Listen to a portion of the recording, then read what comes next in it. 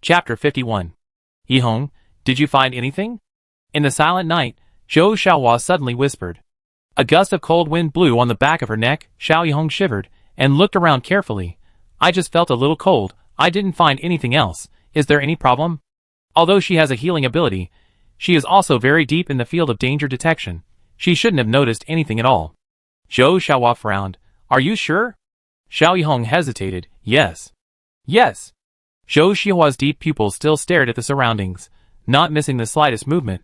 Is he suspicious? Xiao Yihong was a little creepy by his weird eyes, and slowed down to form a team of two with Li Ming behind.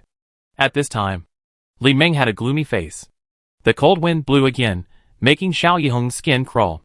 Thinking of Zhou Xiaohua's abnormality, she hugged her arms again, and her voice trembled slightly. Ming, what's wrong with you? Li Ming seemed to be immersed in her own thoughts, and did not answer. Xiao Yihong poked her with her elbow, and asked softly again, Ming, are you okay? Li Ming woke up as if from a dream, seeing Xiao Yihong beside her. She complained angrily, it's so annoying.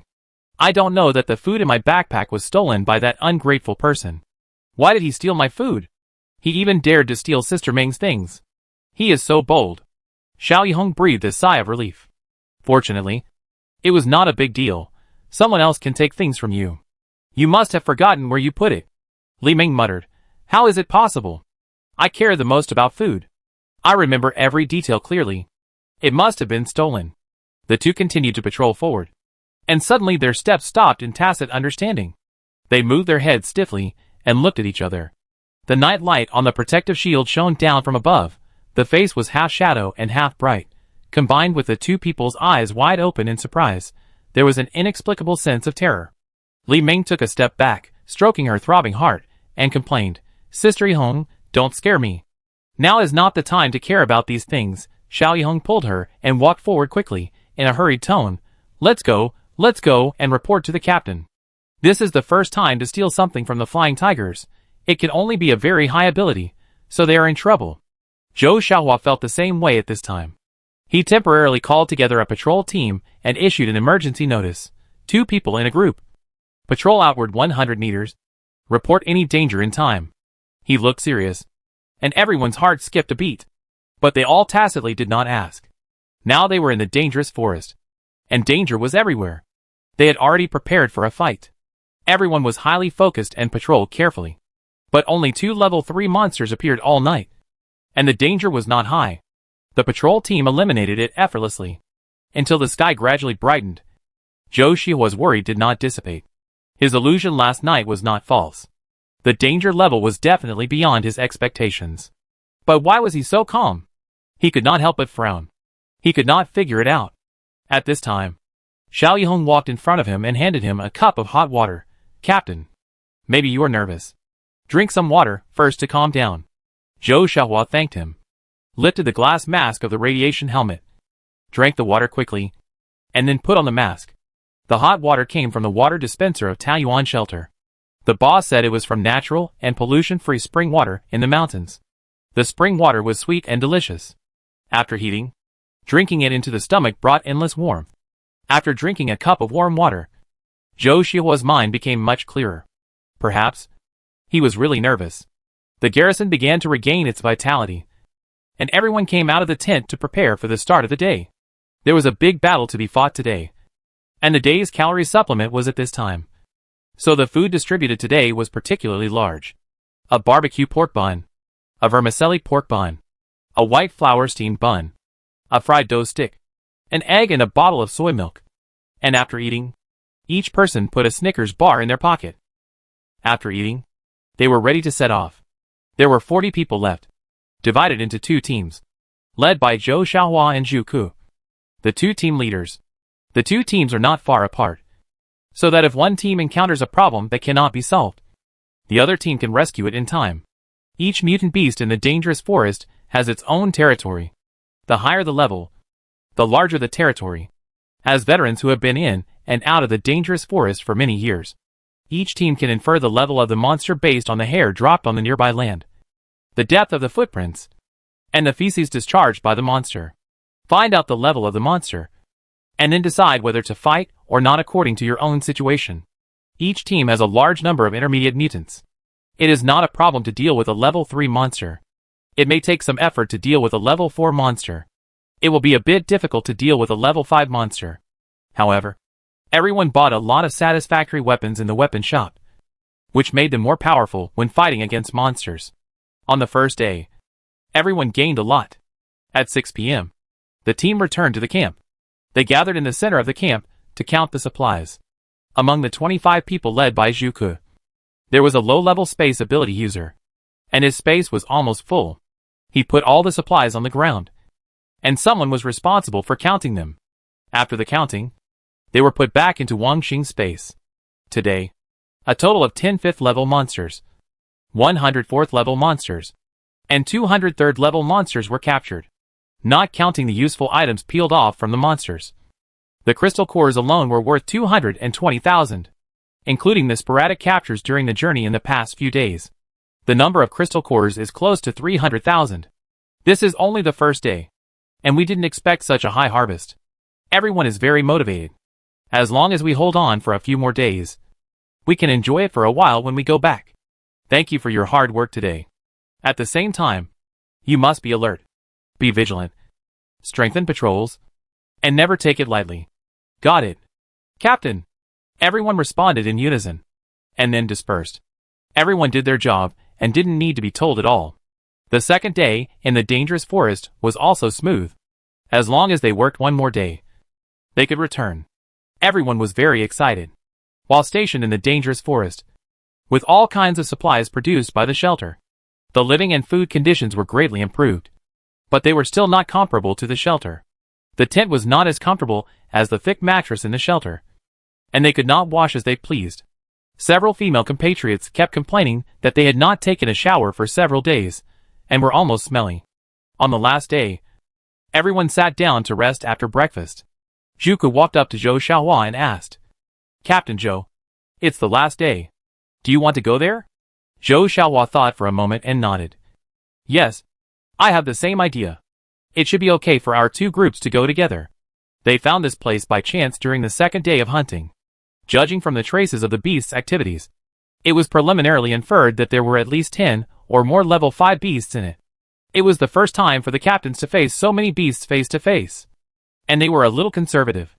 But judging from the situation in the past few days, everyone is in good physical condition, and some team members have signs of upgrading. This trial may be an opportunity. Everyone packed everything in the camp, and even put the garbage into Wang Xing's space. Now that radiation has been coming for 30 years, the environmental conditions are getting worse and worse. They have a strong sense of environmental protection in their subconscious, and consciously take the garbage back to the shelter and put it in the trash can for decomposition. A quarter of an hour after the main force left, a group of more than a dozen people appeared in the empty camp. A skinny short man jumped up and down, searching back and forth, circled around and came back to the leading black-hatted man, and said angrily, "This kid is too stingy, not even leaving a drop of soup or water." The black-hatted man was very tall, but because his face was covered with a black cloth, his expression could not be seen clearly. He snorted and laughed, and the black cloth was lifted up by his overbearing breath and fell down quickly. "No hurry, let's follow them carefully. There will always be a chance to take action, thief. Do you see who the space power user is?" The skinny man called the thief. He laughed twice, looking very proud. "Of course I'm a thief. Okay. As long as I take action, there's nothing I can't do. You don't know that I sneaked in several times without being noticed by them. I think their strength is just like this. But those bags of food are really delicious, but the portion is too small. I only got one bite. Slurp." After these words came out, others were immersed in Indian beauty, and they licked their mouths unconsciously, as if the delicious taste of the food that day was still in front of them. The black-hatted man looked at the saliva flowing down the corner of the skinny man's mouth with disdain, and said unhappily, "Look at you. You are so useless. Don't worry. As long as we find a chance to capture the space power user, then..." The thief scratched his head and said embarrassedly, "Then we can eat as much as we want." You don't know how big his space is. So many supplies. He just waved his hand to collect them. Those little guys can get a lot of food every day. They must be full. The black-hatted man looked at the thief's envious look, snorted again, and turned around to search for something. "Where's Sichuan? Why hasn't he come back yet? Don't lose him." As soon as the words fell, a scream came from far away. Report, report. The spy in the team was a boy of 17 or 18 years old. He moved very quickly and rushed to the middle of the team in the blink of an eye. But he braked too far because he couldn't control the force. With a sharp sound of shoes sliding on the ground, the spy turned around and returned to the man in the black hat. The black-hatted man glanced down at the young boy and said in a cold voice, "Be steady. You are not a child anymore." The boy kept panting, probably because he ran back quickly. He said breathlessly before he had time to rest, "The boss is not good. The boss is not good. The boss is not good." The thief slapped the boy hard. "You are cursing my boss. Can you speak?" The boy hurriedly explained, "It's not the boss who is bad. It's the group of people just now. They went to the mutant spider." "What? Fuck." Everyone seemed to be unbelievable and exclaimed. The black-hatted man frowned upon hearing this, and didn't know what to do for a moment. The thief walked up to him cautiously and advised, "Boss, those spiders are level 6 monsters. And there are so many of them. You have to avoid them when you walk. Let alone them. I guess they are definitely in danger this time. How about? Forget it? As everyone knows, monsters are divided into 5 levels. Level 1, Level 5. And the strength of each level is very different. It is the first time that a level 6 monster has appeared. So it is no wonder that they are terrified." Chapter 52. The team of black-hatted men stood where Zhou Xiaohua and the others had left, and they were all weighing their options secretly. On one side was Wang Xing, a space-powered person carrying a huge amount of supplies, and on the other side was a 6th-level alien beast that they had never faced head-on. Everyone was undecided. The taste of the food was indeed tempting, but life was equally precious. When they couldn't make up their minds, everyone looked at the black-hatted man, waiting for his instructions. After a moment, the black-hatted man seemed to have made up his mind. He took a deep breath and said firmly, "Follow them. Just consider it as compensation for robbing their supplies." The meaning of this was very clear, which was to lend a helping hand to them in times of crisis. Everyone looked at each other, and then responded in unison, "Okay. Always follow the boss." As the military advisor of this team, the thief saw the boss make the decision, and raised his hand with everyone else. At the same time, he also gave the team a certain calming agent. The boss's ability has long exceeded the high level, and there will be no problem this time. With the thief's words, everyone's confidence increased immediately. "Yes, with the boss here, what are you afraid of? So far, there has not been a stronger psychic than the boss. Right? Well, there shouldn't be. The strongest in the world is the high level, and the boss has exceeded the high level a few years ago. What level is the boss? That's not clear. The superpowers are only divided into low, medium and high. There is no name for those who are stronger than the high level." That's right. Everyone quickly discussed a countermeasure, led by the young boy who was responsible for gathering intelligence, and chased Zhou Xiaohua's hunter team. The mutant spider's lair was 2 hours away from the station. Zhou Xiaohua led the team in, and 15 minutes later the black-hatted man's team also arrived. "This is it," the spy panted and replied. God knows how many times he ran back and forth today. The black-hatted man stood at the entrance, squatted down and touched the soil on the ground, stared at the front with sharp eyes, and then pointed to the left. They went in this direction. "Let's go. Follow them." They didn't know the itinerary behind, so they could only search step by step. While everyone was searching intensively, Zhou Xiaohua and others had already arrived at the destination. This is a dense grove. The mutant plants are all low-level 1 to 2, under the suppression of high-level monsters. They silently maintain their original plant characteristics and remain motionless, but their round eyes stare directly at Zhou Xiaohua and the others. After a birch tree mutated, the straight trunk became fatter and rounder. It opened its mouth, revealing its white and cold teeth. Hee, there are little brats who are not afraid of death and come in. Another conifer also cracked its mouth to echo, "Caw caw, there's a good show to watch." Many people don't understand what the mutant plants say, but the person traveling with them is a plant-based mutant. After he conveyed the conversations of these plants, the team fell into confusion. These mutant plants were all low-level, and Zhou Xiaohua and his group were not afraid of them at all. However, what worried them was the reaction of these mutant plants. Generally speaking, if they broke into someone else's camp, animals and plants would rise up to resist. But the many plants in front of them were so quiet, which was really incredible.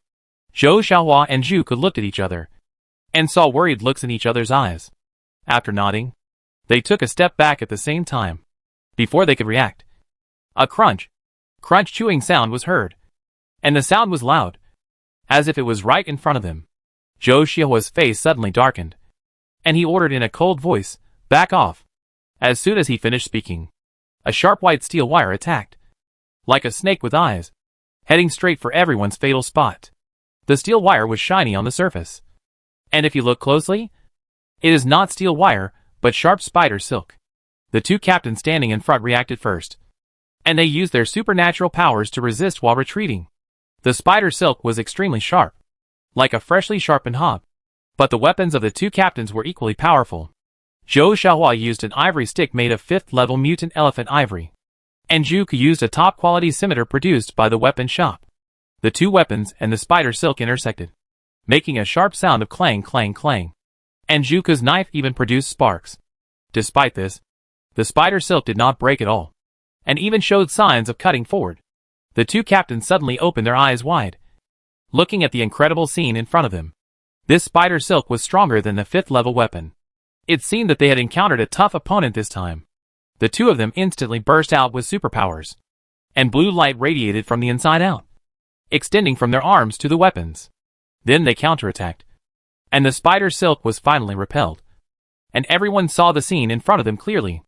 In the middle of the tall mutant plants, there are several huge spider webs, so dense that people will suffer from intensive phobia. In the middle of the spider webs, the spiders that have just returned from hunting are chewing their prey. The two largest ones are so large that it is hard to tell their rank. They have mutated into the size of an adult rhinoceros, all black. One of their mouthparts is extremely sharp. A deer leg is chewed into meat paste with a few clicks, and it is moving rapidly in the abdomen. Blood and mincemeat flow from the corners of its mouth. The pair of chelicerae at the front of its head are as thick as arms. The pair of fangs at the end of the chelicerae are cold and piercing, and green venom slowly overflows. The smaller ones were lighter in color. All reached level 5. There were 10 in total. The smaller ones seemed to be in their infancy, distributed between levels 1-4. There were more than 20 in total. The crowd stood not far below the spider web, looking up and cautiously watching the movements of the mutant spiders, and the two big spiders just raised their heads from the food, staring at the crowd on the ground with their 8 huge compound eyes, seemingly planning how to eat these ants. An invisible fear condensed in the air, giving everyone goosebumps. Being stared at by these two spiders of unknown level, a chill extended from the spine to the limbs. Some people began to breathe rapidly, as if an invisible hand was tightly strangling their throats. What's more, their legs and feet began to weaken, and they walked forward uncontrollably. Xiao Yihong is a healing psychic. Her resistance is hundreds of times greater than that of others. When she felt more and more dizzy, she took out a thin needle from her clothes and pricked her fingertips, and she finally woke up from the pain. Xiao Yihong activated her superpowers instantly. Holy light continuously flowed out from her hands, and enveloped everyone like starlight. With the treatment of the healing superpowers, everyone woke up from the predicament, and the fear in their hearts also dissipated. Zhou Xiaohua stared at the green venom left by the fangs at the end of the mutant spider's chelicerae. His eyes were gloomy. I didn't expect this spider to be so powerful. The venom volatilized, and could penetrate the protection of the protective helmet, and inhale people's mouths and noses. Everyone recovered, and Xiao Yihong put away her superpowers. Inside the transparent helmet, cold sweat ran down her forehead. This time, she consumed too much energy, and could not bear it for a while. Zhou Xiaohua looked at her worriedly, raised his hand, and motioned her to retreat. You and Wang Xing are both auxiliary systems. Retreat to the middle of the team. In a few seconds when everyone was briefly unconscious, the spiders had surrounded the team in a circle. Now they had no way to retreat. Everyone was an experienced hunting team that had been in the dangerous forest for decades, and was very familiar with mutant beasts. Now these two mutant spiders of unknown level were like two mountains in everyone's heart. This battle, more danger than safety. The confrontation was finally broken. This time, all the spiders launched an attack. Countless spider silks attacked from all directions, like strands of silk, trying to wrap everyone up into a cocoon. If they couldn't escape, they would either be eaten by the spiders, or be wrapped up by the spider silk and chopped into pieces. Everyone activated their superpowers, and resisted tenaciously. Zhou Xiaohua and Zhu Ke fought against two giant spiders respectively, and the others fought against low and medium-level mutant beasts. The opponents were all stronger than themselves, and this resistance was very difficult. Spiders have poor eyesight. We need to move quickly to blur their vision. At this time, the plant-based mutant spoke. Thanks to his previous research, he provided some ideas for everyone in trouble. When everyone heard this, they immediately activated their abilities and moved quickly. Sure enough, the spider's attack was much slower. It either hit the stone or the birch tree. The birch and pine trees screamed in pain several times. Once, twice, after several failures, the mutant spider began to get angry. They opened their huge mouthparts, roaring as they climbed down the tree. They flexibly shuttled between the branches, jumping continuously with the help of the filaments, and reached the ground in the blink of an eye. Zhou Xiaohua and Zhuke were in sync, each leading one to disperse. They were far away before, but now they knew how huge it was when it stood in front of them. Its 3 pairs of huge legs controlled the direction, and the front pair of calycery waved left and right to attack the team. It was very powerful, and Zhou Xiaohua almost failed to catch it several times.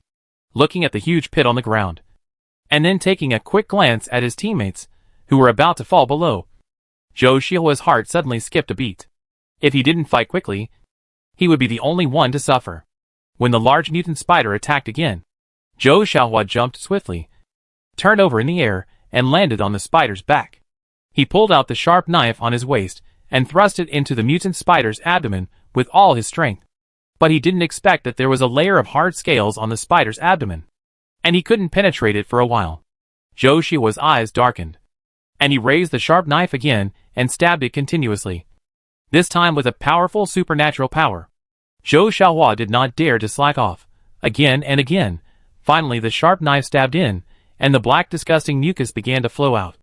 The mutant spider felt pain in its abdomen, and its several pairs of legs crawled faster, and it jumped up and down, trying to throw the thing off its shoulder. Zhou Xiaohua grabbed its back hard. Even though his hands were bleeding, he did not dare to relax a bit. Zhuke was already defeated, but he did not dare to flee around. His teammates were right beside him.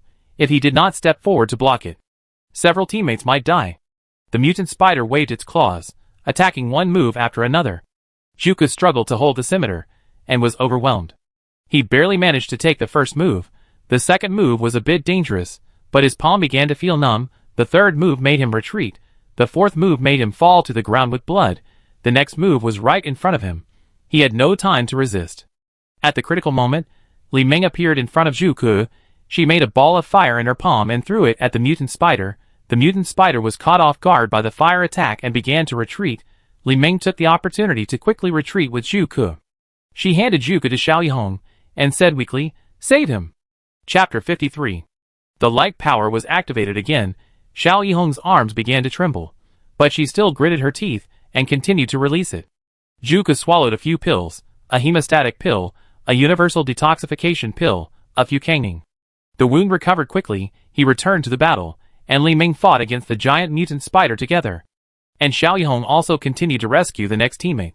If you look closely, her body is shaking violently, and her power is about to be exhausted. With the help of pills and healing power, the hunter team did not suffer much damage, and the mutant spiders were the same. Except for a few broken arms and legs, their physical strength is still strong. Zhou Xiaohua began to lose strength. He had fed himself pills several times in a row. If there were no accidents, the mutant spider would have reached level 6. He didn't know why there were level 6 monsters, but the facts were in front of him. He had never encountered a level 6 mutant beast, so he was at a disadvantage in the fight. The more cruel fact was that these mutant spiders seemed to have some intelligence. They failed to deal with these middle and high-level psychics, and began to change their strategy to deal with those weaker low-level and auxiliary psychics. For example, Xiao Yihong and Wang Xing. One of them is a healing type, and the other is a space type. Although they are both mid-level, their actual combat capabilities cannot match those hunters who lick blood on the tip of the knife. They are treating a mid-level psychic, with their heads down and full concentration. And the danger happens at that moment. Zhou Xiaohua tightly restrained the 6th-level mutant spider, and neither side could get any advantage. It suddenly sprayed out a strong spider silk, which circled Zhou Xiaohua's head and shot straight toward Xiao Yihong and the others. It was so fast that Zhou Xiaohua noticed that the spider silk had only hit their brows. Looking at the back figure that had been buried in his heart for many years, Zhou Xiaohua's throat was dry, and he shouted at the top of his lungs, "Yihong, run!" But Xiao Yihong was just a healer, and her abilities had been exhausted. How could she escape from the sharp spider silk that she had worked so hard to hit? Not only that, Wang Xing was also exhausted from fighting a second-level mutant spider. The two turned their heads when they heard the sound, and looked at the spider silk in front of them with a cold glow, and their pupils suddenly widened. In his eyes, the spider silk was getting closer and closer, and it was coming straight at his face. There was no way to hide. They could not hide. Zhou Xiaohua's heart suddenly hurt, as if something important was being pulled out with flesh and blood. He stared at Xiao Yihong. His eyes were bloodshot. Everyone saw this terrible scene, but everyone was trapped by the mutant spider in front of them. There was no chance to rescue them, and there was no time to rescue them. Just when everyone thought they would see a ball of mincemeat, a miracle happened. A man with a pointed black hat rushed out from nowhere. He stood behind Xiao Yihong and Wang Xing and swung his palm at the spider silk. The extremely hard spider silk retreated violently, as if it was hit by a shock wave, and then magically broke into pieces. Zhou Xiaohua couldn't resist the spider silk, but he was able to break it with one palm. Suddenly, everyone's eyes changed. Maybe they could escape today. The man in the black hat turned his head to look at Wang Xing, and he breathed a sigh of relief when he saw that he was fine, and turned back. He looked at the giant mutant spider that was spitting out spider silk, as cold as frost and snow. This damn thing dared to attack his supply bag. I can't stand it. The black hat man instantly moved in front of the mutant spider, clenched his fist, and hit the spider in the face. The mutant spider's mouthparts opened wide, in an exaggerated degree, as if laughing at this person who dared to fight against the stone with an egg, dreaming of defeating it with a fragile fist.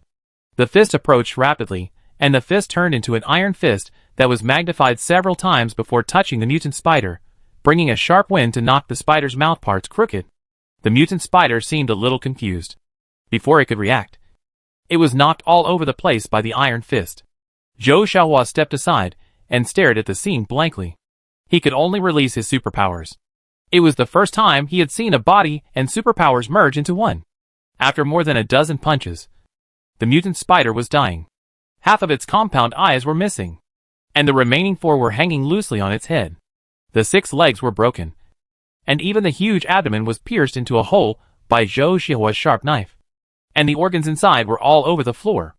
It's dying. Before Zhou Xiaohua could say thank you, the black-hatted man pointed to Zhuku. Zhou Xiaohua nodded gratefully, and then went to Zhuku's team to continue fighting. Both of them were top-level psychics of their respective classes, cooperating to deal with a 6th-level monster. Although it was not enough, it was enough. An hour later, the last mutant spider was knocked to the ground. Everyone was covered in blood. Some even fell to the ground from exhaustion. The group of 1/2-level mutant plants watched the whole process, and were so scared that they dared not move, and turned into their original state, and pretended to be dead. At this moment, Zhou Xiaohua and Zhuke began to feel hot all over, as if there was an undischarged essence running through their meridians. The energy burst out from the top of their heads, passing through the temples, Baihui Acupoint, Jianjing Acupoint, and Judu Acupoint, and slowly condensed into the Dantian. The 2 of them were in great pain, as if they were swept up by an endless gale, and as if they were floating in the waves. Xiao Yihong, as a healing person, was the first to react. Her eyes lit up, and she was excited with worry. The 2 captains are going to be upgraded, and they will protect you. This was a shocking statement. Shuku was at the middle level, and everyone understood that he could be promoted to the high level. But Zhou Xiaohua was already at the high level. Could he be promoted further? However, when they looked at the 2 level 6 mutant spiders lying on the ground, all their puzzles were answered. If mutant beasts can continue to upgrade, why can't humans? Everyone jumped up from the ground, quickly surrounded the 2 people in a circle, and carefully stared at the surroundings. As the deputy captain second only to the 2 captains, Xiao Yihong's thinking was very clear, and she arranged it calmly. Xiao Meng, go and signal the station team in the middle area, and ask them to come to support. Li Meng immediately pulled out 2 fireworks from her waist bag, and activated her fire power to ignite them. The fireworks rose into the air, condensed into a strange symbol, and then exploded instantly. She set off 2 fireworks in a row before returning to the team to continue protecting the law. Wang Xing, collect the supplies. The 2 captains left immediately after waking up. After not receiving a reply from Wang Xing, Xiao Yihong asked again. Wang Xing. Still no one replied. Everyone looked at each other, and searched for each other in the team.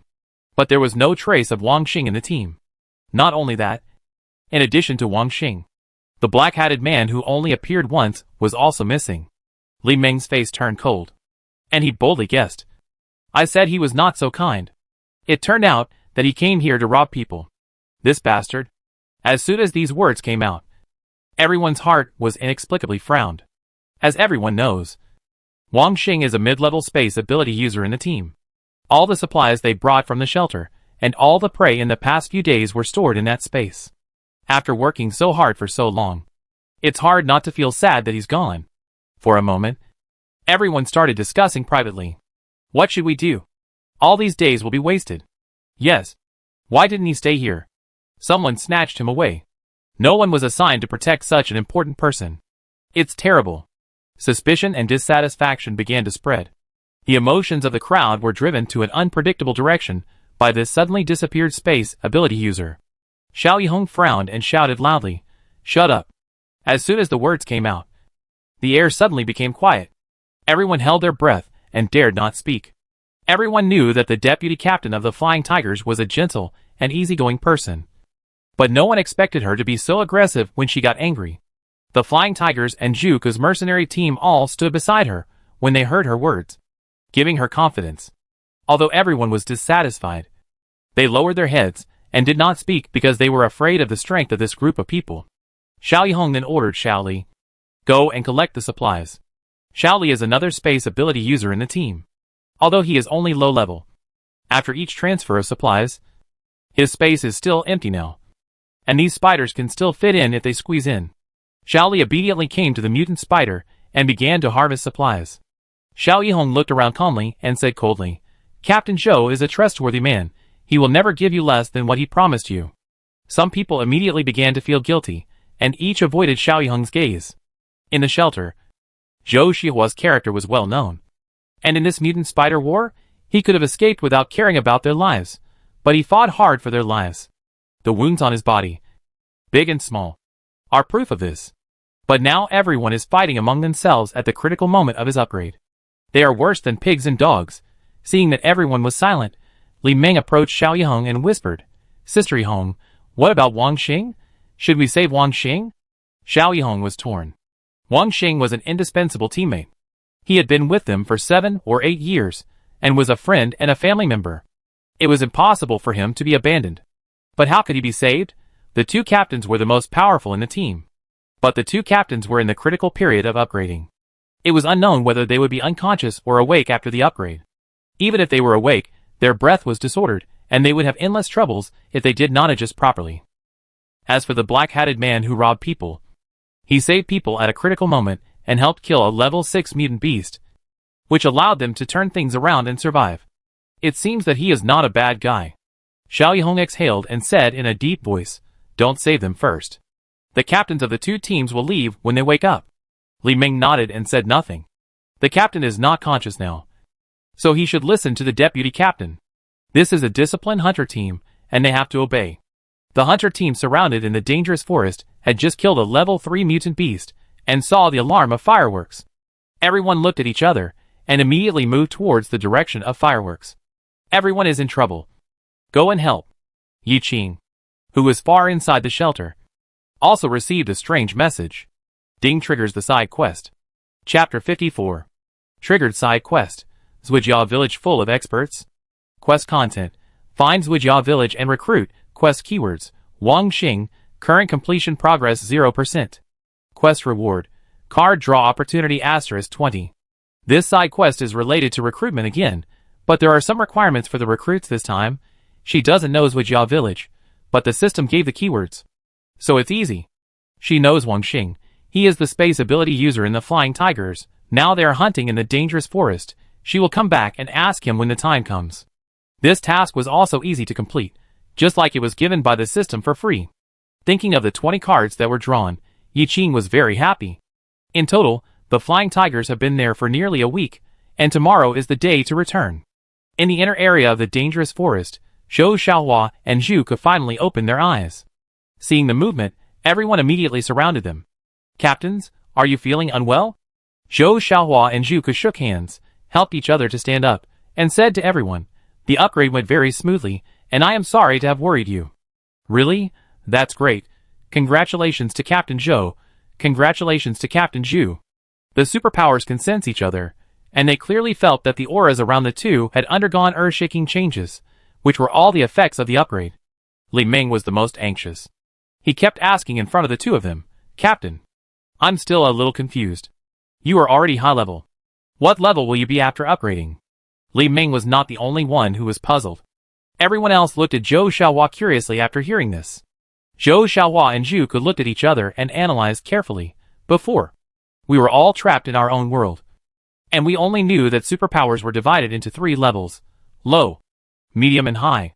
However, we did not know that there are people who are better than people. And there are other levels above the high level. Just like the 6th level mutant beast today. It was only when I was fighting with it today that I suddenly realized that mutant beasts can break through their original boundaries. So why can't I? It was with such expectations that I finally achieved the upgrade. Zuko also nodded in agreement. Yes.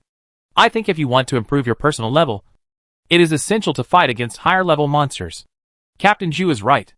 In the future, no matter who is in our team, we must participate in the battle. With Hong and Xiaoxing as the auxiliary system. You two will start with low-level monsters next time you hunt. And we will assist you from the side. As if some key words were triggered. Everyone was silent. Zhou Xiaohua looked around. Frowned. By the way, where is Xiaoxing? Everyone looked at each other. And remained silent. Even the lively Li Ming retreated behind the deputy captain Xiao Yihong.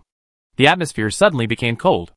Zhou Xiaohua looked at Xiao Yihong and asked, "Yihong, you tell me, where is Xiaoxing?" Xiao Yihong choked a few times. And finally said everything. He was probably taken away by the man in the black hat. Then why didn't you save him? Zhou Xiaohua stared at Xiao Yihong. And the suspicion and criticism in his eyes were beyond words. Xiao Yihong felt very wrong when she heard this.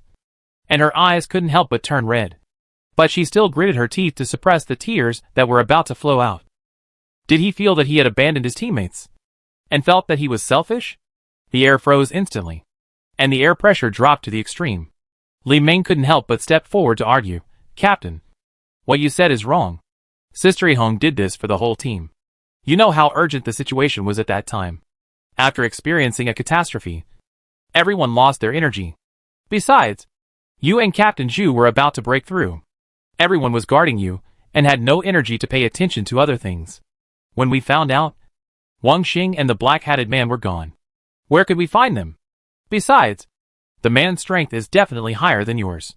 What can we do if we go there?" Although Li Ming's words were aggressive, they woke Zhou Xiaohua up.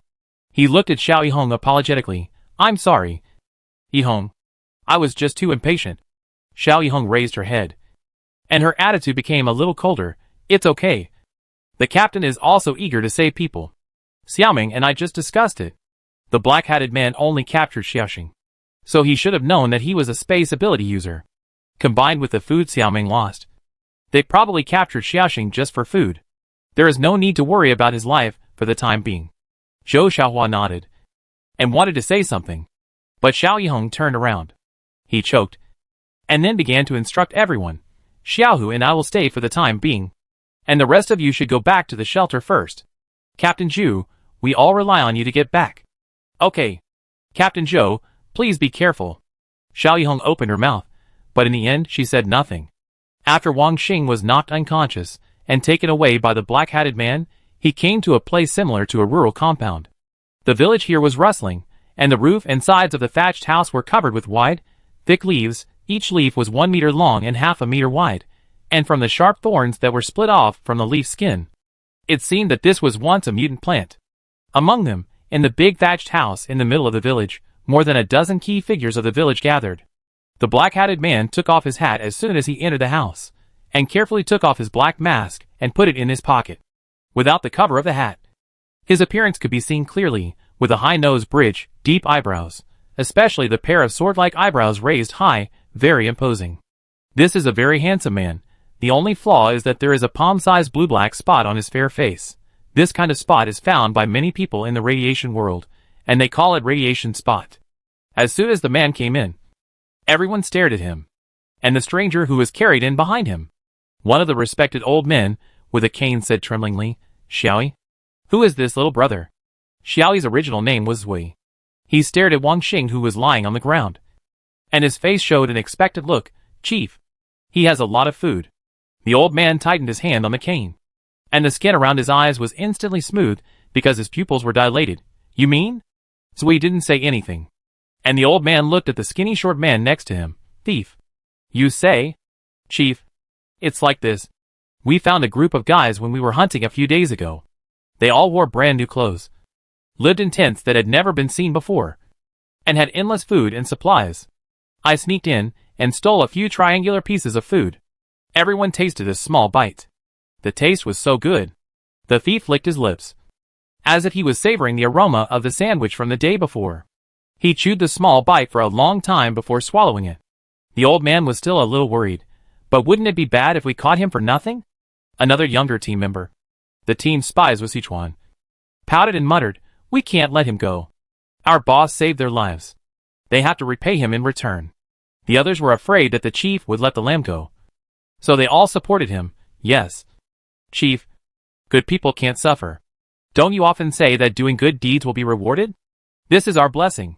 The old tribe leader sighed, put on a white rag hat, and walked out slowly with a cane. If these kids don't do this, thousands of people in the tribe will starve to death. He is old and can't care about that. Seeing the old man and several waiters walking out, everyone surrounded the unconscious Wang Xing on the ground and murmured, Why hasn't he woken up yet? The boss is too heavy-handed. It's been several hours. He should be fine. He won't be hurt by the boss. As soon as this man finished speaking, the thief slapped his head hard. You crow mouth. Don't talk nonsense. Ah. Bah. Bah. Bah. Sin. The black-hatted man Zui had been sitting on a wooden chair not far away, but his eyes had always stayed on Wang Xing. After an unknown amount of time, Wang Xing finally woke up from his coma. He blinked his eyes, and found that everything was dark in front of him. He was startled and began to fumble around with his hands. He should be sitting on a piece of land, because he touched the soil on the ground, and then he touched a warm object, and could faintly feel the blood vessels beating strongly under his skin. Wang Xing wanted to continue to touch upwards when he heard a scream, and the warm object bounced away, and then a burst of light appeared, and he also saw the scene in front of him clearly. A dozen young men were lying in a mess in the small thatched house. They were awakened by screams, and were rubbing their eyes in confusion. The light came from the object next to him. He was a young man of 17 or 18 years old, short in stature, holding a small homemade rough candle in his hand. The candle seemed to be made of some kind of plant colloid and animal feces, emitting a strong stench. It was late at night, and everyone was impatient after being woken up from a deep sleep. They complained, Zhuan, why are you screaming in the middle of the night? Are you going to let people sleep? Xie Xiaoshuang held the candle high, approached Wang Xing, and said in an extremely excited tone, Don't sleep? He's awake. Who's awake? Ah. What? So everyone lost their sleepiness in an instant and surrounded Wang Xing. They were all combat-type psychics, and there were several high-level ones. Wang Xing, as a mid-level auxiliary psychic, broke into the enemy's nest alone for the first time, and couldn't help but become alert. Who are you? Why am I here? Be sensible. You were caught by our boss. Before he finished speaking, the young man next to him was covered by a skinny short man. But Wang Xing was sensitive to the key word caught. He was caught. When? How are the captain and the others? Was the mutant spider defeated? Hey. You almost died, and you were saved by our boss. You have to learn to be grateful. Understand? The thief said while tracing the shape of a sandwich with his hands, which was full of hints. Wang Xing looked at the skinny short man in front of him in confusion, as if he doubted his words. Why did they capture him after saving him? What was going on? All right. A cold shout sounded, and the crowd immediately made way. A tall man stood up and walked over. Wang Xing raised his head. This was a face he had never seen before, but he knew that this was the benefactor who saved his life at a critical moment, because he recognized the iconic black hat. It's you? Thank you.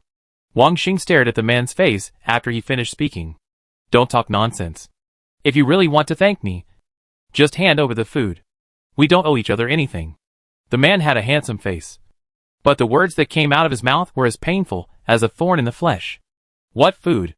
Wang Xing gradually had an answer in his heart, and the gratitude in his heart was slowly dissipating.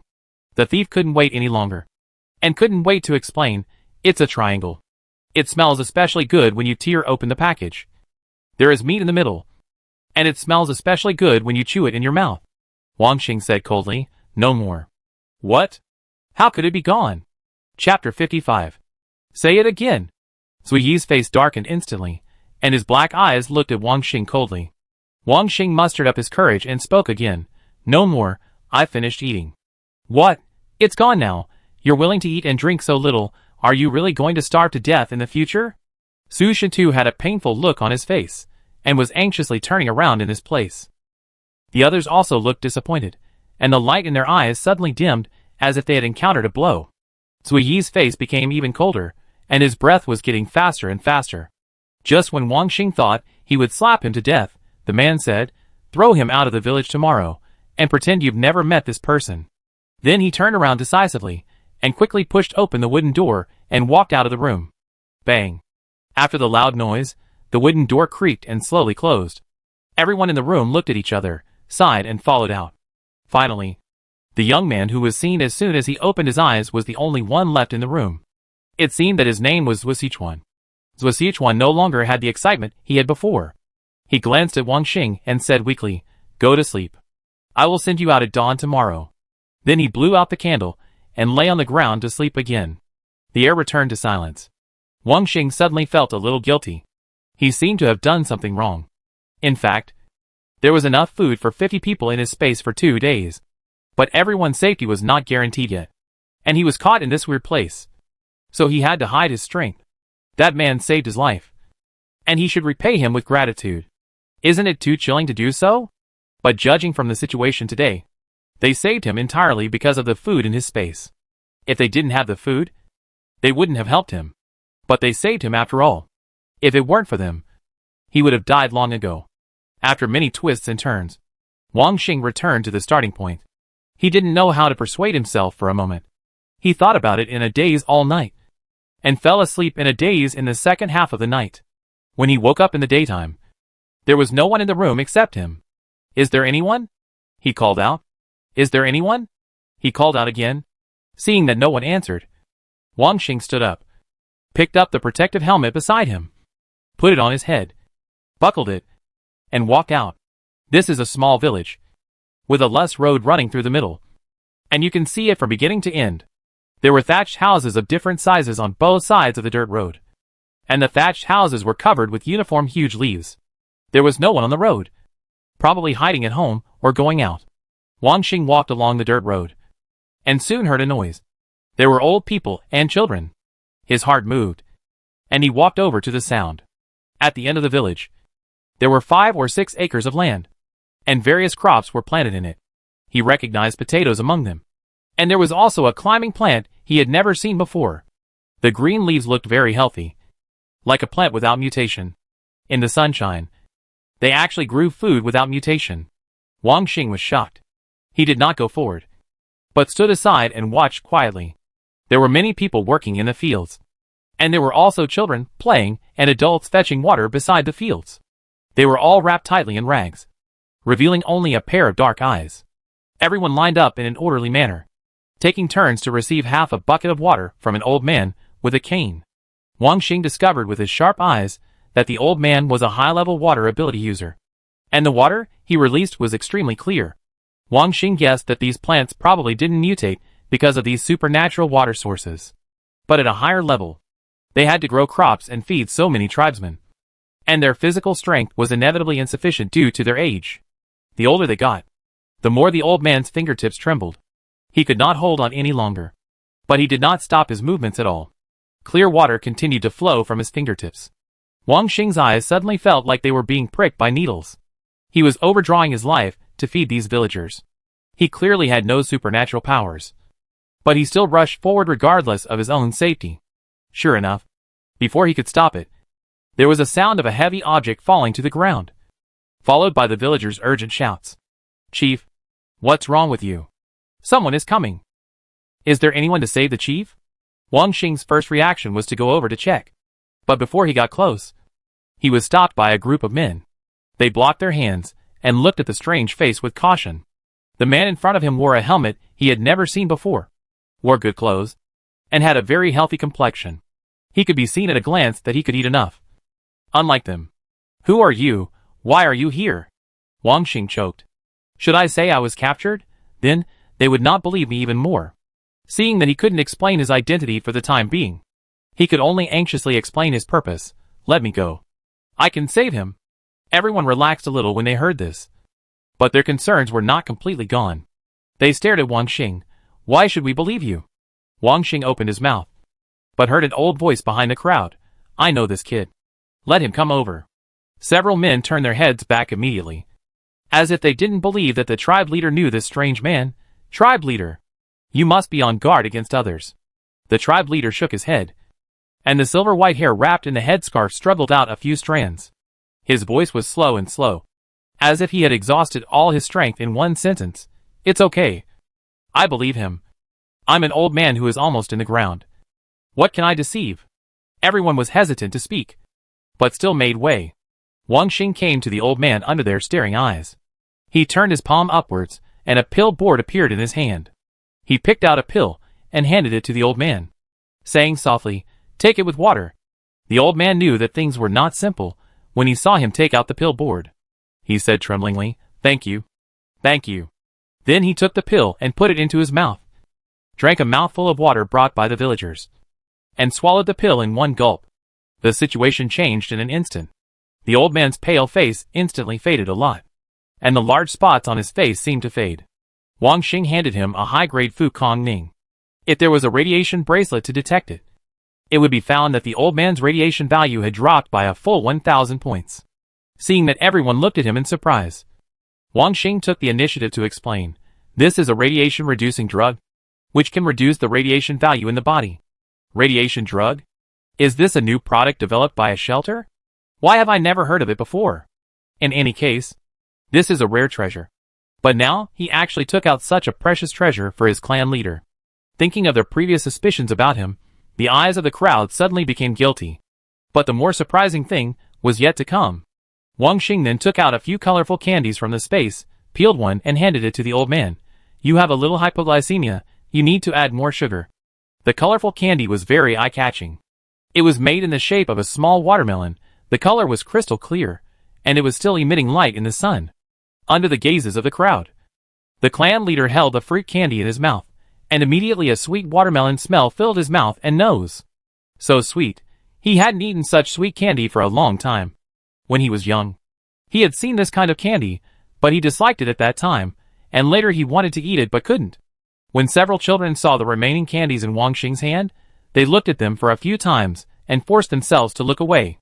If it were before the end of the world, they were all at the age of loving candy, it would be difficult to resist the temptation of candy. Wang Xing smiled and stretched out his hand to them. Come on, each child take one. The children just hid their hands behind their backs and didn't take them. They looked at the patriarch inquiringly. Wang Xing felt particularly distressed when he saw them wanting to take the candies, but not daring to. He stuffed the candies into their hands one by one and said, "Take them. Brother has a lot more at home." The clan leader nodded. The children took the candies, said thank you, and went to enjoy the food. The clan leader had strength after taking the medicine. He could speak fluently now. He looked a little guilty. Young man, we were sorry for what happened yesterday. I want to apologize to you on behalf of Xiaozhua and his group. Wang Xing shook his head. It's okay. He saved me. The clan leader was relieved and said, That's good. Xiaozhua asked me to send someone to take you out today. Do you want to stay here for a few days? My teammates are waiting for me. I have to leave right away. Wang Xing looked around and hesitated. But I have a suggestion. I don't know if I should. When he heard that he was leaving soon, the chief's eyes were obviously disappointed, but there seemed to be a turn for the better later. And he stared at Wang Xing again. You tell me. Tell me. Wang Xing remembered the radiation spots on the hands of the children who received the candy, and frowned. Your place is not suitable for living. It is easy to get sick if you live there for a long time. So I would like to recommend you to live in my shelter. I wonder if you are willing. Everyone just watched Wang Xing saving people, and had long been attracted by his magical supplies. Now they are staring at the two of them, and they can't wait to know what the chief thinks. The tribe leader's face flashed with joy. And then he became a little overwhelmed. Will it be troublesome? Such a good thing must be very rare. The kind young man in front of him was willing to share it. Would others do the same? Wang Xing could understand his feelings very well. After all those who don't know about the shelter will go through this stage. He explained with a smile. No. The boss of our shelter likes to be lively. The more people there are, the happier she is. So you are very welcome to go. And our shelter has all the facilities. The medicine I just took out is produced by the clinic in the institute. One pill only costs 20 crystal cores. In addition, there are restaurants, buses, weapon shops, etc. The boss is very powerful. There are all kinds of supplies there. And you don't have to worry about being hungry there. The chief saw that everyone had a look of longing, and couldn't help but agree. Okay. Let's go. No. Almost at the same time, a loud shout came. Chapter 56. Wang Xing looked at the black-hatted man Sui who was walking over with an expressionless face, and his heart skipped a beat. Xiaozhua, this time it's true, the place he said is really good. The clan leader saw Sui coming over with a group of people, and knew that they had misunderstood, and hurried forward to explain. The 17-year-old Sichuan said something shocking. Clan leader, you were also fooled last time and almost couldn't come back. The clan leader's beard trembled slightly, and explained uncomfortably. This time it's true. He just gave me a pill called Fu Kong Ning. I took it and my body immediately got better. And there's candy. You see the packaging is still here. Zui reached out to take the colorful candy paper, and gently rubbed it with his thumb and index finger, and seemed to be impressed by the smooth touch of the candy paper, and raised his eyebrows slightly, putting his hands behind his back. He looked up at Wang Xing again. Due to your previous deception, we cannot fully trust you. But it's okay. I will go over and confirm it with you. When do you plan to leave? Wang Xing was stunned. Huh? Zui said unhappily. I said when do you plan to go home? I will go with you to investigate. Now is fine. Just like that. Zui and Zui Sichuan took Wang Xing back to the direction of the dangerous forest. The tribe leader took the villagers to the village entrance, and looked eagerly at the direction they left. Chief, do you think there is such a place? Yes. I believe that child. Yi Qing was not idle in the shelter this week. She exchanged a lot of jade liquor and classic organic fertilizer these days. She watered the fruit trees, weeded, loosened the soil, and fertilized them every day, just like an orchard farmer. The points in the claw machine increased very quickly. She used it again and exchanged for 2 new fruits, called durian pitcher and frozen watermelon, together with the original exploding grapes, king banana, cherry bomb, beast kiwi and magic lemon. There are 7 kinds of fruits in the orchard. With the help of the jade liquor, the fruit trees grew very fast, and the branches of the first batch of seeds were already particularly thick. What surprised Yi Qing even more was that these fruit trees looked more and more like those little dolls. For example, the bawang banana had branches that were yellow like bananas, and the trunk had outlines like eyes, noses, and teeth.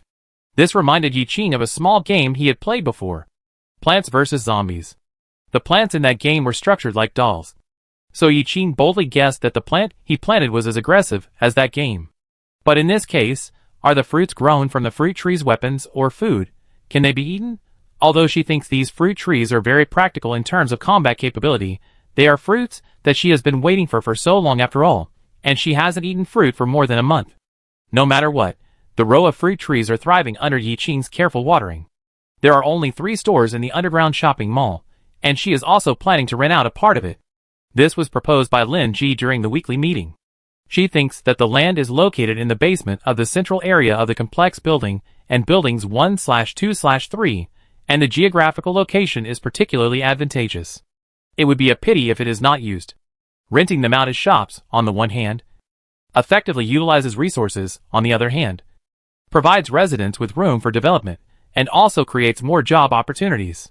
For example, in the shelter, there is a grandfather who specializes in roasting exotic beast meat, and a grandmother who sells handicrafts, and a grandmother who specializes in sewing.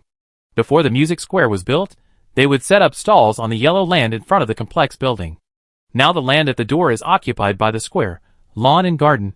They have to move, and with the increasing population, this behavior that affects the city appearance should be stopped in time. The best way is to give them a special place. She wanted to turn the underground mall into a commercial place that integrates eating, drinking, and entertainment. So after the shops were built, The investment notice should also be released. More than half of the population from Shanghai City came here. Now the population of the shelter is 85,000. I believe it will be upgraded soon. Of course, there are also people who are unwilling to move in. They are too poor. They can't even afford the train ticket of 15 crystal cores. Yiqing is not a good person without principles. If they don't want to come, he won't force them. After all, there are still some people who need to stay there to guard. It's just right for them to be there. Shanghai City can still be used, and it may be useful in the future. Lingji and Shujiu were among the group of people who voluntarily stayed there, but they spent much more time in the Taoyuan shelter. After everyone left, Shanghai City became much more spacious. Lingji integrated the resources of the population who were unwilling to leave, and moved the poor civilians on the third floor underground to the first floor underground, which greatly improved their living conditions without changing the rent. At the same time, many job opportunities were vacated after people left, and they could save a small amount of money after accumulating slowly. Taoyuan Shelter has buses going back and forth every day. Ding Hailong always brings a car of supplies to sell when he goes there. Although the residents who stay behind cannot enjoy hot meals, these packaged foods are still available. It is worth mentioning that the building has been expanded to Building 20, which is still a 28-story building. The first few buildings are full, and those who come later can only choose the rooms at the back.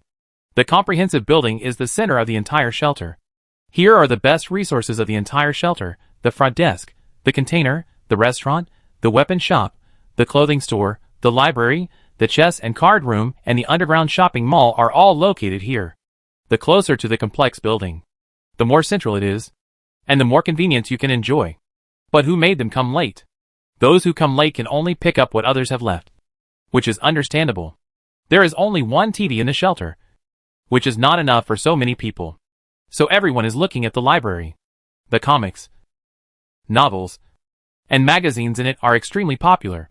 They are often bought or borrowed as soon as they are released.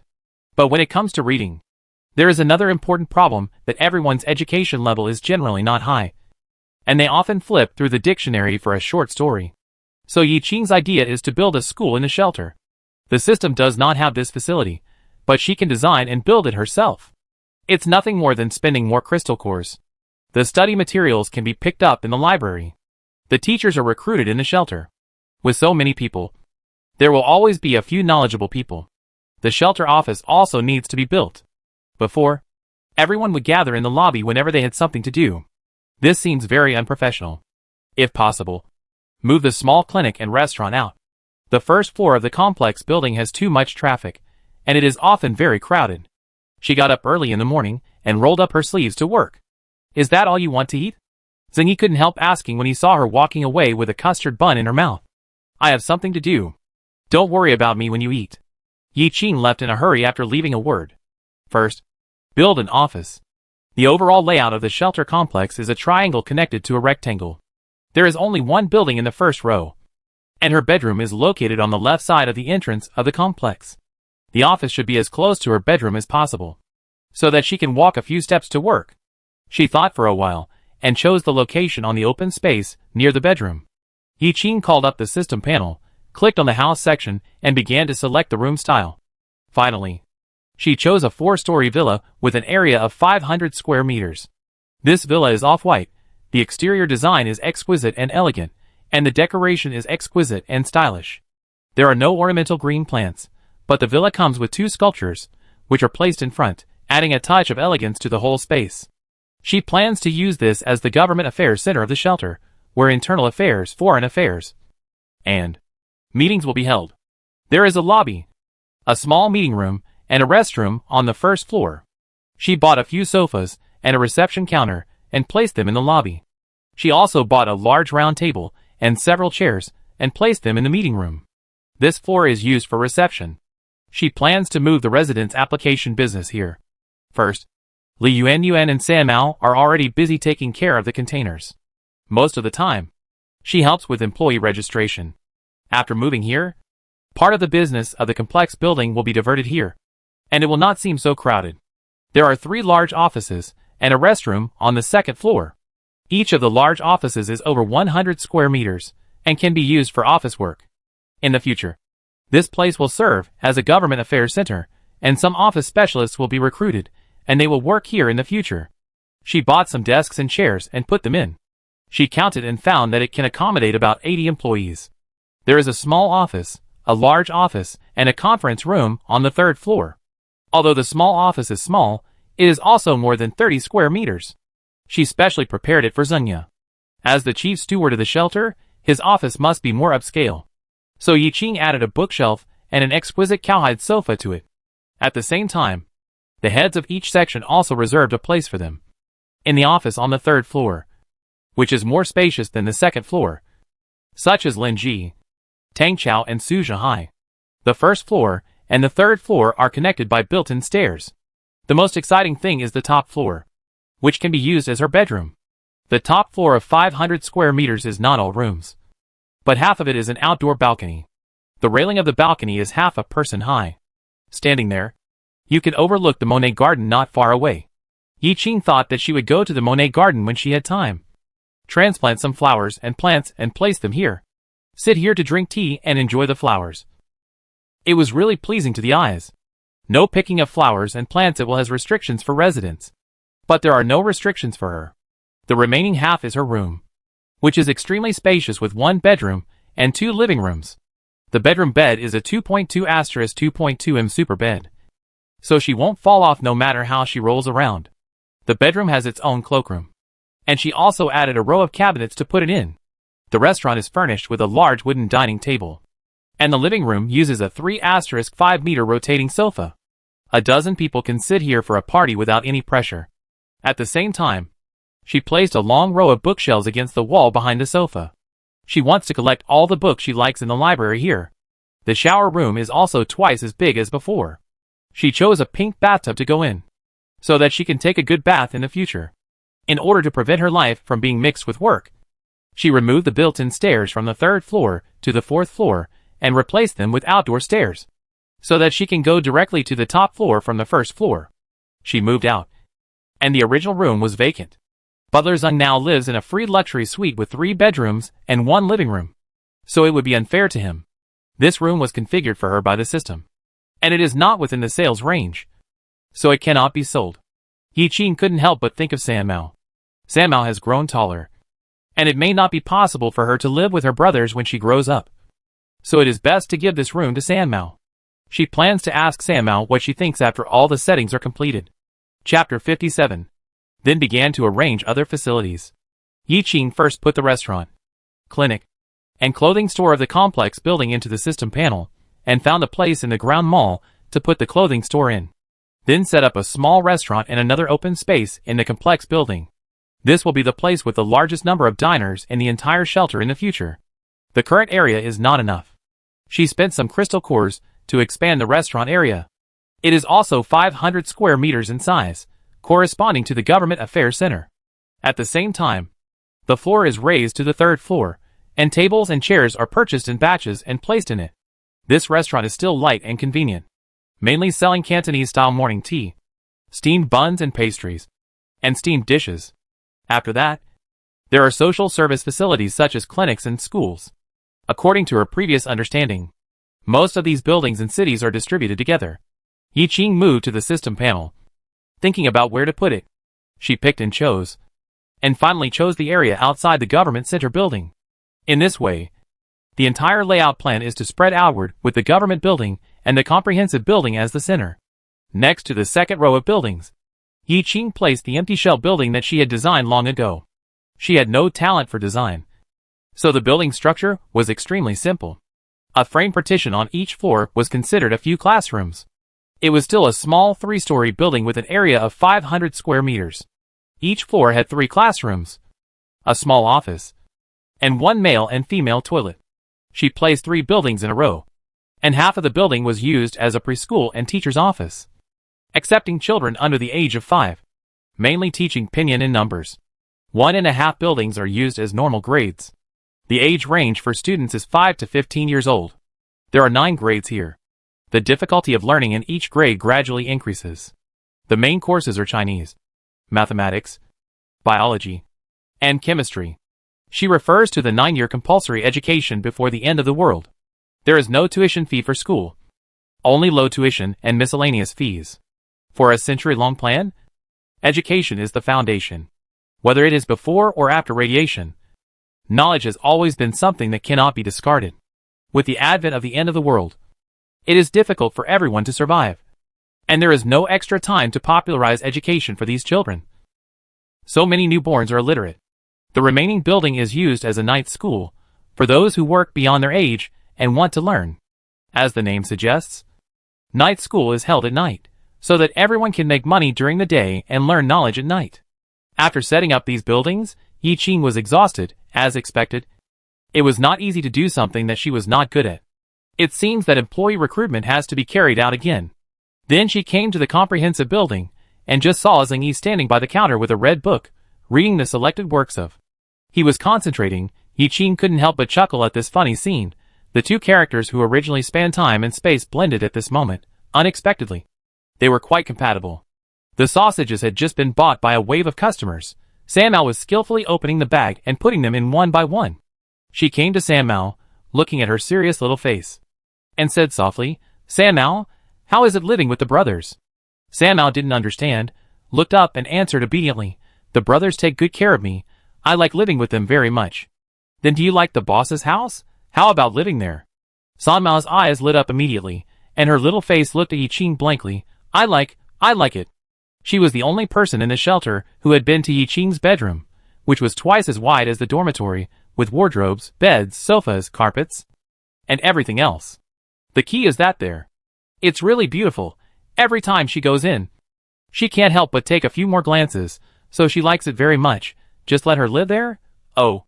Right, the boss said let her live there. San Mao suddenly reacted, and refused seriously. "Boss, San Mao can't live there." "Huh, why is that?" "If I live there, where will the boss live? And my brother said that you can't accept gifts without merit. The boss has given us such good living conditions. We should be grateful, and can't ask for too much."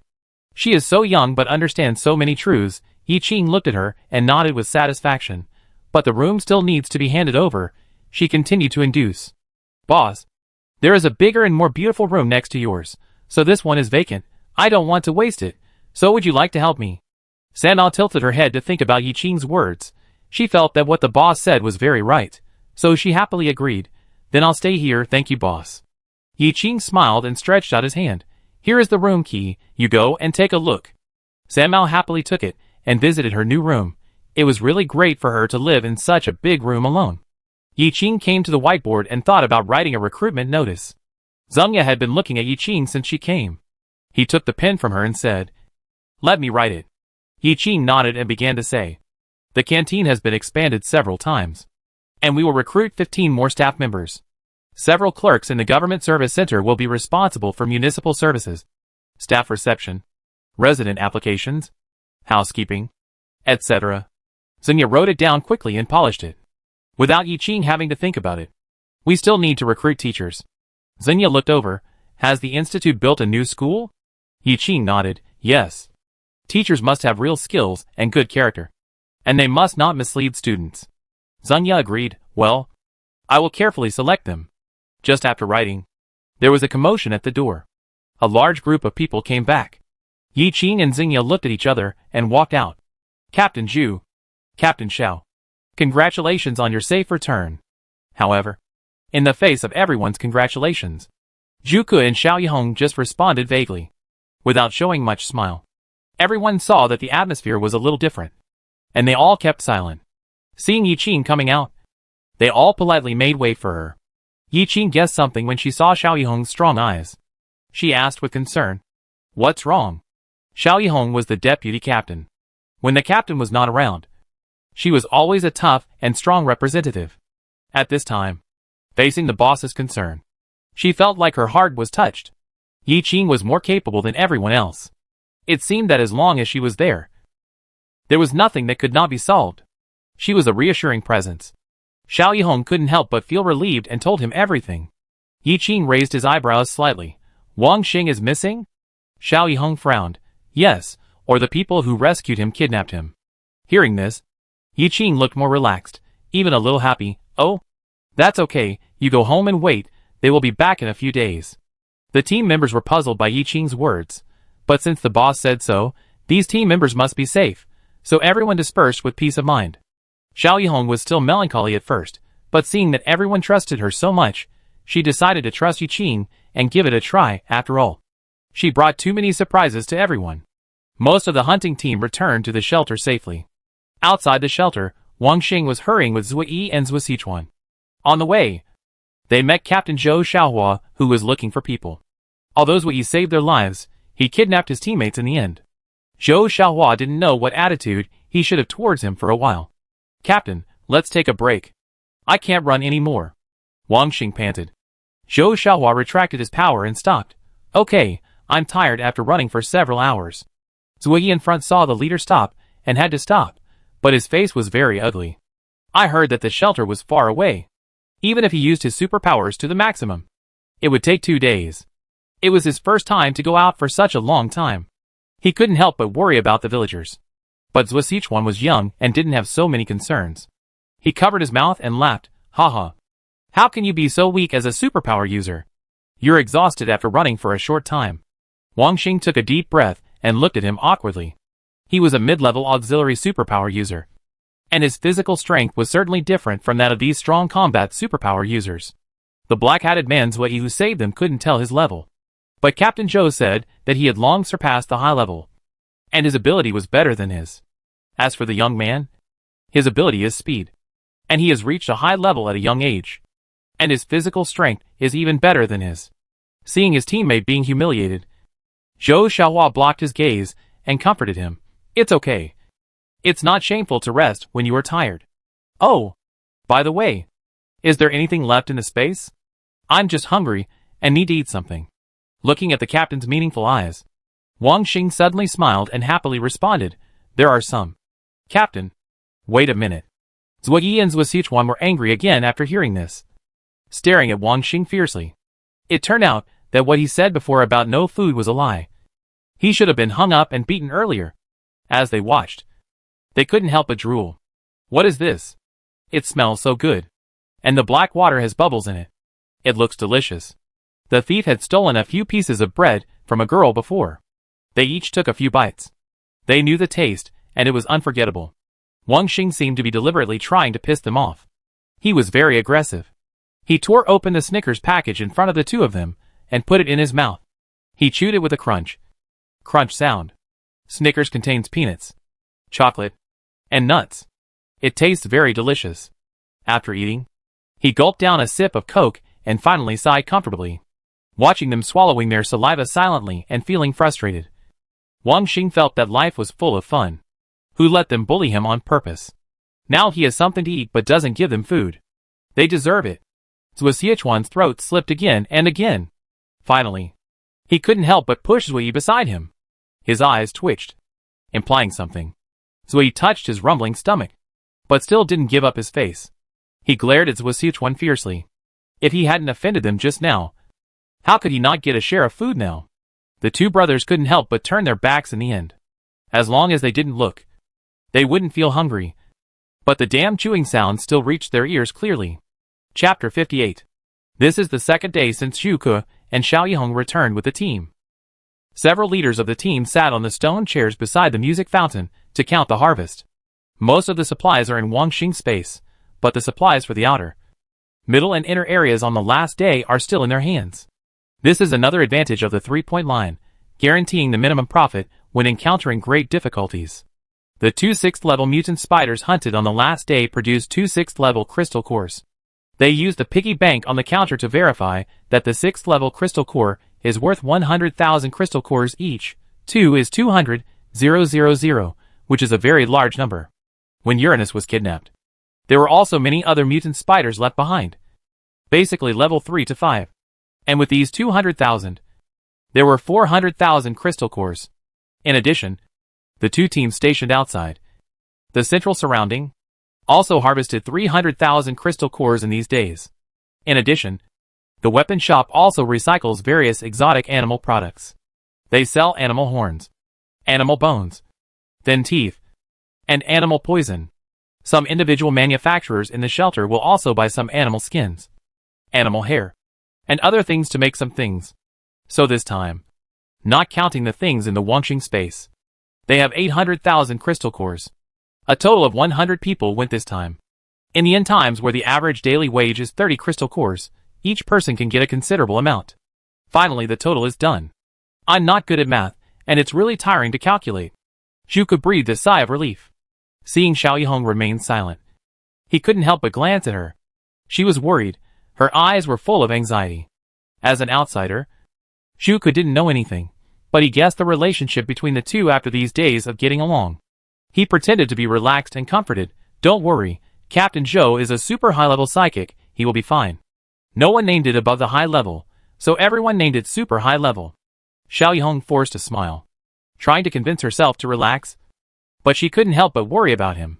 The Flying Tigers were founded by her and Zhou Xiaohua. They had been together the longest and had the deepest feelings. Originally, she had just an ordinary teammate relationship with Zhou Xiaohua, but since his wife passed away, their feelings gradually changed after a long time together. She knew that she had fallen in love with a kind and responsible man. Xiao Yihong sighed, alas. I hope God can bless them. Yes. The boss said they are fine. You can rest assured. The musical fountain in front of her had just finished a performance, and the high water splashes slowly lowered, and the scene opposite the fountain was brought back into view. Look! Isn't that Captain Zhou and little Wang Xing? Upon hearing the familiar names, Xiao Yihong couldn't wait to look, and her eyes immediately turned red. Yes. It's them. They are back safely. Since entering the protective shield, Zui and Zui Sichuan have never closed their mouths. This magical shield is so big. The air inside is so clean. No need to wear a hat. No need to cover with a mask. There is also a row of green fruit trees, tall and strong, but the trunks seem to have the outline of eyes and noses. At this time, they didn't need Zhou Xiaohua and Wang Xing to lead the way. The two of them walked in front excitedly, looking around. If there weren't two people following behind them who couldn't put down their pride, they would definitely jump for joy. Zui Sichuan nudged Zui beside him, and his voice was full of excitement. Boss, this place is really nice, and the land is spacious. I think you can build a thatched house for us. Zui Yi's eyes were bright, and he had already thought of an excuse to ask the boss here to build a thatched house for them. Such thoughts collapsed instantly in front of the tall building at the end. What thatched house? Wouldn't it be nice to live in such a perfect house? They were completely attracted by the building in front of them, and ignored the unique musical fountain and the two landscapes on the left and right. Seeing their completely stunned appearance, Wang Xing felt very happy. Haha. Didn't you doubt it at the beginning? Now you are slapped in the face.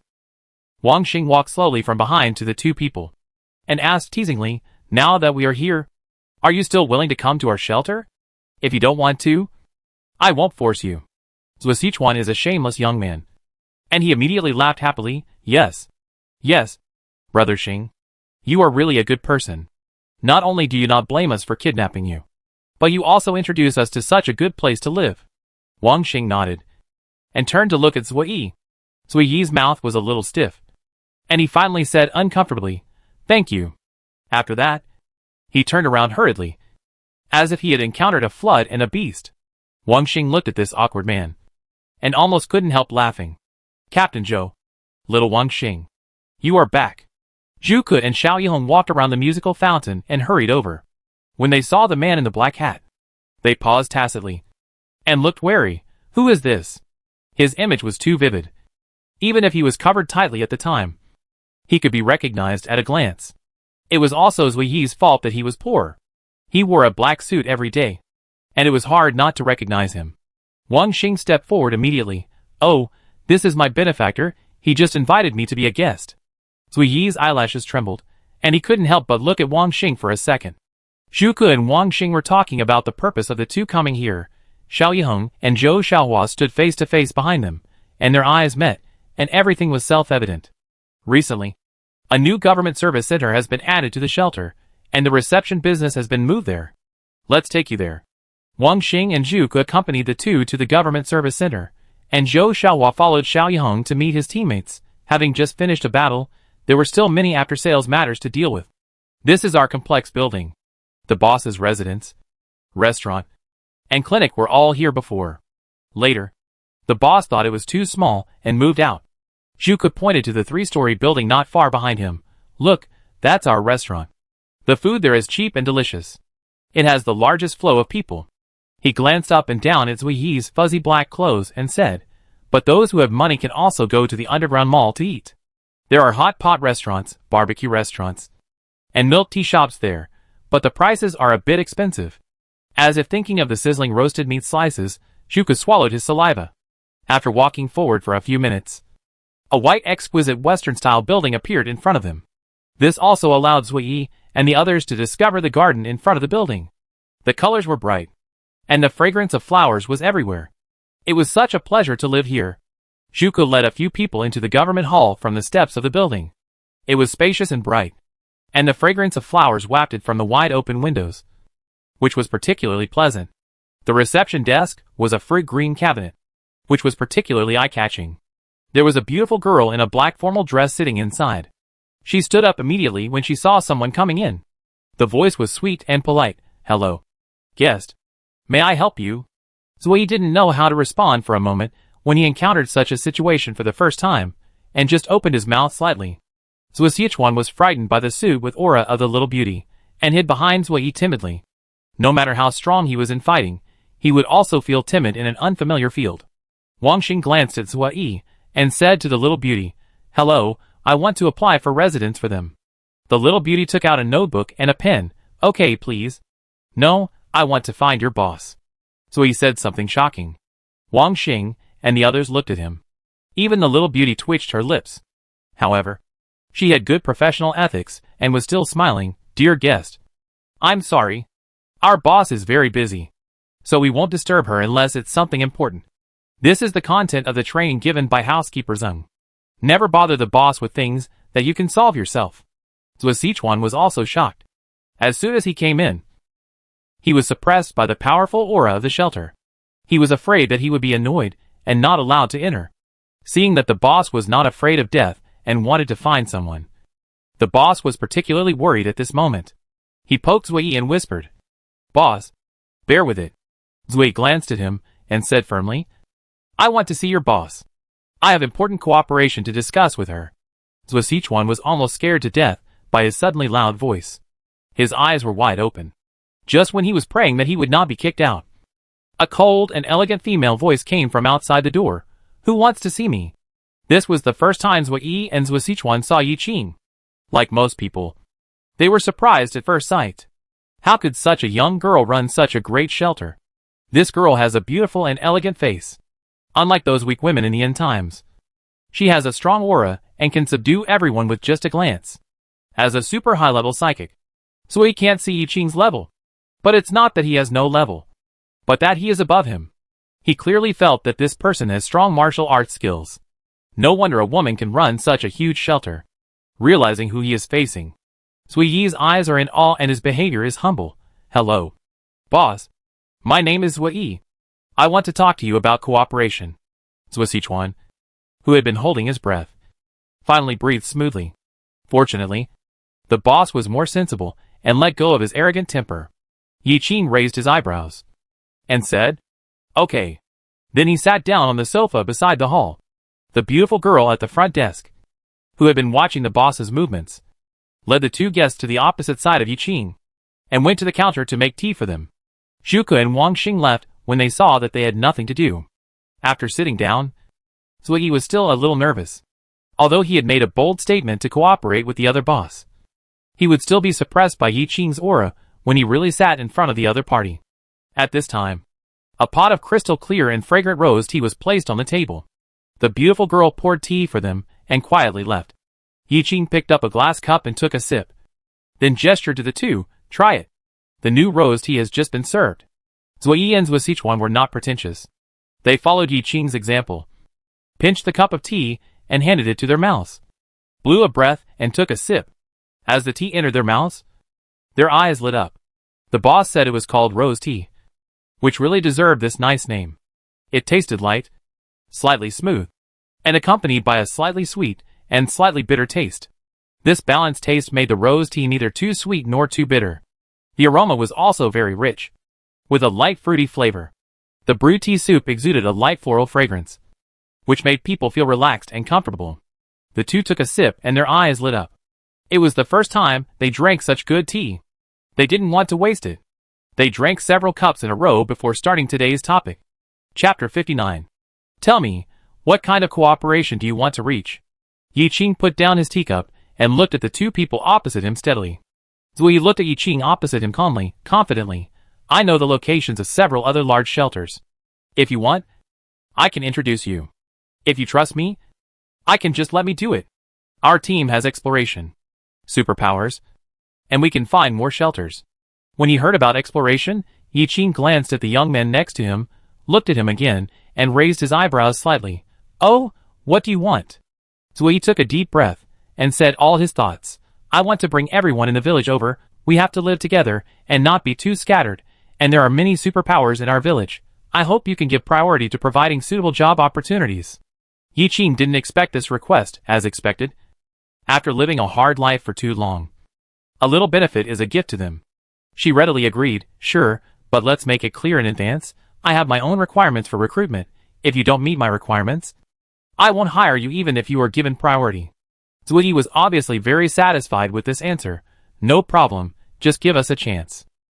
The population base in the shelter is so large, it is really rare to stand out and get a stable job opportunity, but if he gets a promise from the biggest boss in the shelter, it will surely be much easier to develop here in the future, and this can be regarded as an effort he can make for the villagers.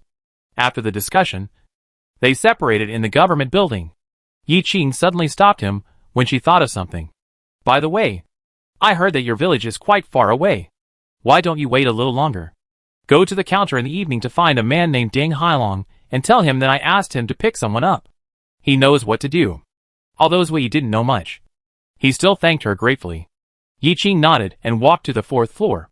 She had to decorate the terrace garden.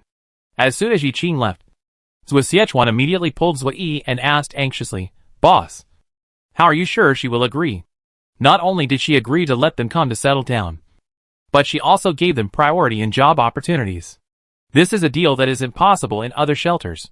Zui glanced at him and said calmly, listen more, watch more, and use your brain more.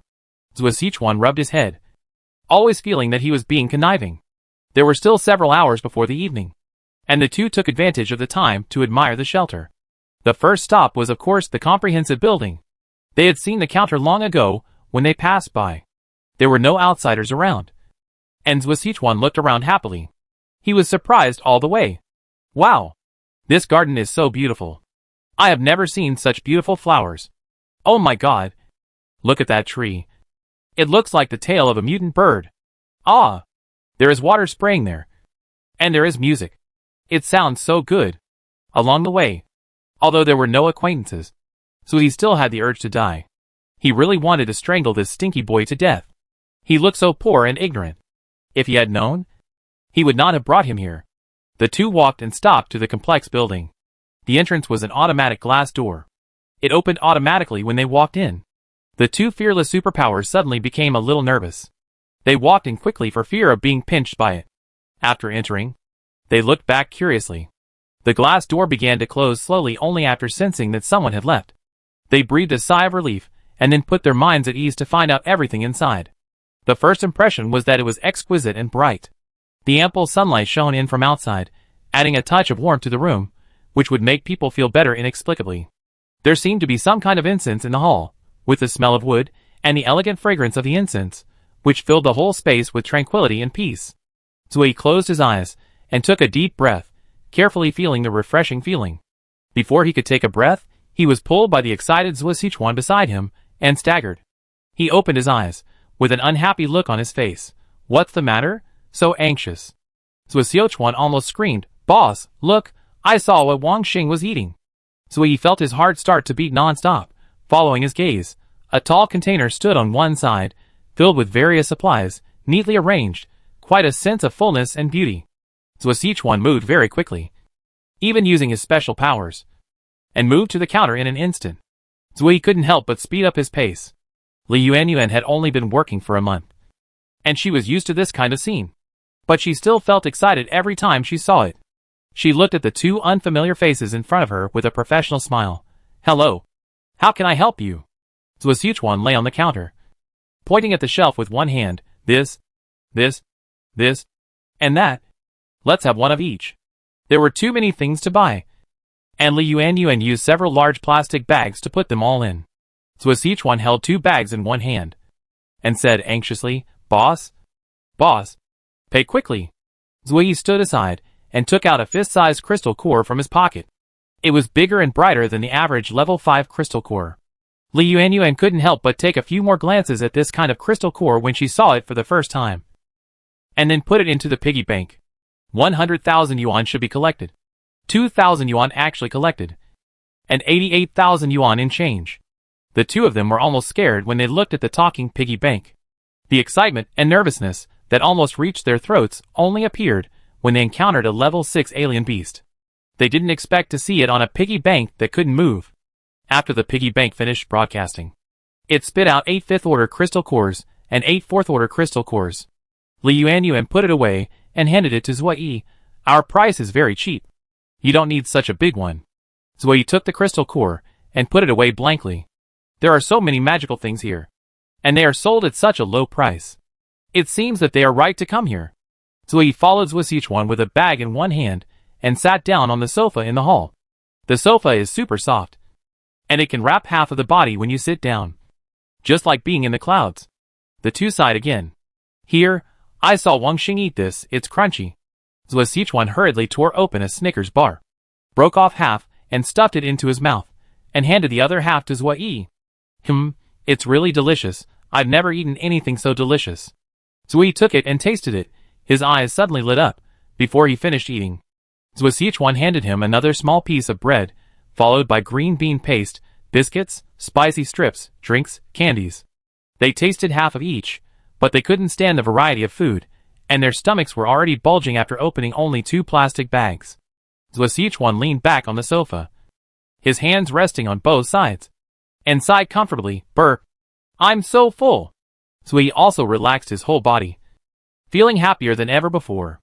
After finishing the most urgent task, Zhuo Sichuan began to think about other plans. Boss, the saleswoman just said that Deng Hailong will not be back until 6 o'clock. What should we do in the next 2 hours? Zhuo Yi nodded. Well, there is indeed time to go shopping. Why don't we go to the underground mall to have a look?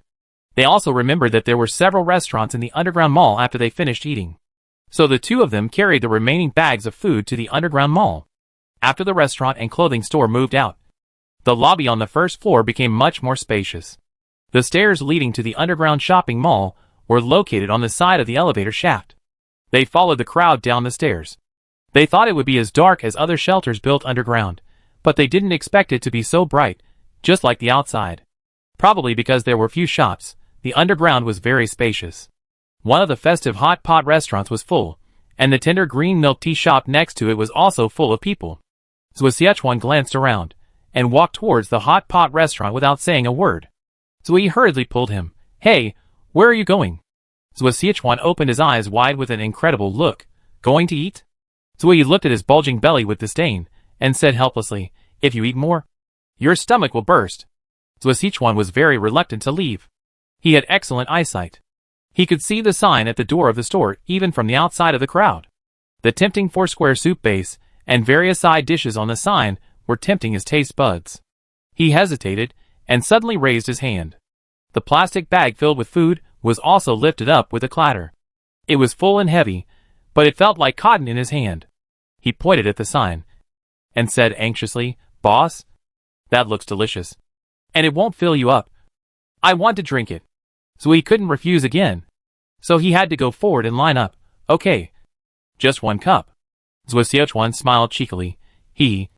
Just 1 cup.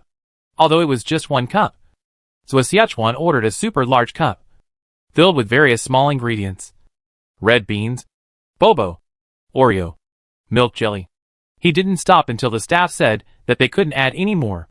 Zhuo Yi supported his forehead, and mustered up the courage to go up and pay. With this delay, the remaining 2 hours passed quickly. Zhuo Sichuan was dragged by Zhuo Yi to the counter to find Deng Hailong reluctantly. Seeing the visitor, Deng Hailong quickly stuffed the remaining half of the sausage in his hand into his mouth. Are you looking for me? Zhuo Yi looked at him carefully. An ordinary primary psychic. Not very strong. Not only him. Many staff here have almost no psychic powers. But they can find a job here. It seems that the boss here does not discriminate against ordinary people. He nodded. Yes, do you have a way? Deng Hailong went to the counter again and took an ice cream cone, and did not pay attention to the change in Zui Yi's eyes. After taking the ice cream cone, he led the way. I have no way, but our shelter has transportation.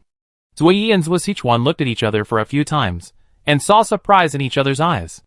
They were born after the radiation outbreak, and were not very familiar with transportation, but they had seen other shelters with such things when they were on missions.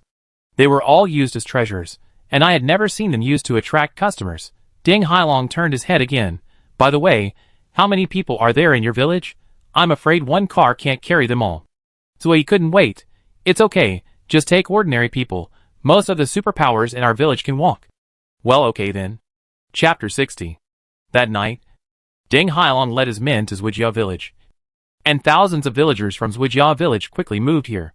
What surprised Yi Qing was that half of the villagers were superpowers, among whom there were more than a dozen high-level superpowers like Zhuo Sichuan, and super high-level superpowers like Zui Yi. Undoubtedly, the proportion of superpowers was extremely high. Everyone guessed that it was probably because they lived on the edge of a dangerous forest, and had been fighting high-level monsters for many years. On the day of officially applying for resident status, Yi Qing came to observe.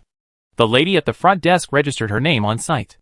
Currently, the government service center is in short supply, so most of the work can only be done by her part-time. My name is Zhuo Yuantao.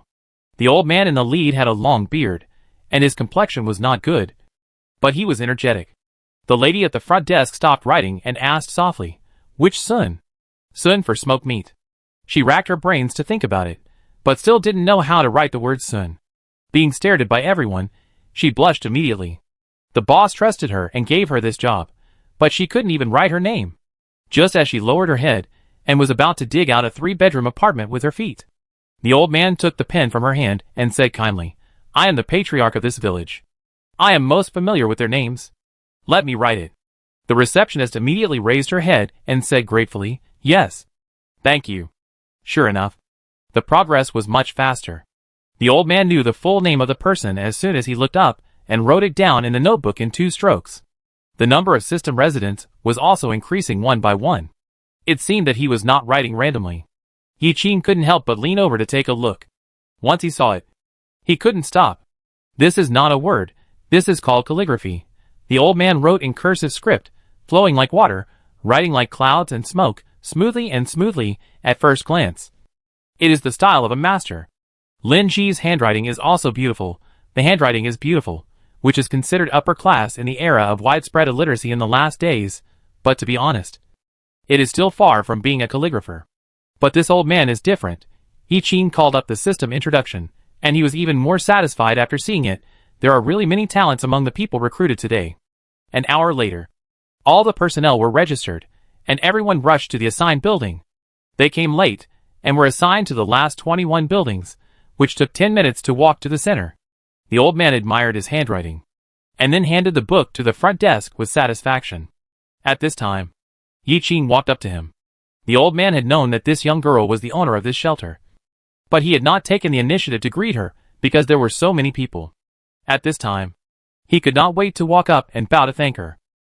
Yi Qing hurriedly pulled him up and said, "Old man, you are an elder. I can't bear it." The clan leader was responsible for the survival of the whole village.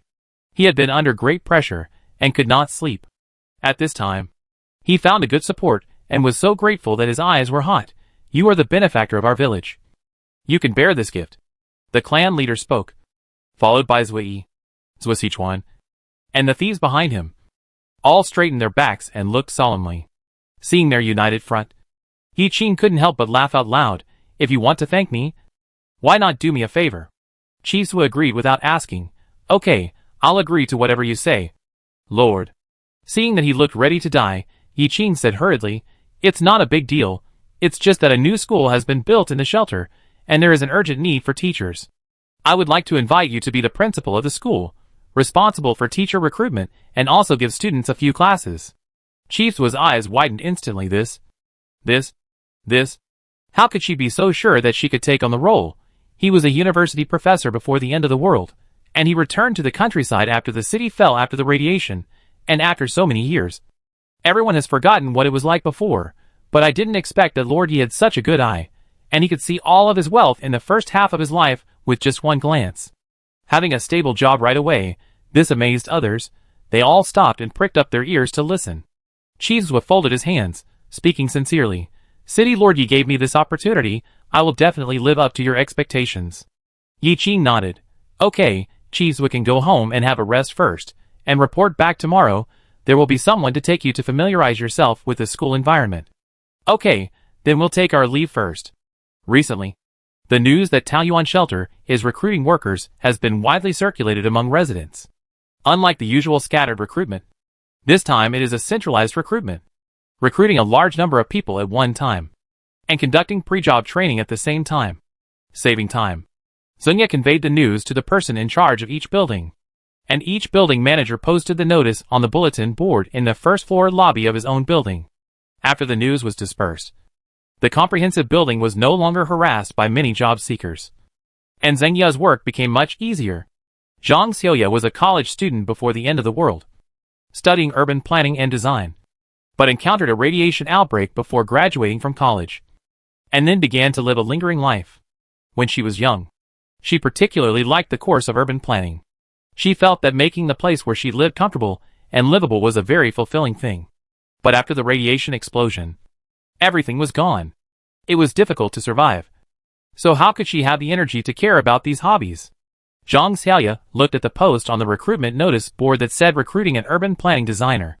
She secretly clenched her fists and was eager to try. Luo Ping was a young girl. She especially liked children. She thought children were innocent and pure. Her soul would be cleansed when she was with them. The old people next door often said that her personality was particularly suitable for being a kindergarten teacher before the end of the world. But the radiation had erupted 30 years ago, and the kindergarten had long disappeared, let alone kindergarten teachers. But now, she looked at the recruiting a kindergarten teacher written on the recruitment notice, took a deep breath, and the opportunity finally came. Luo Ying was a former resident of Shanghai City, and her whole family lived in a small house. This happened in many places, and they were ready to play their best. Finally, the day of centralized recruitment came, which was also the second day of Zhuijia village coming here. Although they were in a hurry, they were still impatient. Before the centralized recruitment, Yi Qing specially convened a collective meeting of all employees, one for tomorrow's recruitment, and the other for salary increase. Yes, after more than a month of hard work, the living standards of residents have been continuously improved, and salary increase is urgent. For major events related to personal interests, everyone is focused. Yi Qing took a notebook and began to read one by one. First, our most respected housekeeper Zheng. Due to his excellent performance, the daily salary will be increased from 50 crystal cores/day to 500 crystal cores/day. Before the voice fell, a clamor arose.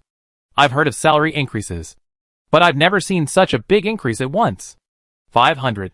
This is the living expenses of many families. Zhengye was standing next to Yi Qing. He came up to her as soon as he heard it and whispered, I don't spend much. There's no need to increase my salary so much. I haven't spent much of the last 10,000 bonus. Yi Qing covered half of her face with a notebook and said with her head tilted, Save it. You'll need it in the future. Yi Qing meant that there would be many new and interesting things after the shelter, and he might not be able to resist buying them. But Zhengye seemed to have misunderstood, and his cold face was slightly red.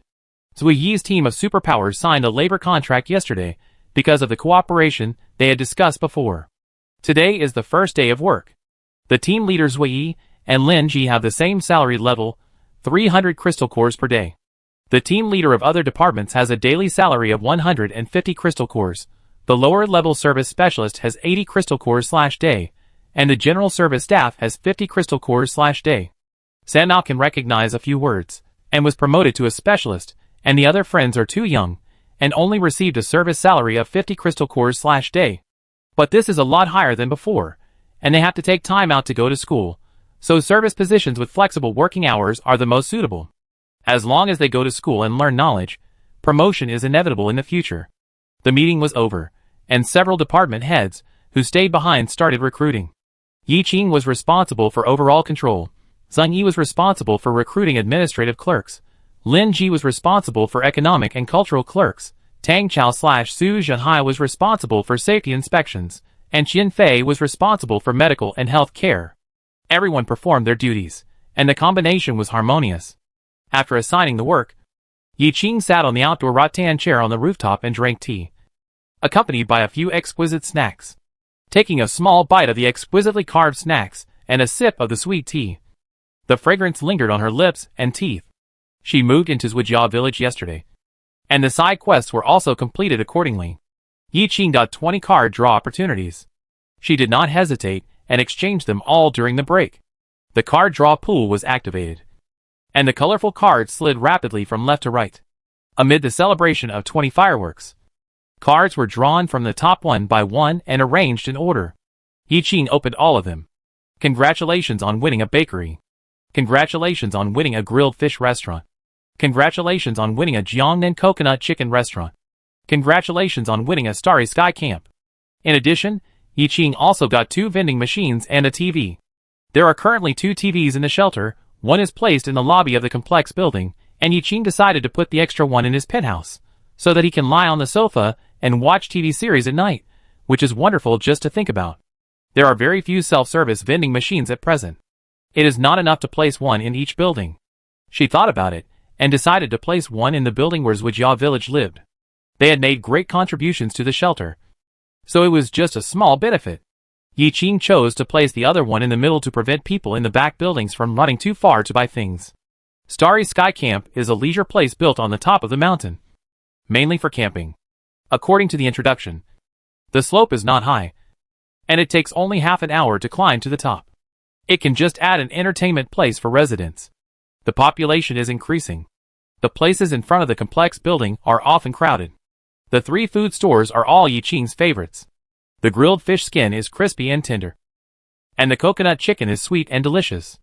There are more styles to choose from for the next team building dinner. Yi Qing placed the Starry Sky Camp on the back side, and put 3 restaurants into the underground mall, and then began to check the system panel. Shelter level, level 5, task progress, residents 99,000/100,000, travelers, 100 people. Crystal core balance, 5 million. Personal assets have reached an unprecedented height, and the level is also at the final stage. I believe it will be upgraded in a few days. Chapter 61.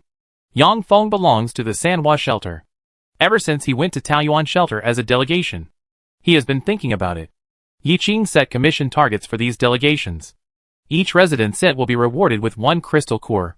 Their shelter has a total population of 50,000. This is a total of 50,000 crystal cores. In this era, when the average daily salary is 20 crystal cores, it is very cost-effective to spend a small amount of time and energy to get 50,000 coins. However, the situation did not go as smoothly as he expected. Yang Feng and his 4 subordinates gathered in a small office and sighed. One of his subordinates couldn't stand the depressing atmosphere in the office, and angrily said, "Boss, I don't understand. Taoyuan shelter is so good. Why don't you let us promote it?" Another subordinate also hammered the table. "That's right. We asked for the food we brought back again and again, but they just didn't want to do anything." Several subordinates looked at each other, and finally one of them boldly said what he was thinking. "Boss, why don't we leave those people in the city and work alone, so that the commission will be all ours?" One person started, and the others followed. "Yes, let's work alone, so that they don't always take advantage of us." Yang Feng listened to his subordinates and pondered silently. He was just an envoy with a slightly better eloquence, and his military strength was low. Even if he secretly did something that his superiors didn't allow him to do, it would probably be extinguished before it even started. The people above were not unaware of the benefits of Taoyuan shelter. They took the supplies and secretly treasured them. They were used to being in high positions. They had been in their own shelter for so many years, and they made their own rules and order. They were free and lazy. The feeling of being superior was addictive. Suddenly one day, they were asked to give up everything they had built for many years, and go to an unknown shelter to become ordinary civilians. They were unwilling from the bottom of their hearts, but they wanted power and supplies. So they secretly sent people to Taoyuan shelter to purchase a large amount of supplies. But they did not allow the news to be spread in the city. They do everything in secret, deceiving the common people to continue to work for them. And if I suddenly stand out and expose all this, I will be in big trouble if I fail. Yang Feng looked around at his subordinates. The highest level of superpowers is only elementary. How can they fight against an entire city? He scratched his head again in annoyance and asked, "How much of the supplies we brought is left?" A woman flipped through the book, pouted, "Less than 50. The city lord's chief steward probably heard the news and came over this morning to say that he would give him 10 copies. I didn't give it to him." The irritable man slammed the table again. "What? We didn't even get a few of them ourselves. And we still want to give them to him? How shameless. I can refuse this time. But I'm not sure about the next time," the woman in charge of material control said sullenly. "And our team's application for the mission has been scheduled until next year. I heard that the city lord has sent a new delegation to purchase supplies and has detained the family members in the city. Wait until next year. I was thinking of taking everyone there to collect the commission as soon as possible." That's right. Everyone gathered here to discuss strategies. There were more problems to be faced before the strategies were discussed, and they all felt bad. As the backbone of the team, Yang Feng pondered for a moment and finally decided, "Let's visit secretly. Everyone should be careful and try to go at night when there are no people around. Let's start with a few independent hunter teams in the city. Remember, only take one item from each family when you visit. We have to use it sparingly." Seeing that the boss finally made up his mind, they were all eager to try. They had to fight for the 50,000 crystal cores. Just as everyone was folding their hands to cheer, there was a knock on the door outside the room. What everyone was doing was officially prohibited, and people were inevitably suspicious. They all withdrew their hands and sat back in their chairs uncomfortably. Yang Feng's eyes changed, and he opened the door and looked at the paging soldier outside the door. The soldier casually poked his head in and saw everyone's different expressions and was quite curious. "Representative Yang, what are you doing in the house? No one answered the door when I knocked." Yang Feng coughed lightly. "We were just discussing the diplomatic plan, and the city lord specifically asked us to keep it confidential. So we closed the door. By the way, when did you arrive?" The paging soldier suddenly realized something and said, "Oh." When he heard that it was confidential, he immediately raised his hand and swore, "I just arrived too. I heard you say keep up, but I didn't hear anything else." "Really?" Seeing his sincerity, Yang Feng believed the paging soldier's words. "Why did you come?" The paging soldier was interrupted and remembered the purpose of coming.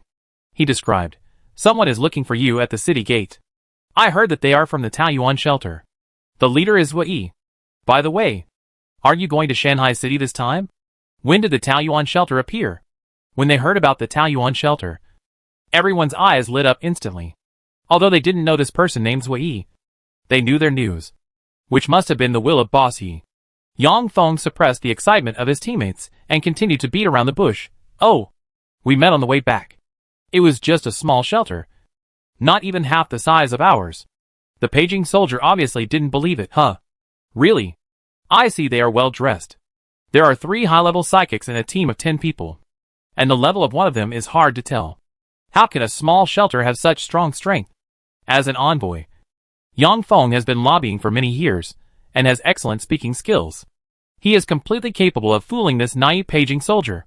He said nonchalantly, "Oh, don't you know that the smaller the shelter is, the more resources each person gets? They probably came to me to discuss something important. I have to go there early and not keep them waiting." The paging soldier also realized that he had said too much. He walked forward with Yang Feng with an apologetic look on his face. It's all my fault for wasting Representative Yang's time. I'll take you there right away." Yi Qing probably guessed that the lobbying process of this group of envoys would not be simple. So in order to speed up the progress, he specially sent Zui and others to come to cheer. Zui is a super high-level psychic. He upgraded early and his strength is far superior to Zhou Xiaohua of the Flying Tigers. There is no need to worry about sending them here. As the staff of Taoyuan, they also eat official food, but they face many dangers when they go out to do things. Yi Qing specially gave them a little commission. It is also calculated based on population, but this ratio is much smaller than that of the delegation. After all, they belong to the official. Too much will easily widen the gap between the rich and the poor. Outside the city gate, the 10 people of the Zhuijia village team leaned against the city wall crookedly.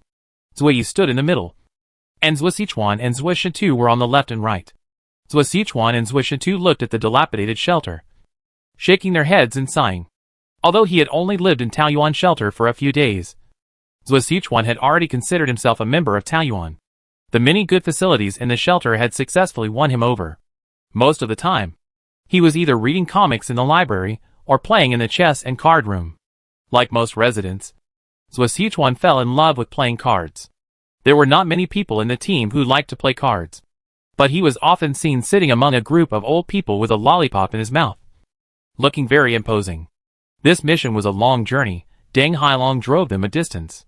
They did not wear the uniform work clothes of the shelter when they went out on the mission, but chose a black jacket as the team uniform in the clothing store. As for why it was black, it was because Wei liked it, and the others had to buy the same color for the sake of uniformity. Zhuo Sichuan tilted his head, looking a little impatient. Why is that guy named Yang Feng so slow? I've been waiting for so long, but he still hasn't shown up. When Zui heard this, he raised his hand and slapped him on the back, sternly reprimanding, "Don't say dirty words." Zui was the leader of the team. Zhuo Sichuan pouted and didn't dare to refute, only whispered, "The boss is right, there are so many rules for carrying out missions." Zui looked at him with disdain, and as soon as he opened his mouth, he had a firm grip on him. "Oh, I think you are still too leisurely, and you still have the energy to play cards. Why not talk to the clan leader, and ask him to give you some extra lessons in the evening, and give you a few more classes to cultivate your literary talent?" Zhuo Sichuan immediately shrank into a quail when he heard it, and smiled cautiously. "Boss, please don't tell the clan leader. He will peel off my skin if he knows. I work during the day, and I have to take 2 classes at night school at night. I am already tired enough. If you have to give me special treatment, I will be exhausted to death. Besides, I only have these hobbies. Boss, you have to understand." The thief on the side sneered, "Hee hee. It's just a hobby. Don't you like to eat? You eat the most at every dinner party." Being exposed in public, Zhuo Sichuan's nose suddenly wrinkled, and he rolled up his sleeves and stepped over Zui to fight with the thief. Zui stood up straight, stretched out his hands to hold the 2 people on his left and right, and pointed his chin forward. Yes, someone is coming. Although everyone was playing around in private, they were still very sensible when it came to serious matters. Not only Zhuo Sichuan and Zui Shi too, but everyone else put away their idle smiles, stood up straight, and walked towards the person who came out of the city gate seriously. Chapter 62. Recently, the shelter has added a lot of entertainment facilities, and with the population surge, the system has received rave reviews, driving the number of draws on the claw machine to soar. Yi Qing has used up all the hundreds of grabbing opportunities he has saved. This time, he is very lucky.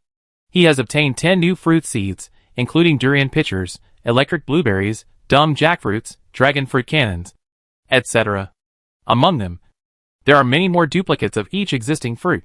Currently, 2 batches of fruit trees have been planted. The first batch has already produced fruit a few days ago, and the second batch is also slowly blooming. There are no less than 20 fruit trees in the 2 batches, including the ones drawn today. There are 50 fruit trees in total. If they bear fruit, it will be so abundant. Yi Qing took the seeds and left the funny dolls in the glass display cabinet in the lobby of the complex building. She hurried to the outer perimeter of the protective shield. She planned to plant the newly drawn ones. Just halfway, she ran into Uncle Li and Uncle Zhang, who were coming towards her. Yi Qing didn't have much time to take care of them carefully, so she recruited a few farmers who had planting experience before the end of the world to take care of them. Uncle Li and Uncle Zhang were 2 of them. He walked hurriedly and seemed very anxious. He looked back while running and almost tripped several times. Yi Qing hurriedly asked, "Uncle Li, Uncle Zhang, what's wrong? Why are you so anxious?" When the 2 saw Yi Qing, they felt relieved as if they had found their backbone. They gasped for breath, and the sweat on their foreheads flowed down their cheeks without wiping it off. Uncle Li's beard was trembling. His eyes were filled with tears of heartache, and he was about to cry, "Boss, please go and have a look. Those fruit trees have mutated and are setting fires everywhere. The red fruit will explode, and it's so powerful. The yellow fruit will spit out its skin." And Brotherly accidentally stepped on it and almost fell to death. And the yellow one? It will discharge electricity. This fruit tree is going to become a spirit. It's so scary. Uncle Zhang touched his chest tremblingly, with a face full of fear. If it weren't for the patrol soldiers passing by who helped us, we would have died there. Explosion? Spit out the skin? Discharge? This strange and coquettish operation sounds like something that mutant plants would do. But they are indeed much more docile than mutant plants. If there were really mutant plants here, These two unarmed growers would probably be swallowed up on the spot. After all, mutant plants, like mutant beasts, feed on humans. How could they get here safely without food, seeing that Yiqing didn't say anything? The two elderly planters were extremely nervous and blamed themselves. They had outstanding planting experience before the end of the world, so they were selected to take care of these plants. When Yiqing was here, they took good care of the fruit trees. The branches and leaves were lush and healthy. Who would have thought that they would suddenly change just a few days after they were handed over to them? Zhang Bo pursed his lips, and his mouth drooped. I'm sorry, boss. It's all our fault. We should have reported it to you when we saw the facial features on the branches becoming more and more obvious. It's all our fault that we have ended up like this now. Yiqing was thinking about something, and he kept walking forward with the two of them. Logically speaking, the seeds given by the system will not mutate. So what is the mutation they are talking about?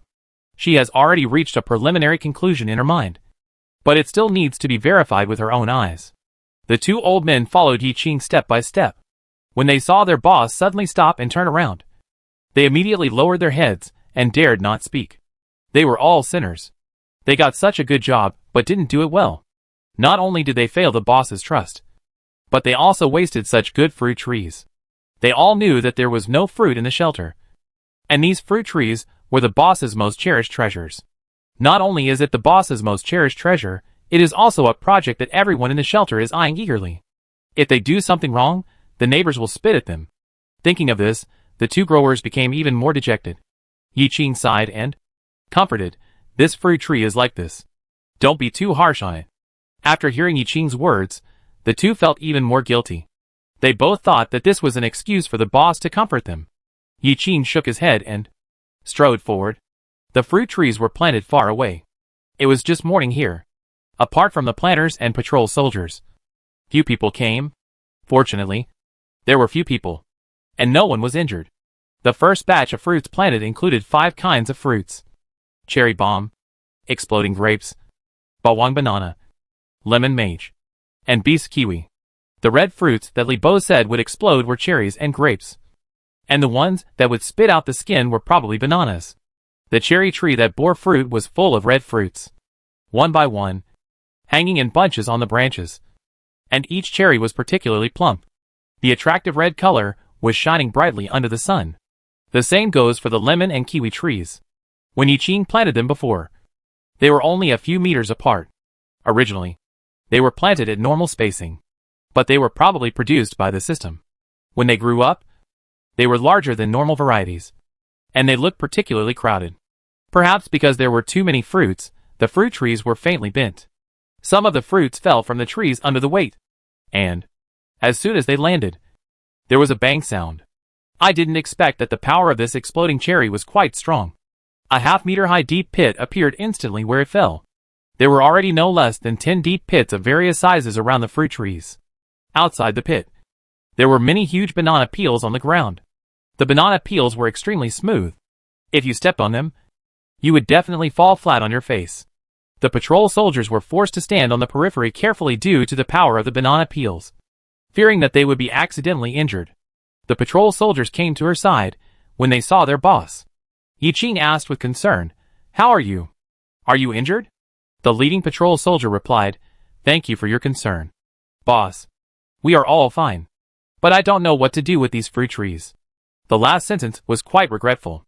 Food has always been precious, not to mention that they have been looking forward to these plants for a long time, and it is heartbreaking to suddenly say that it has mutated and have to get rid of it. Yiqing did not speak, but carefully observed the fruit trees. There are 2 kinds of fruits on the fruit trees. One is the normal-sized fruit, which is the majority, and the other is the fruit with mutation. The fruits did not fall directly to the ground according to Newton's law of universal gravitation, but flew randomly. For example, the bombs thrown by the cherry tree were thrown to the bananas, and the peels of the banana tree were thrown to the grapes, both near and far, and it looked like a fight. As soon as this word came out, Yiqing suddenly had an epiphany. Yes, they seemed to be fighting. These were fruit trees produced by the system. Don't think they would be as quiet as ordinary fruit trees. They were fighting for something. Indeed, as Yiqing guessed, the fruit trees had been particularly unhappy with their neighbors since they grew up. When they were young, they had enough space to live in the Black Land. Now that they have grown up, It is particularly narrow. In addition, they all have a temper that can be easily irritated. It would take only a few minutes for them to fight. Cherry bomb. I really don't like the bawang banana. Next door. It always shows off its tall and thin body, saying that it is short and fat. Cherry bomb. I have always considered myself the leader in the high-end fruit market. How could a hateful banana tree belittle it? I cursed and threw 2 bombs. You skinny bamboo pole, watch this. When these words came out, Yi Qing's ears moved, and his eyebrows looked over. It turned out that these plants can talk. Bawang banana. It was not a tough guy. It just snorted disdainfully, and threw a piece of banana peel to block it, and bounced it back to the kiwi. Beast kiwi. Unlike them, it can attack from a distance. When attacked, it can only yell with its teeth and claws. Ah, you accidentally hurt me, you hairless guys. Who do you think has no hair? Lemon mage. It has long been annoyed with the kiwi next door. It likes sour, and this kiwi likes sweet. The two are not compatible by nature.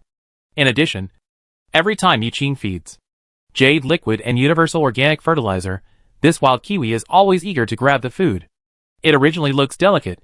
How can it compete with the kiwi like a beast? Steal its food, steal its space, and now belittle it for having no hair. If it doesn't show its power, it won't be a lemon wizard. Suddenly, lightning struck and bombs flew. Yi Qing listened to it and figured out the general reason. She glanced at the 2 growers who followed behind her timidly. They were just being dragged down. Yi Qing waved her hand, and a long row of exquisite small bottles appeared in the air. With a pop sound, the bottle corks were neatly pulled open and fell to the ground, and a fragrance wafted out from inside to outside. This is a fatal temptation for plants. Sure enough, these fruit trees slowly stopped what they were doing, and looked at the big boss who was feeding them. Beast kiwi was the most greedy. The hairy face on the trunk suddenly became much softer, and looked at the row of small bottles with red eyes. Wow! So many! I want to drink 1 more bottle today. Lemon mage immediately began to refute. No, you robbed me before. You can't eat any more today. Why not? Who told you to eat so politely, hypocritical? Lemon mage immediately took out the staff. You are looking for death. When the scene was in chaos again, Yi Qing spoke. She stood in front of a row of fruit trees. Her voice was cold. Her eyes were unquestionable. No more quarrels. No more bottles. As soon as she said this, the scene suddenly became quiet, and the fruit trees put away their claws like children caught by the teacher. And the only sound in the air was the rustling of the wind. Uncle Li, Uncle Zhang and the patrol soldiers were all startled, and looked around suspiciously. Who was she talking to when there was no one else? They looked at each other, and saw doubts in each other's eyes. But they were quiet, and didn't say anything. Staring at Yi Qing. The boss never did useless work. And she must have her own reasons for doing this. And it must be effective. And the chaotic scene just now calmed down instantly. Chapter 63. Several mutant fruit trees looked at each other. Seemingly they did not expect that the little master who gave birth to them could actually understand what they said. They restrained their arrogant facial features, and carefully flattered Yi Qing. We just won't quarrel. For this woman who often brought them delicious food, the mutant fruit trees still liked her very much, and with the oppressive power hanging over their heads, they dared not disobey. Yi Qing looked at those honest fruit trees, and felt like a kindergarten principal with a group of naughty children. She persuaded them earnestly. You must learn to control your temper, and use your strength to deal with the enemy, not to hurt your own people here, you see. Did Uncle Zhang and Uncle Li get hurt by you? It was the Overlord banana. Its banana peel almost made the old man slip. I saw it with my own eyes. The cherry bomb caught the opponent's pigtail, and the proud branches and leaves of the whole tree rustled. But Wanjiao sneered when he heard this. Ha, you're talking as if you didn't blow anyone up. I think those soldiers were almost burned by you. Cherry bomb carefully glanced at the patrol soldiers behind Yi Qing, and his voice suddenly became as small as a mosquito. Master, I didn't mean it. Yi Qing raised his eyebrows. Then do you know you're wrong? Zhang Bo and the others couldn't hear the conversation between the fruit trees. The boss asked a question to the air, and the row of fruit trees made sounds in unison as if they understood, as if they were nodding, looking weird and coordinated. Seeing them nodding obediently, Yi Qing was very satisfied. Well, very good. As long as you don't fight, I will try my best to meet your requests. These fruit trees have just grown intelligence, and their nature is good, but a little naughty, and everything needs guidance. When they heard that their requests could be met, These mutant fruit trees immediately started chattering. I don't want to be neighbors with kiwis. I miss my friends of the same species. I don't want to live next to exploding grapes. She always sings at night and disturbs my rest. Yi Qing, okay. I'll move you tonight. Seeing that Yi Qing was so easy to talk to, everyone's requests became more and more. Master, I feel a little heavy. Can you pick off these derivatives on me? Yes. They grow so fast, often stealing my sunlight. It's better to pick them early. Yi Qing's eyes lit up. For these fruit trees with spiritual intelligence, these edible fruits have become derivatives. But this is exactly what she wants. Fruits are meant to be eaten. When the time comes, just let the staff pick them frequently. Yi Qing, no problem. Seeing that everyone agreed, the fruit trees began to ask for more. Then, Master, can I apply for an extra bottle of nutrient solution every day? I want it too. I want it too. They all stared at the row of small bottles floating in the air, smacking their lips. I thought the owner would continue to meet their demands. But I didn't expect Yi Qing to decisively refuse. No. The nutrient solution is limited.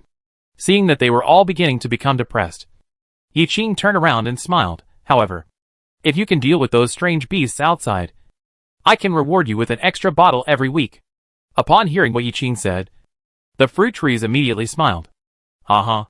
No problem at all. It's just those ugly monsters passing by outside. A piece of cake. It's just a bomb.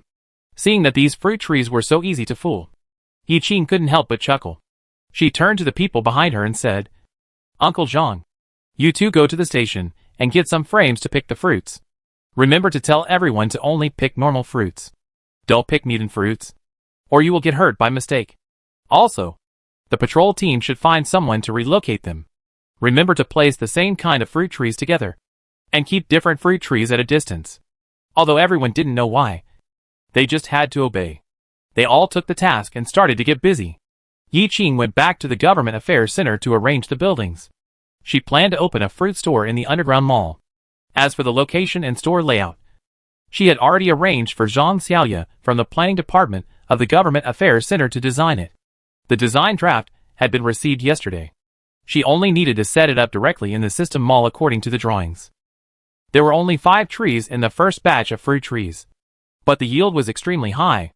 The 2 planners were almost too busy to handle it, and they also pulled in 2 other planners who were on vacation today and a team of patrol soldiers. After the boss gave a lecture in front of the mutant fruit trees, they really became obedient and comfortably opened their branches for the planners to pick the fruit. Some even offered branches from high places. They grunted and carried the fruit baskets to the fruit shop. Although they were tired, their faces were filled with happy smiles. The shop has a total area of 80 square meters. After more than a dozen containers were full, there were still continuous fruit baskets coming in and out. Zhang Xiaoya was thoughtful when designing it. She equipped the fruit shop with a cold storage room, which was neither too big nor too small, just enough for the store's turnover for the next 7 days. After the containers outside were full, Yi Qing asked them to put the extra fruit in the cold storage room. There is strength in numbers. After helping a few times, the cold storage room was soon full again. Yi Qing called out to Uncle Zhang and the others who were walking out with great interest. Uncle Zhang and Uncle Li, there's no need to pick them. There's no room left. Uncle Zhang scratched his hair, looking silly. But there's still half of them left on the tree. Will the fruits go bad when they're ripe? Before Yi Qing came, he had learned about several mutant fruit trees. These fruit trees with spiritual intelligence are different from the ordinary fruit trees before the end of the world. They mature quickly, as long as they grow up. They can bear fruit every month, and as long as they are left on the tree, they won't go bad. She explained, it won't go bad? Wait until all the fruit in the store is consumed before picking it. Uncle Zhang, that's great. I was worried that it would go bad. It turns out that the fruit tree is planted by the boss. The variety is good. Such a big move obviously attracted the attention of other residents. The news spread quickly. The news that there was a fruit store in the underground mall quickly spread throughout the Taoyuan shelter. After the animals and plants mutated, their chance of eating fruit was almost zero. Now, as soon as the store opened, everyone rushed in eagerly. After the centralized recruitment, there were enough employees. Zhengye directly pulled 2 employees from the restaurant next door to serve as salesmen. Zhengye was in charge here, and Yi Qing called a few young employees to come over. Since there was no school today, It was Saturday, so they could just run errands. She took out a dozen plastic bags and put them in one bag after another, filling them up. There were cherries, bananas, grapes, kiwis, and 2 lemons in the bag. Yi Qing handed one of the bags to San Mao. Send this to school. Let the teachers taste it. After receiving the order, San Mao immediately went out with a large bag of fruit. And at the same time, she stuffed a freshly washed grape in her mouth. Yi Qing handed 2 bags to Little Beggar, Mao and Mao respectively. Send these to the government service center, the canteen, the clinic and the library. After every place was arranged, Yi Qing took a look around the fruit shop, and seeing that everyone was busy, she packed a bag for herself. This bag was mostly cherries and grapes, which were her favorites. She carried the fruit slowly to the library, ready to take 2 new magazines, and then go back to the mansion on the top floor to read and eat. The staff of the library had already received the fruit sent by Little Beggar, and they gathered at the counter, eating with smiles on their faces. This is a grape. I've seen it in a picture album. It's juicy and delicious. I like this cherry. It's fleshy and small, and super sweet. I heard that this is the most expensive, 10 crystal cores per pound. I heard that this banana is the cheapest, 1 crystal core per pound. A bunch of them only has 3 crystal cores in total, although it's cheap. It's also delicious. Really? Then give me one to try. When Yi Qing came in, Wang Lin, who was standing opposite the door, saw him at a glance, and immediately picked up 2 magazines to greet him. With a smile on his face, he said, "Boss, are you here to pick up new magazines?" Yi Qing nodded knowingly and took it. It was the 2 serialized magazines she had read recently. She didn't expect him to be so attentive. Wang Lin had been working in the library since he helped her defeat Sun Dazhuang and moved to Taoyuan. Later, as the number of staff increased, he gradually became the manager. "Boss." Before leaving, Wang Lin called Yi Qing. "This fruit is really delicious." "Thank you." The other employees also looked at her with gratitude. Yi Qing smiled when she heard this. It was a small favor for her, but it was a great favor for these employees. Just a little bit would make them happy all day. In addition to the opening of the fruit shop today, there is another thing worth mentioning, that is, the bus status has changed again. This time it does not show that it can be upgraded, but shows incubating, 48 hours countdown. Currently, the bus is a small train with 5 carriages connected together. Yi Qing thought that the number of carriages would continue to increase, but it turned out to be a new status. Deng Hailong looked constipated after listening to Yi Qing's explanation. "Boss, is it about to have a baby? How is that possible?" Yi Qing was calm. The system was in place. So what was so strange about a bus that could have babies? She said calmly, "Well, it's probably what you understand. We won't be open for business for the next 2 days." Deng Hailong jumped up and down excitedly after receiving the boss's affirmation. "Really? It's really going to have a baby? Oh my god. I'm so happy." His face had the feeling of a father who knew that his favorite pet had grown up, got pregnant, and had babies. However, this bus was indeed raised by him. He slowly developed it from the initial 1 small car to 5 cars. He has witnessed every upgrade of the bus, and the satisfaction and sense of accomplishment are not possessed by others. What should I pay attention to? I heard that it is very hard for women to be pregnant. Yi Qing looked at the silly smile on his face, and suddenly felt a little speechless. He said expressionlessly, "No need. Just wait for 2 days. Really? You really don't need to pay attention at all." I'm still a little worried. Seeing Yi Qing was about to leave, he hurriedly chased after him to ask. Yi Qing glanced at him coldly, and said, "What do you think you should do? Give it a supplement? Or call a doctor?" Deng Hailong finally reacted, scratching his head awkwardly. This is a system bus, which is different from people. It was also his fault that he was too excited. He had a brain cramp for a while. Although Yi Qing asked him to wait, Deng Hailong still stayed by the bus every day, either cleaning the window or talking to it. Yi Qing accidentally overheard this a few times when she was passing by, and it was so corny that she got goosebumps. The 2-day incubation period was very fast, and 2 days later Yi Qing received a system notification. Chapter 64. Yi Qing finished her patrol work for the day and was about to go home when she received a system notification. "Please check for new system messages." She stopped and was about to click to check when she saw Deng Hailong running in front of her in a hurry. Even using his supernatural powers, Yi Qing felt strange. So she stopped and watched him approach. Before he came to her, Deng Hailong shouted exaggeratedly, "Boss, it didn't hatch, it didn't hatch." The words didn't make sense. And Yi Qing didn't react for a while.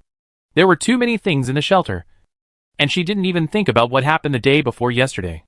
Deng Hailong arrived in front of Yi Qing, retracted his supernatural power, panted and said, "Buses, 48 hours have passed, but no new buses have been hatched." "So that's it." Yi Qing quickly opened the system panel to check. The message reminder just now was about buses. She smiled from ear to ear when she saw the introduction. "Don't worry, it's already hatched, but I haven't placed it out yet. Let's go, and have a look together." Zunya, who happened to be passing by, hurriedly followed him, and said, "Take me with you." Deng Hailong's heart was relieved after getting the answer, and he followed Yi Qing and Zunya to the bus station without stopping. "Boss, let it out." Deng Hailong couldn't wait any longer. Not only him, but Xing Yi, who was always calm, was a little anxious. He was really curious. "I've seen women give birth, but I've never seen machines give birth." "Okay, don't worry." Yi Qing comforted him while operating the system. A golden light flashed, and a minibus appeared next to the pink train. It had only one carriage, and was light blue in color. Holy crap! It really gave birth. It's amazing. Deng Hailong's eyes were filled with excitement, and his hands reached out to the blue bus impatiently. "I thought this was exciting enough, but I didn't expect that the excitement was still to come. I haven't finished yet. These are quadruplets." Deng Hailong's steps were immediately retracted, and he looked at Yi Qing with wide eyes, stuttering, "4 quadruplets?" Xing Yi also stared at her, his eyes flashing with joy. "Boss, then let the other 2 buses out." Yi Qing paused. "The other 3 are not buses." The pupils of the 2 people in front of him suddenly widened. "Ah, what are those?" Yi Qing also guessed that the bus would hatch a bus, but he didn't expect it to be 3 other different means of transportation. She clicked all of them to use, and 3 new tools appeared in front of her. 1 white, 1 yellow, and 1 green. The white one was a motorhome, with smooth lines and a unique design. The green one was a Dongfeng pickup truck, which could seat 5 people in the front and had a large back compartment, which could accommodate both passengers and cargo. As soon as the car appeared, it immediately attracted the attention of the 2 men present. They said wow exaggeratedly, and decisively gave up the blue bus and ran towards the cool pickup truck. Yi Qing planned to give the pickup truck to Zui Yi and his team to facilitate their missions outside. The yellow one is a small electric stove for ladies, so cute. "Butler Zhang, I'll give you this small electric scooter, so you don't have to walk so hard when you go on patrol." Zhang Yi is tall and slender. It's hard to imagine what it feels like for a 1.85 meter tall person to sit on this mini electric scooter. It must be very cute in contrast. When he heard that Yi Qing was going to give him the newly hatched car, Xing Yi immediately left the handsome pickup truck behind, and ran to the small electric scooter next to him. It can be seen that he still likes it very much. As for the last white RV, she plans to use it herself. Finally, having seen enough, Deng Hailong reluctantly approached Yi Qing. "Boss, can these newly hatched cars also give birth?" Yi Qing smiled. "Of course. These newly hatched cars also use the number of operations as the upgrade condition, so that the father gives birth to the son, and the son gives birth to the grandson. I believe that there will be more and more means of transportation in the future." After a period of hard work by the previous visiting delegation, with the support of Zui Yi and others, the residents of their own shelter quickly completed the relocation, and Taoyuan shelter was also upgraded yesterday. Yi Qing sat leisurely in the outdoor garden on the rooftop, drinking tea, while taking inventory of the assets of the shelter. The flowers and plants transplanted from the Monet garden all survived and grew exceptionally healthy. Yi Qing often sat in the outdoor garden on the rooftop to work, and it was convenient for the staff downstairs to come up and report if they had anything to do. Shelter level. Level 6, task progress, residents 180,000/1 million, passengers, 2,000 people. Crystal core balance, 5 million. Shelter area, 1 million square meters. Shelter facilities, government affairs center, school, clinic, library, underground shopping mall, several buildings. Landscape, Monet garden, musical fountain, green lawn, mountaintop camp. Bus system, 1 small train, 1 bus, 1 white RV, 1 green pickup truck, 1 yellow electric donkey. After upgrading to level 6, the area of the shelter has increased from the original 100,000 square meters to the current 1 million square meters, which is 10 times the area. 1 million square meters is equivalent to a street in the city.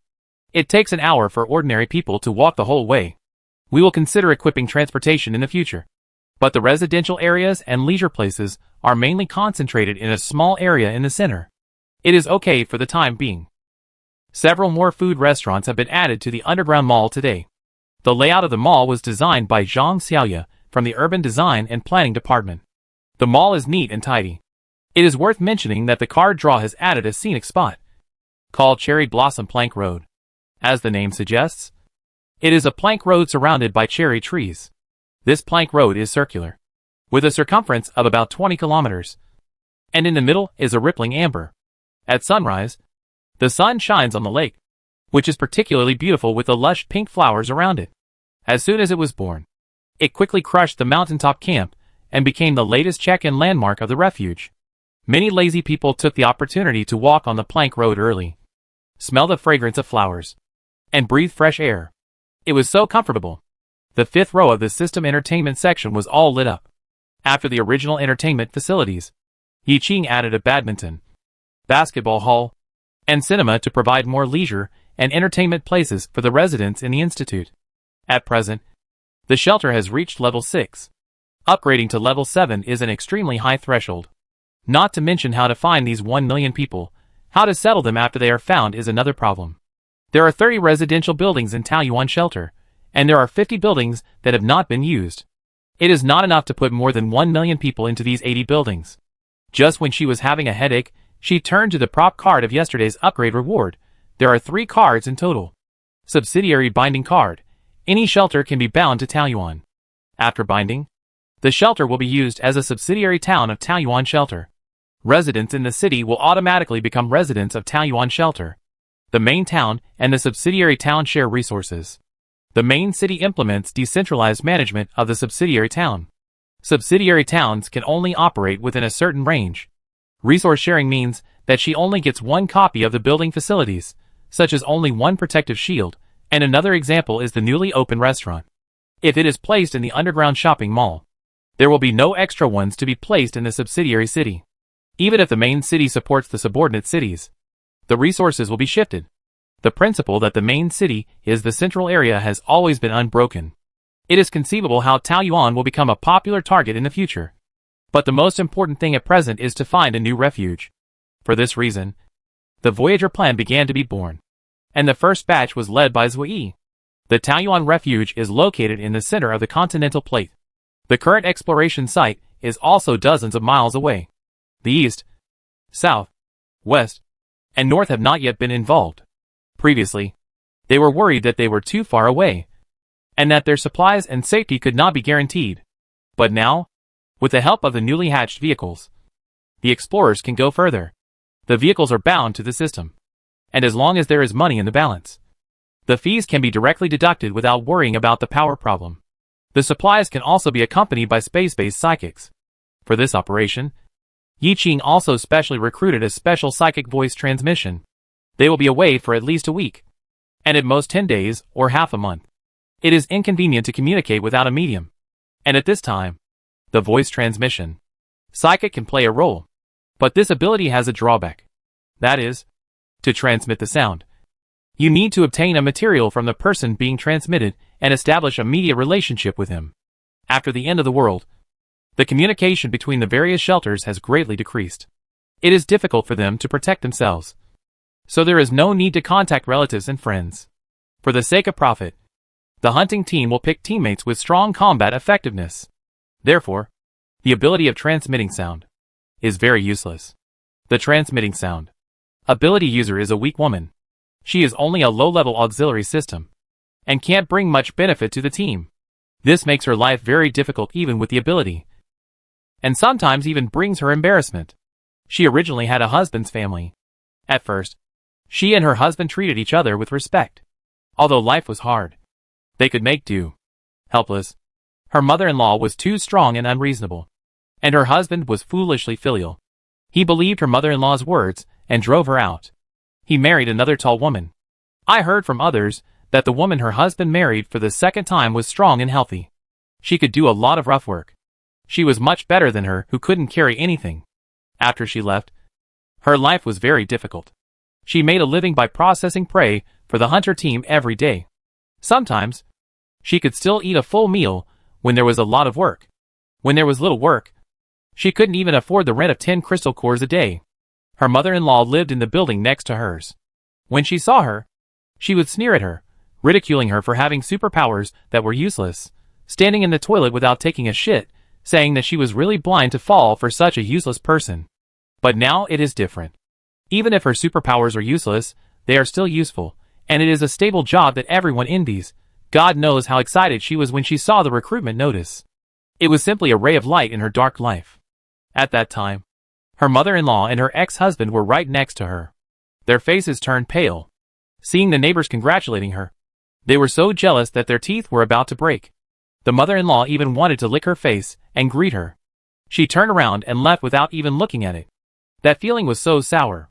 She stood in front of the bus stop, looked back at the tall buildings, secretly made up her mind to complete the task well and live up to the trust of her boss. After saying goodbye to the farewell team, Zui led the team into the car. The green pickup truck started up, and soon drove out of the shelter. The first batch of long-distance expeditions began. Chapter 65. Not long after Zui's team left, in order to speed up the upgrade process of the shelter, Yiqing also prepared to set off. Zui went north, she went south, and the travel plans on both sides of the east and west were put on hold for the time being. The day before departure, on the second floor of the Government Affairs Center, Yiqing held a work meeting and arranged the work schedule for the next 2 weeks. Why 2 weeks? Because 2 weeks later is the Bee's Tide coming day once a month. The shelter was built for more than a month. She did not fight with the residents in the first Bee's Tide. It would be a bit unreasonable not to participate in the second one. For the sake of residents' cohesion, she must personally participate in the second Bee's Tide. This is a roundtable meeting, which brings together the leaders of various departments. And Zhang Yi is the host of this meeting. After reporting the work content of each department, everyone focused on Yiqing's trip. Boss, you really won't take me with you? Linji looked at Yiqing eagerly. Yes. I'm worried about you going out alone. Or I. Zhang Yi's ears moved, and he immediately moved closer. If you want to take someone, you must take him. Yiqing knew what they were going to do as soon as she heard it, and quickly waved her hand to refuse. Oh, don't worry about me. Just arrange a team of soldiers for me. The shelter needs you. Everyone should stay in the shelter and wait for me to come back. The current population of the shelter is nearly 200,000, which is twice as high as the previous Shanghai city. The management difficulty is also much greater. It will not work without a strong person to take charge.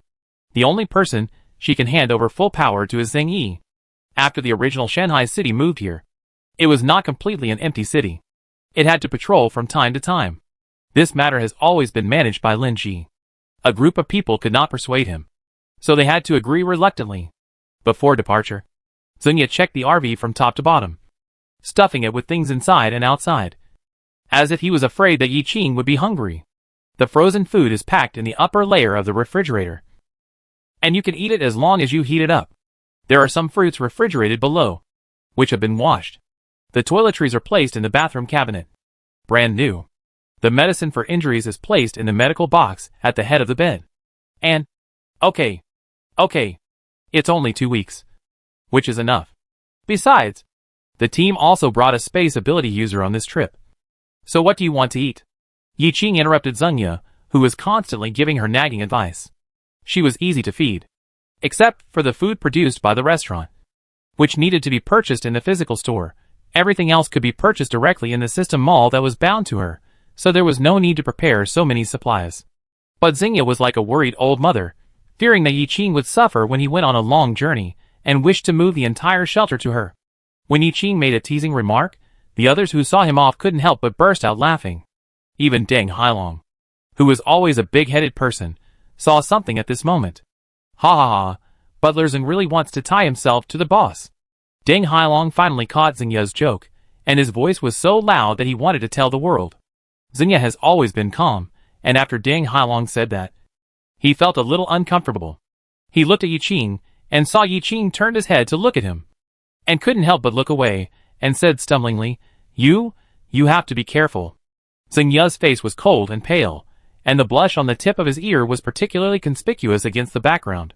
Yi Qing glanced at him, and was fascinated by his cute appearance, and smiled. Okay, remember to wait for me to come back. This was a bit ambiguous. Xingye couldn't help but look at Yi Qing, and his eyes flickered in his dark eyes. Okay, I'll wait for you. After saying goodbye to the farewell team, Yi Qing took the white RV alone, and the others took the newly hatched blue bus. There are 15 soldiers in this trip. Except for a few logistics personnel, they are the 12 high-level superpowers who were rejected by the system for doing bad things before. They entered the barracks with their own ability, after doing half a month of voluntary labor. They are highly capable, in order not to waste resources. A special combat unit was specially established, specially to deal with emergencies such as this. The leader of the soldier team is a tall and strong middle-aged man, named Tu Ping. He sat in the first row of the bus passenger seats, and ordered in an orderly manner. Several logistics personnel will manage daily life, record the surrounding coordinates, and the environment. Others will take turns to monitor road safety, and work day and night to find a new shelter as soon as possible. Our car is leading the way, and the boss's car is following behind. Everyone must be alert and ensure the boss's safety. Everyone answered in unison, received. Tu Ping nodded with satisfaction, and then remembered something and asked the space ability user, Xiao Yun. The food in the space must be counted well, and do not apply to the boss unless there are special circumstances. The girl named Xiao Yun pursed her lips and nodded seriously. She was a primary space ability user. She had joined the Taoyuan shelter official team for half a month. This was her first time to go out for a mission. The supplies in the space were applied for according to the quota. This is their ration for the next 2 weeks. They must be protected. With a convoy in front of them, Yi Qing's work was very leisurely. After setting the car to automatic follow mode, he wandered around in the RV. This RV is only about 8 square meters in area. Although it is small, it has everything. Facing the door is a small dining table, which can seat 4 people, and they can eat and work on it.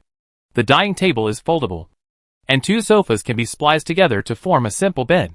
On one side of the dining table is a cooking table, with a microwave, a wash basin and a small frying pan. The space under the cooking table is empty, with a refrigerator and a storage cabinet. Further in is a small bathroom, with a pair of brand new pink sandals placed at the door of the bathroom, which Xingyi prepared for her. Next to the bathroom is a bunk bed, 1.2 square meters wide. Small but very cozy. After walking around, Yi Qing sat on the sofa next to the dining table, took out some fruits from the refrigerator and washed them, and ate the fruits while enjoying the scenery outside the car window. The cherries are plump and round, with bright colors, and are very large. Each one is as big as an egg, and it feels quite heavy in the hand. After being chilled, it is even sweeter and more delicious. One bite will fill your mouth with a rich sweet fragrance. It is the first time that Yi Qing has eaten such delicious cherries. For a moment, he can't control himself, and stuffs one after another into his mouth. Most of the existing shelters are built near dangerous forests. They get crystal cores and food from hunting in the forest. Although they are always facing attacks from strange beasts, it also brings more survival opportunities to the survivors. Starting from Taoyuan and heading south, we pass Shanghai City and continue to drive forward for a few hours before passing a barren land. After the radiation, the survivors on the ground were forced to hide underground. Except for the mutated plants and animals on the ground. They had long been extinct. Even the houses and buildings were not spared. Looking up, it was empty, just like walking in the desert, and there was no end in sight. Such road conditions also facilitated vehicle driving. They traveled 600 kilometers in just 4 hours. They did not drive in a straight line, but searched within 100 kilometers nearby every time they went forward for a distance. As long as they found traces of dangerous forests, they would slow down and explore. However, a day passed, and there was no sign of any survivors. The convoy stopped to rest at night. After staying in the car for a whole day, everyone got off the car to stretch their muscles. The radiation level at night had dropped by more than half, but everyone was well prepared for protection. The black and white jackets with wide brims were specially inserted with a layer of polar fleece because the weather was getting cold. Hats, masks, goggles, gloves, everything was available. Now, people who have lived in the shelter for a period of time have reduced their radiation levels after medication, except for occasional colds and coughs. All the obvious external symptoms have disappeared. Even Wang Peng from the weapons shop can walk by himself without crutches. Everyone got off the car and dispersed in a small area. Tu Ping came to Yi Qing's side and began to report his work seriously. Boss, we drove a total of 2,000 kilometers today, and the vertical distance to the south was about 1,000 kilometers. Among them, the number of survivor bases found was 0.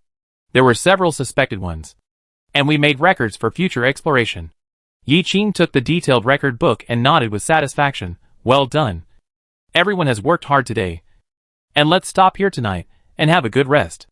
Tu Ping, a big man over 30, was praised and became shy like a young man. He straightened his back and replied loudly, "Okay, boss."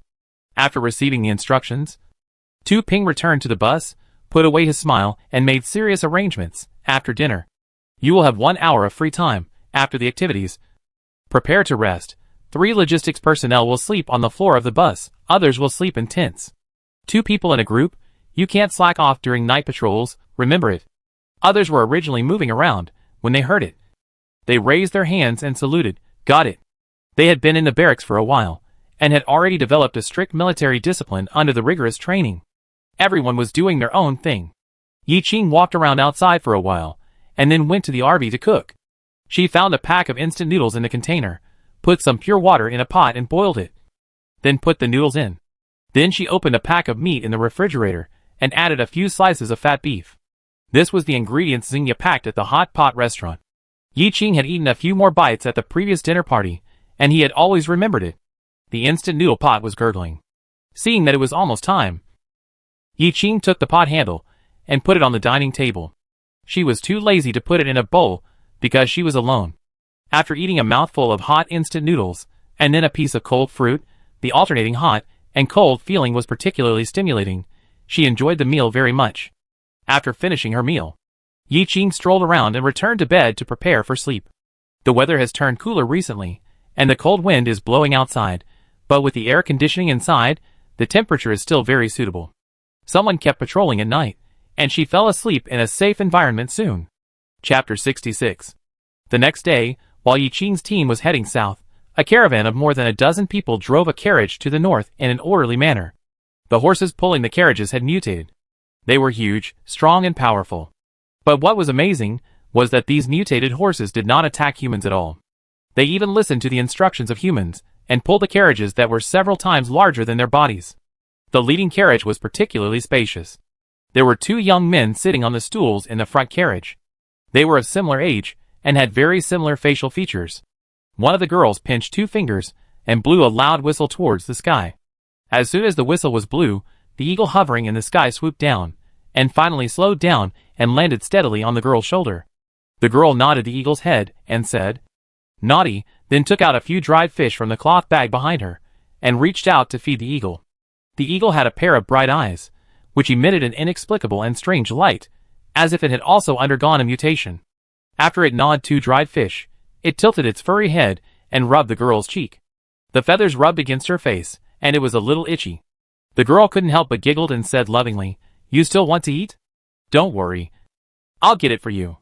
However, before she put her hand into the bag, she was patted hard by the boy next to her. He glanced at the eagle on the girl's shoulder that was looking at him proudly with its head held high, and said with an unhappy face, "Sister, can you please stop pampering it? We only have so little food. And this furry beast has eaten most of it. We haven't even walked a few miles yet." The eagle seemed to understand what the boy said, and screamed and opened its sharp claws to scratch the boy's face.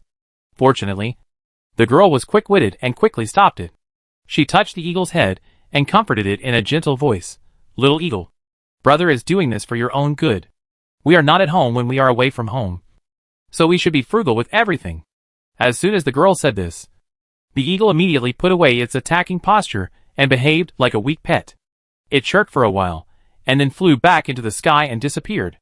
The boy on the side had been staring at the 2-faced eagle with disdain. When he saw it leave, he snorted in disdain, "You are a useless beast. You can't do anything except eat. Unlike my BMW, it can easily pull a cart or cargo." As if to respond to him, the black horse pulling the cart in front raised its front legs and cheered happily at the sky. The girl turned around and pretended to be serious. "Oh, my little eagle just got the news, And it seems you don't want to know.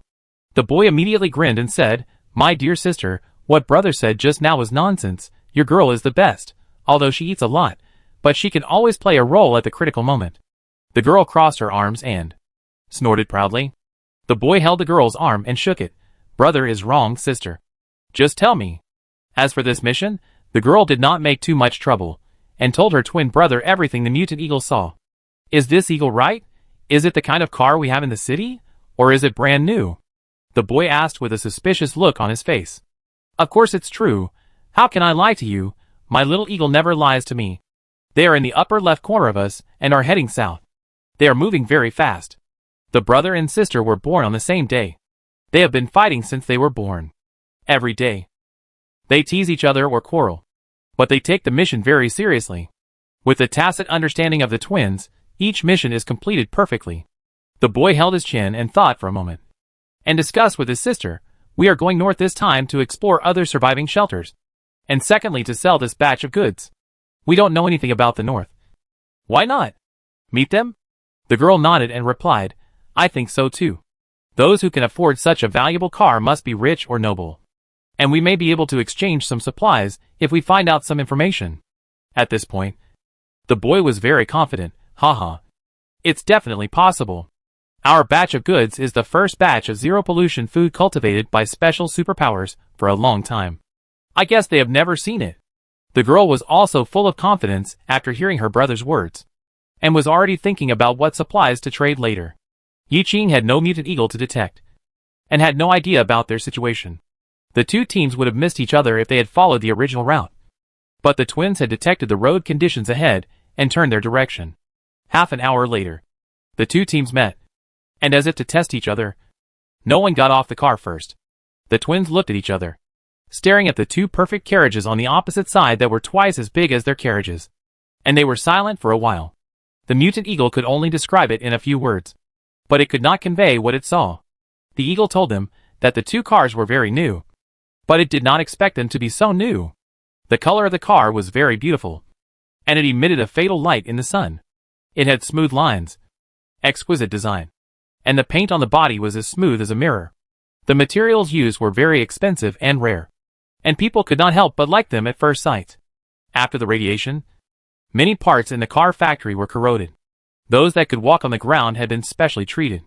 The cars in their institute had already been broken into pieces, but their elder brother still treasured them very much, and he was not willing to grant them even this mission. But the other side used such an expensive thing without protection, which was simply a waste of natural resources. In comparison, the twins had a new understanding of each other's strength. In order not to show their weakness, they kept silent. Yi Qing's RV was set to automatic follow mode. As soon as Tu Ping's bus stopped, the follow mode ended automatically.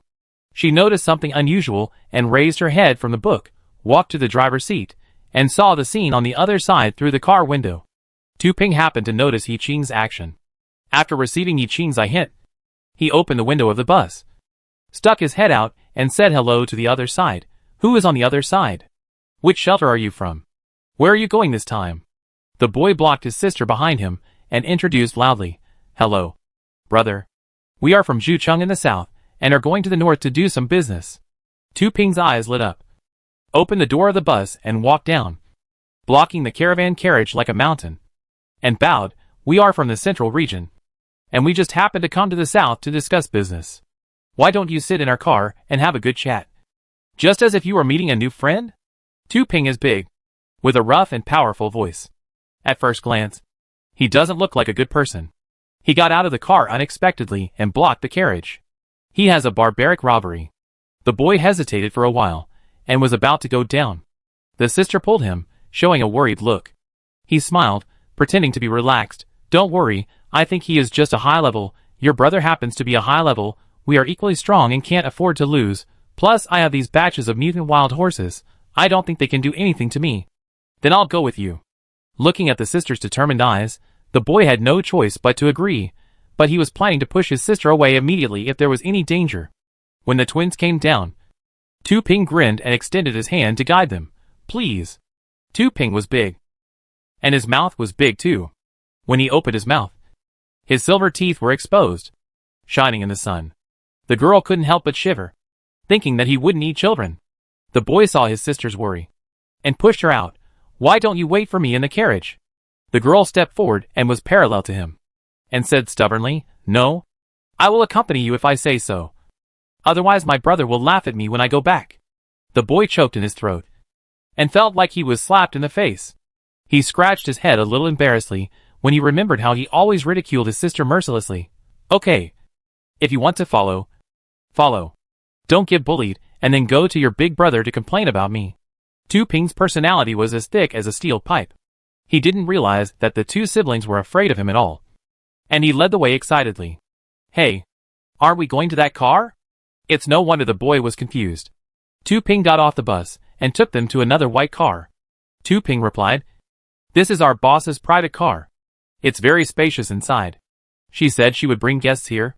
The two siblings looked at each other and thought to themselves that this high-level psychic was not the most powerful in the team.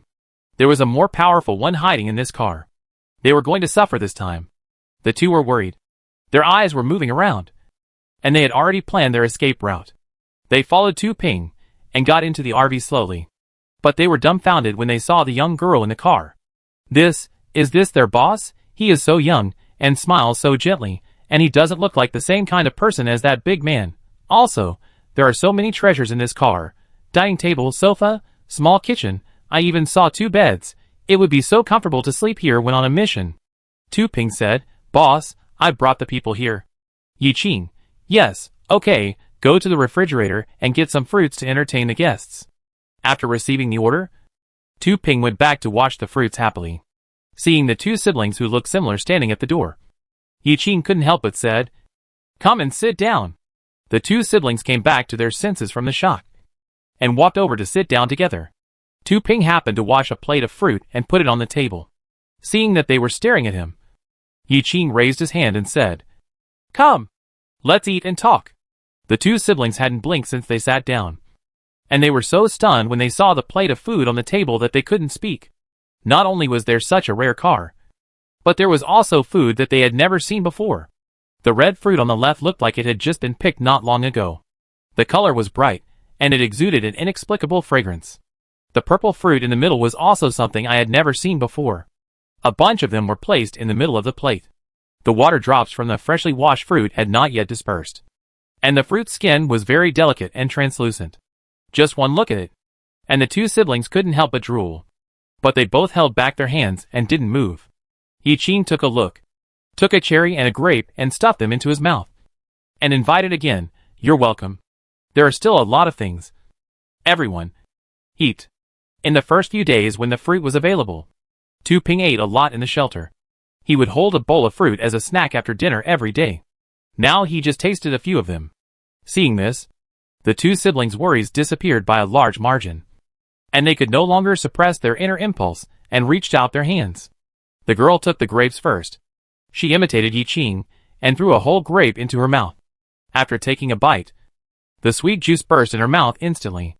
Its flesh was tender and smooth, with plenty of juice, smooth taste, and sweet but not greasy taste. The girl's eyes lit up as soon as she touched it, and then she kept reaching out to take it as if she was controlled. And the boy did the same. After they ate most of the fruit on the table and were half full, they realized that something was wrong with them. They ate so much food without restraint in front of strangers. This is too rude. The brother and sister held back their hands, slowly turned their heads, and spoke silently to the people around them from an angle that Yi Qing couldn't see. The girl grinned at her brother. Why didn't you stop me? The boy's face was slightly red, but his attitude was very stubborn. How could I stop you? You ate the most happily. Go and apologize to them. The girl said shyly. You are the brother, you should go first. Chapter 67.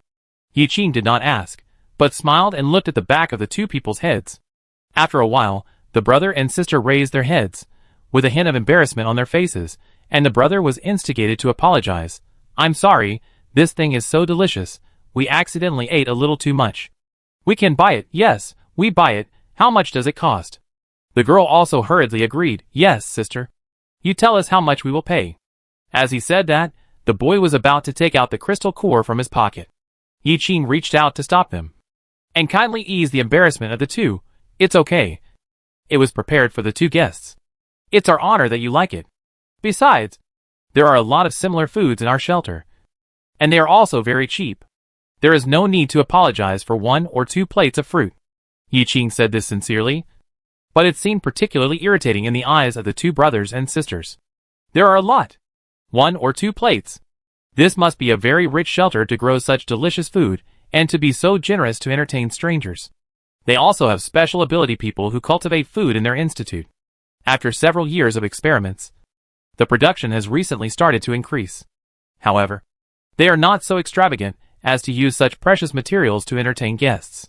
Besides, the taste is also very different. The brother and sister looked at each other, and couldn't help but be curious about Yi Qing's origin. He used any means of transportation when going out, and casually threw out 2 large plates of food to a stranger he just met. He must be either a master or a rich man. Seeing that the brother and sister calmed down, Yi Qing asked, "By the way, my name is Yi Qing, and his name is Tu Ping. I haven't had time to ask you what your names are." The 2 of them were busy eating the 2 plates of fruit, and completely forgot the etiquette. Now they hurriedly introduced themselves actively. The girl sitting opposite Yi Qing replied, "My name is Lu Yun, his name is Lu Feng, he is my twin brother. We are from the southern city of Zhu, and this time we are going to the north with a caravan to do business. I wonder who you are?" Yi Qing smiled and said, "That's a coincidence. We are also going to the south to do business." Tu Pingduo glanced at the boss, moved silently, and sat aside without saying anything.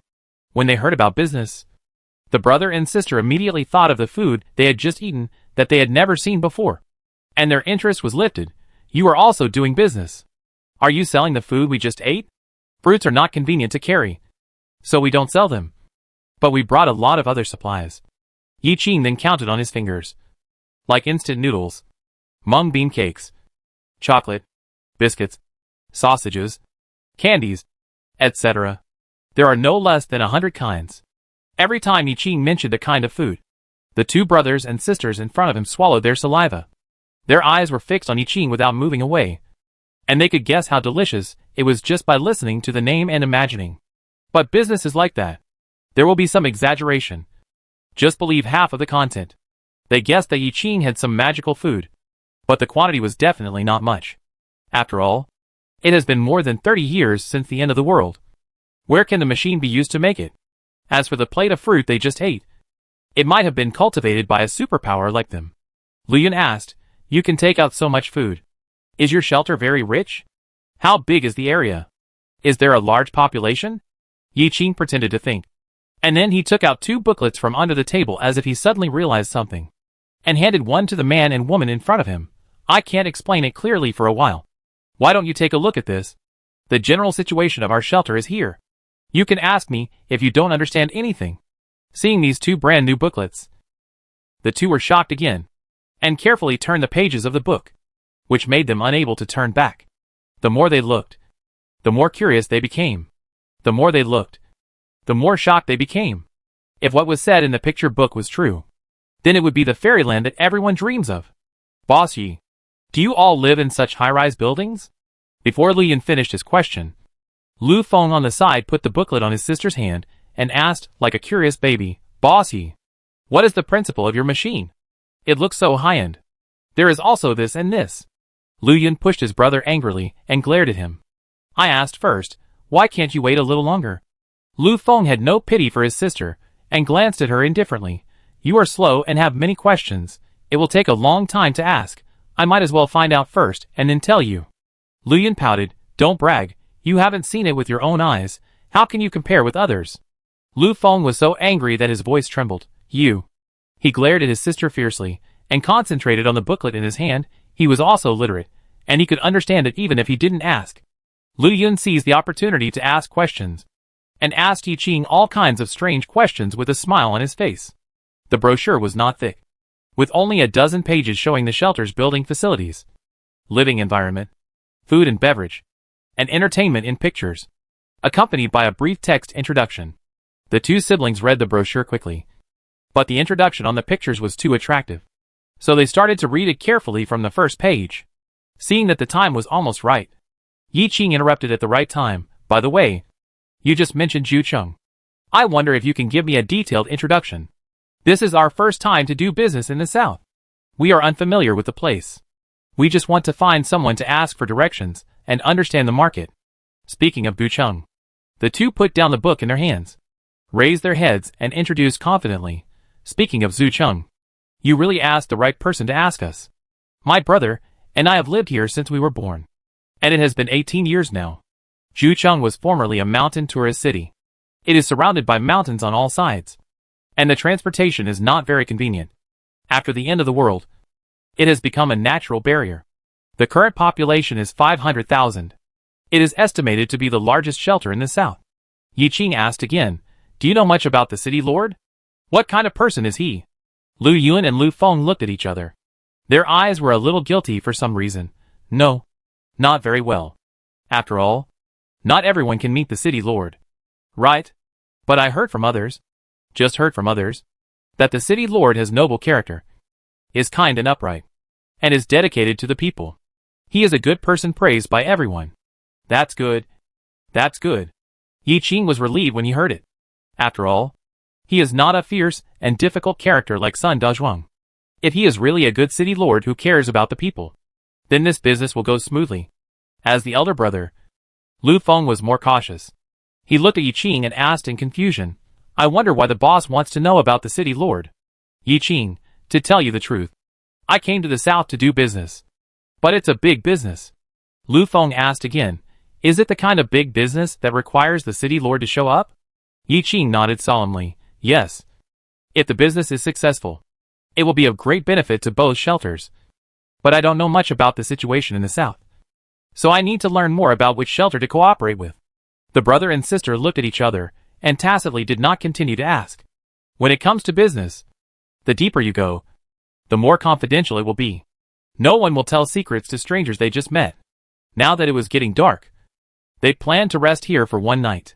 After talking with Yiqing for a while, the brother and sister returned to their carriage to rest. As soon as they got in the carriage, they heard a knock on the door. They opened the curtain and saw that it was the big guy Tu Ping. After just getting along, they had a much better impression of Tu Ping.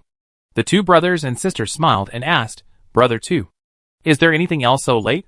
Tu Ping stuffed 2 bags of things in, and said, this is a gift from our boss. He said that we felt very compatible when we first met and wanted to make friends. The things were packed in black plastic, and it was not clear what was inside. But it was heavy. After eating someone's food, you still have to accept their gift. It would be a bit unreasonable if you don't return the gift. Lu Yun took out a cloth bag from behind his back and handed it to Tu Ping without saying anything. Tu Ping subconsciously wanted to refuse. Lu Yun stuffed it into his mouth. Since we want to make friends, there will always be give and take. This is the food cultivated by the superpowers in our shelter. It's delicious. You can take it to Boss Yi to taste it. I guarantee you will like it. Having said that, Tu Ping could only accept it. However, after eating the delicious fish and meat in Taoyuan shelter, other things seemed sparse and ordinary. Tu Ping took the bag to Yiqing's car and told him what Lu Yun said. It's a good idea to give and take. Yiqing opened the bag. Tu Ping leaned over and asked curiously, what's in it? Miss Sun said we'll like it. She was so confident. When he saw what was in the bag, he pinched his nose and couldn't speak. The large bag was filled with dried salted fish, which were normal fish without mutations before the end of the world. Compared with the fish that Lu Yun fed the eagle, they were bigger and more complete. There is a grilled fish restaurant in the shelter. Tu Ping has eaten all kinds of fish there. There are many kinds of fish, and the dishes are fresh. He almost got cross-eyed when he saw the bag of salted fish in front of him. He looked at Yiqing for a while, then looked at the bag of dried salted fish on the table, and said, Boss, I thought it was a treasure, but it's just this. How about I return it? Yiqing glanced at him. No matter what you give, it's a token of your love. Besides, this may be the best thing they can give you. You can't despise it. Tu Ping lowered his head, and was honestly taught by Yiqing. He nodded hurriedly, yes. Boss, I understand. Not only should you not despise the gifts given by friends, you should cherish them well. Yiqing looked at him with satisfaction. Well, that's right. To show your appreciation for the gifts, you can take them and share them. Remember not to waste them. Okay. Tu Ping agreed subconsciously, but when he came to his senses, he vaguely remembered that he had fallen into the trap set by his boss, and answered stumblingly, I really want to eat it. Yi Qing tilted his head. Yes, do you want me to eat it? No. No. No, how dare you let the boss eat it? I like this dried fish, it tastes very unique. Tu Ping took a salted fish and stuffed it into his mouth, put away the cloth bag and hurriedly got off the car. Salted fish and the like, although the taste is far worse than the food in Taoyuan shelter, but before Taoyuan, he didn't even have these to eat. That being said, the overbearing taste in his mouth never faded. Chapter 68.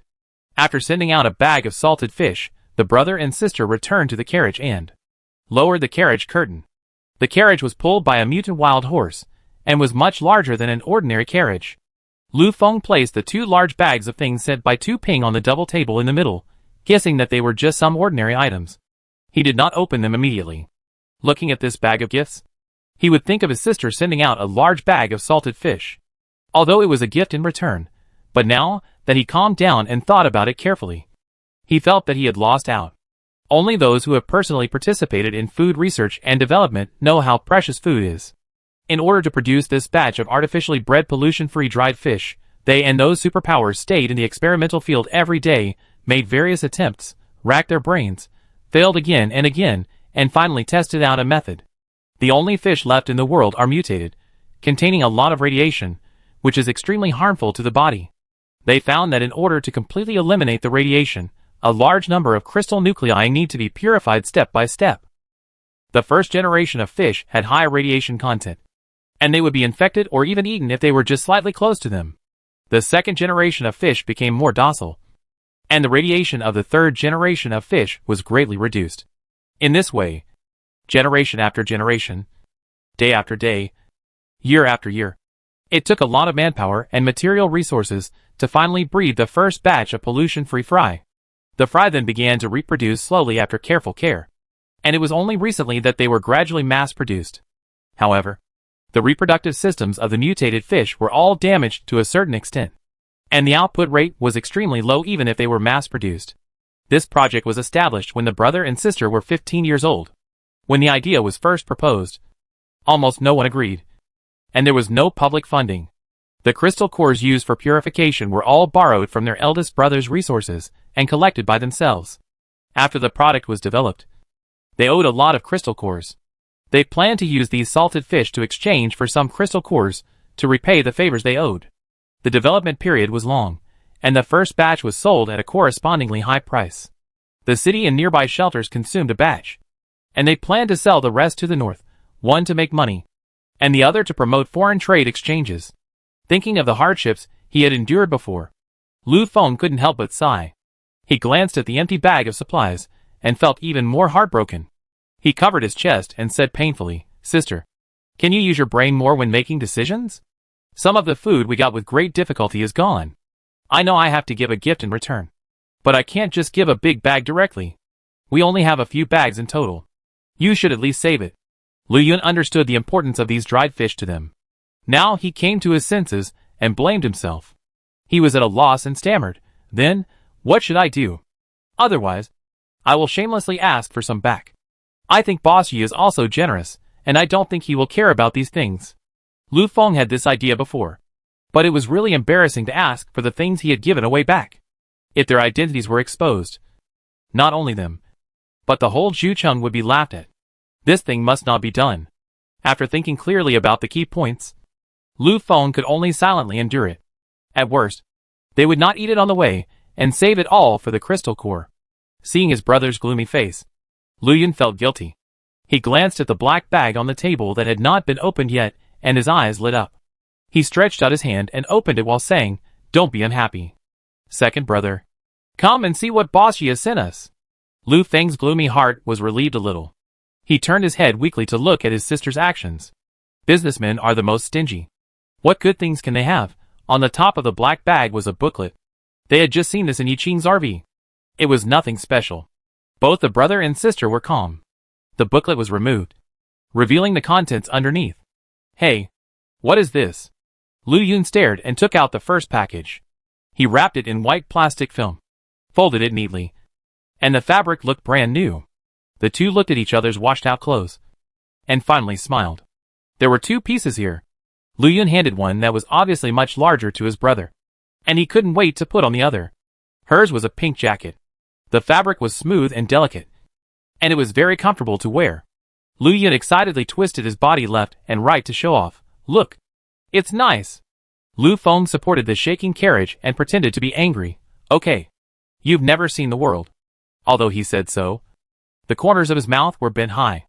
The fabric was also rare in the end times, and it was worth it to exchange it for a big bag of salted fish. Lu Yun then took out the second item, which was also packaged, and looked a bit similar to the dried fish they sent out. Lu Feng grabbed the item from his sister's hand, turned it over and read aloud the big words on the package. Beef. Meat. Jerky. Beef jerky? Lu Yun immediately snatched it back, and said sharply, What? Beef jerky. Fuck. It's really beef jerky. As she said that, she couldn't wait to open the package. She had no experience in using it, and she struggled for a long time, but couldn't tear it open. Finally, she couldn't bear it anymore and tore a hole with her teeth. As soon as the package was opened, the rich meaty aroma wafted out, and the two took a deep breath and indulged in the meaty smell. It smells so good. How about we eat some? Lu Yun asked tentatively. Lu Feng's throat slid for a while, and it took him a while to say, Okay, then eat some, but I still have to leave some for my brother. Without waiting for Lu Yun's reply, he took out a large piece of beef jerky and stuffed it into his mouth. Seeing this, Lu Yun couldn't wait to take out one too. This beef jerky uses a special air drying method. The meat is delicate, and the more you chew, the more fragrant it is. Lu Yun squinted his eyes and enjoyed it, and unconsciously said, This is much more delicious than our salted fish. As soon as these words came out, the two of them suddenly opened their eyes and looked at each other, and then hurriedly moved away uncomfortably.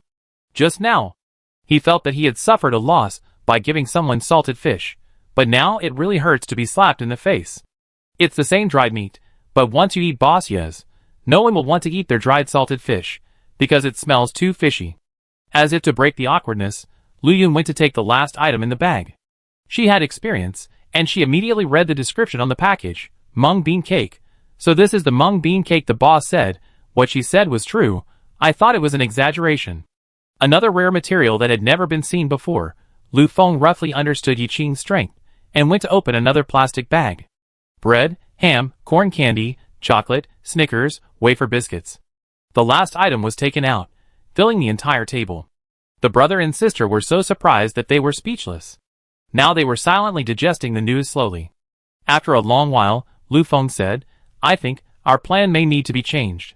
He recalled what Yi Qing said, choose a suitable shelter in the south to cooperate. If not theirs, it will be someone else's, and they actually met it in advance. How can they give this opportunity to others for nothing? Lu Yun's eyes lit up, and her chest suddenly lifted up. She stared at her brother intently. What do you mean? Lu Feng took a deep breath and made up his mind. We won't go to the north. We will stay and go back to Zhucheng with Boss Yi. Hearing that her brother's idea was the same as hers, Lu Yun put down the heavy stone in her heart. She thought excitedly, yes, we will stay. It's just selling things. You can sell them anywhere. We can't miss such a good opportunity in front of us. As expected of twins, they had surprisingly consistent ideas. The two siblings gathered together and whispered, and made plans secretly.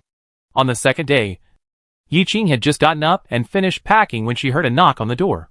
She opened the door of the RV and saw the two identical twin brothers and sisters standing under the RV. They tilted their heads. Their eyes were dark, as if they had not slept well all night. But their complexion did not affect their spirits at all. They were full of energy. She asked with a puzzled look on her face, What are you two doing? Lu Feng was excited for most of the night. When he thought of the next big move, his adrenaline surged. He couldn't sleep all the time. When he saw the movement on Yi Qing's side, he immediately pulled his half-asleep sister over. We have thought about it. Since you are all doing business, why not do business with us? Our Zhucheng is the largest survivor base in this area, with a large population base and high consumption. You will definitely not suffer any loss by cooperating with Zhucheng. Yi Qing pointed out the key point, but our cooperation requires the consent of the city lord. You? Lu Feng was confident. He will definitely agree. Yi Qing said and was a little puzzled. Lu Feng said the wrong thing in a hurry, and he was guilty and evasive. The city lord is a good man who works for the country and the people. How could he not agree to such a good thing? Yi Qing still frowned. That being said, but You have to ask for his opinion. Lu Feng tried to persuade her, fearing that she would regret it, and said, No buts. Didn't you say you wanted to choose the most suitable shelter? I promise there is no better place than Zhucheng. If you choose Zhucheng, I will let you meet our city lord as soon as possible, and I will cooperate with your requirements to the greatest extent possible. She said this with full sincerity. She had to complete the task and return to Taoyuan shelter within 2 weeks. She had already spent more than 2 days on the road, and it was urgent. If someone helped, it would be much easier. But this does require the city lord's consent. Yi Qing looked at the brother and sister who seemed to be hiding some secrets, and felt that he could trust them for the time being. Let's go and take a look first. If it doesn't work, it's not too late to choose other shelters for cooperation. Yi Qing nodded. Okay, but there is a special requirement for our cooperation. If you can persuade the city lord to agree, then it won't be a problem at all. There are some specific details that we need to discuss carefully. Next, Yi Qing explained the specific rules of attached binding card to the 2 brothers and sisters. The twin brother and sister were silent after hearing this. After a long time, Lu Feng asked, Management rights. Does this mean that the city lord is to be replaced? If the city lord is to be replaced, I think few people will agree. Yi Qing, no. It's just under our jurisdiction. Just like the relationship between the city and the county before the end of the world. The brother and sister still didn't speak. Lu Yun looked at Lu Feng carefully and whispered, This is not to put someone on top of your head. Will the city lord agree? Lu Feng's mind was a mess at this time. After thinking for a long time, he finally took a deep breath and made up his mind. Even if he doesn't agree, we must persuade him to agree. This opportunity is really rare and must not be missed. Next, Yi Qing's team followed the carriage of Lu Yun and his sister and drove towards Zhucheng. With clear landmarks, they were no longer blind men groping in the dark. After a few hours, they crossed mountains and finally arrived at the destination of this trip. Zhucheng. Chapter 69. Such a big commotion immediately attracted the attention of the city gate guards. They first stared at the 2 unfamiliar vehicles in front of them with caution. They hadn't seen such rare vehicles for a long time. When they saw the carriages behind the car, they breathed a sigh of relief. Yi Qing and others got off the car. According to the usual practice, they had to go to the city gate to register. Just as they were about to move, they were stopped by Lu Yun and Lu Feng, who came behind them. Lu Yun took Yi Qing's arm, and Lu Feng stood in front of everyone, patting his chest and promising, Everyone take a rest here for a while, and leave the entry into the city to me. After that, he walked quickly towards the city gate with his long legs. Although Tu Ping had seen many backdoor ways, he had followed the rules since he joined the soldiers' camp, and he felt that he should still follow the rules. He turned his head and glanced at Yi Qing. His boss was relaxed and at ease, and was not affected by the attention of the crowd. Yi Qing did not speak, but Lu Yun beside him comforted him. Don't worry. My brother and I can still talk in Zhucheng. Everyone just wait. After a while, Lu Feng walked over quickly and clapped his hands. Done. Let's go in. He took the lead and drove the carriage towards the motor vehicle lane. Yi Qing and Tu Ping got in the car and followed. Sure enough, the checkpoints were opened along the way and passed smoothly. The entrance to Zhucheng is narrow, like a canyon. After passing the narrow canyon, everything inside is suddenly open. Unlike Shanghai City, most of the houses here are built on the ground. According to Lu Feng, they can block a lot of radiation because of the shielding of several large mountains around. The houses here are not high, basically 2-story buildings, and several families live in one house. They are built beside the mountain and are neatly planned. As soon as the carriage appeared, pedestrians on the roadside stared at it and whispered to each other. Yi Qing had sharp ears and eyes, and vaguely heard the word City Lord. She raised her eyebrows slightly, and smiled almost inaudibly when they saw the 2 rare vehicles following the carriage. The crowd was excited, and even the women who were working at home came out to watch the excitement. On the roadside, the windows on the 2nd floor were crowded with people. They pointed at the 2 vehicles, with strong curiosity in their eyes. This once-in-a-century spectacle brought a ripple to the hearts of these residents, who were as dead as water. After walking along an open dirt road, the carriage stopped in a shady place. After Yi Qing and Tu Ping parked the car, they got out and looked around. This was an empty cave. The cave was very high and large, and the sound of people talking could be clearly heard. They were standing in the center of the cave. Not far in front of them was a row of long tables and a fire. There were still sparks burning in the fire, which seemed to have been used not long ago. There were more than a dozen tall camp tents scattered around, which looked a bit like yurts on the grassland, except that they were square, with wooden walls and domes, covered with felt, and tied tightly with ropes. The ends of the ropes were fixed to the ground with heavy nails, which looked very solid. It's warm in winter and cool in summer here, and the radiation is low. The conditions are simpler than those in Taoyuan shelter, but compared to those houses at the foot of the mountain and the underground of Shanghai City, it's the best. The fact that these two siblings can be assigned here shows that they are at a high level in Zhucheng. Yi Qing couldn't help but look at them a few more times. After Lu Feng got off the horse, he threw the horse harness to a young man who was accompanying him, and told him to feed his mutant BMW some delicious food. He brought Yi Qing and others to the last few tents and said kindly, "Everyone rest here first. My sister and I will go to report to the city lord. If you need any help, you can find Xiao Wang. He is our life assistant." Xiao Wang is the young man who went to feed the horse just now. Everyone nodded and thanked him. After Lu Feng finished his instructions, he and his sister hurried out the door, saying that they were just in time to catch up with the city lord's inspection. After the two left, everyone went to rest in their tents. Several girls lived in one room, and the remaining boys lived in 2 rooms. Yi Qing still lived in the RV. Seeing that everyone around was her own people, Tu Ping came to Yi Qing and said softly, "Boss, do you just trust them completely?" Of course not. It was not her style to put all her hopes on others. Don't put all your eggs in one basket. She had to make some preparations in advance in case of emergency. Yi Qing called Tu Ping over and gave him some instructions. Tu Ping was shocked after hearing this, and immediately took the task, and went out with his men to investigate. As for Lu Feng, after Lu Yun and others went out, they came to a larger cave. This cave was larger in area, and there were soldiers guarding the door with knives. The soldiers saluted Lu Feng and his sister, and let them in.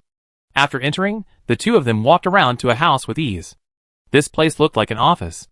A young man of about 25 years old was sitting on the desk in the middle. He buried his head in the documents, frowning. He didn't raise his head even when he heard footsteps. He just asked in a doting tone of an elder, "Why are you back so soon? Have you gotten into trouble again?" Lu Yun crossed his arms and pouted when he heard this. "Brother, we didn't get into trouble." The young man raised his eyebrows and glanced at her, then returned to the document in front of him that was full of words. "If you didn't get into trouble, why did you come back so soon? Didn't you boast that you would pay off the debt in a month?" Lu Feng took a chair and sat down at the desk in front of his brother. Seeing the arrogant Lu Yun, he snorted and followed him, leaning against the edge of the table, still keeping his arms crossed. "Brother, I have something important to discuss with you," Lu Feng said solemnly. The last time he saw his brother, so formal, was a few years ago, when they were going to do the salted fish experiment. At that time, they were young and energetic, but their eyes were shining, which were full of hope and the future. The young man put down the pen in his hand, put away his teasing tone, looked up and said seriously, "What is the important matter?" Lu Feng took out a booklet from behind, and handed it out with both hands. "Brother, please take a look at this first." The young man raised his eyebrows, took the booklet and read it carefully. The smooth-coated paper used in the brochure, the delicate touch instantly spread from the fingertips to the bottom of the heart. His eyes trembled, and he slowly opened it. The clear and bright pictures, the brand new paper. You can tell at a glance that it was recently printed. The man read it very carefully. Lu Feng also explained seriously on the side. He had read this brochure no less than 5 times, and had already read it thoroughly. After reading it, the young man still felt unsatisfied. The things in the brochure seemed to have cast a spell on him, making him want to read it a few more times. "Brother, what do you think?" Seeing the man finish reading, Lu Feng immediately leaned over and asked impatiently. Lu Yun also put down his arms, supported the desk and stared at his brother. "A magical and beautiful place, especially desirable," the man said, and then recovered, a little puzzled. "So what? It's written in the comic book. You two have read it." He had read a few picture books, which were dug out from the ruins by the hunter team as a gift to him. He read them over and over again, and the world described in them was the same. Lu Feng opened his eyes wide, pointed at the man in disbelief. "Brother, you actually thought this was fake?" The man half squinted his eyes, figuring out something strange. "What? Is it true? This? How is it possible? How could this be true? My parents were away from home for many years, and they searched all the remaining shelters in the world. Every one of them was in tatters, and the people were living in poverty. How could such a perfect place appear in this world? Seeing that his brother didn't believe him, Lu Feng turned to the first page of the album, pointed to the introduction on it, and said, "This is real. Look, there are coordinates." The man took a closer look, and it was indeed there. But he still couldn't dispel his doubts. Coordinates can't explain anything. Lu Yun on the side couldn't bear it anymore, and took out a bunch of things from his backpack and put them on the table. It happened to be the gift Yi Qing gave them yesterday. Lu Feng was so impatient that he forgot about this convincing evidence. He immediately picked up the items on the table and introduced them one by one to the brochure. "Look, brother. This is a radiation-proof jacket, which is produced by this clothing store. This is beef jerky, which is sold in the container. It tastes very delicious. Much better than dried fish. This is mung bean cake. Chocolate." The man knew that Lu Feng always valued those dried fish, and he was quite fond of them even if they had a strong fishy smell. Now he actually admitted that other people's things were better than dried fish. This was unheard of. He took the jerky from Lu Yun's hand and looked it up and down. It was bright red, and the texture was delicate, and the texture of the beef strips was clear. It smelled delicious before he ate it, and he couldn't help but put it in his mouth, and chewed it, and he felt as if he was in the vast grassland, and felt the happiness of running. Seeing that his elder brother was indulging in the deliciousness of the beef jerky, Lu Feng took the opportunity to tempt him. "Brother, is it delicious? Should we cooperate?" The man nodded, and continued to chew the remaining beef strip. "If there are such good materials, we must cooperate. No one will miss such a good opportunity. It's just..." At this point, Lu Feng was a little embarrassed. The man glanced at his younger brother and said coldly, "Just what? Tell me quickly." Lu Feng observed his elder brother's face while speaking. "It's just that the boss said that if we want to cooperate, we have to hand over the final decision-making power. Our Zhucheng may become a subordinate town of the boss." Seeing his elder brother's face turn black, Lu Feng hurriedly explained, "Brother, your position in Zhucheng remains unchanged. All matters in the institute are still under our management. You just need to report on time." The last sentence, Lu Feng said, as small as a mosquito. He understood his elder brother's unyielding character. He was suddenly asked to lower his noble head, because he had always been in a position above everyone else. This would suddenly arouse his disgust. Sure enough, the man threw the brochure on the table, pointed at the door and shouted, "Get out. Brother, you really need to think about it carefully. They have to choose a candidate within the next few days. If you don't do it early, you will miss the opportunity." Lu Feng wanted to continue to persuade, but was dragged out of the office by Lu Yun. Lu Feng broke free from his sister's arm, stamped his feet, and said angrily, "Why do you want to stop me? You don't help to persuade, and you are making things worse. I really love you in vain." Lu Yun laughed a few times. "How do you know I didn't help? You don't have to worry. Brother also wants to cooperate, but he just can't get over it for the time being. Let's wait." Lu Feng looked at his sister suspiciously. "Really? What did you help?" Lu Yun leaned close to his brother's ear and whispered a few words. Chapter 70. After the brother and sister left, the man looked at the brochure on the table and became more and more angry. It seemed to appear here just to remind him, deliberately hitting him in the face. He was furious. He swept the brochure to the ground with a bang, followed by the pink coat, and then beef jerky. When the beef jerky was about to fall off the table, he felt a sudden jolt in his heart. At the critical moment, he quickly used a supernatural power, and the beef jerky returned along the parabola through the air. He took the beef jerky and looked at it carefully. Fortunately, it was not stained with dust, and it was edible. Realizing his inconsistent and childish behavior, the man snorted and threw the beef jerky in his hand back on the table. But this time, he controlled his strength much more. He scratched his head in annoyance. It was the first time he encountered such a difficult decision. After thinking for a while, he finally picked up the brochure from the corner and read it again. The twin brother and sister didn't know how to explain their failed persuasion to Yi Qing for a while, wandering on the street thinking of a solution. While Yi Qing listened to Tu Ping's report with great interest, Tu Ping informed his brothers of the information they had gathered. "The city lord here is surnamed Lu. Full name Lu Zhiqing. He has no father or mother. There are only a pair of siblings in his family. I didn't find out their names, but I heard they are twins."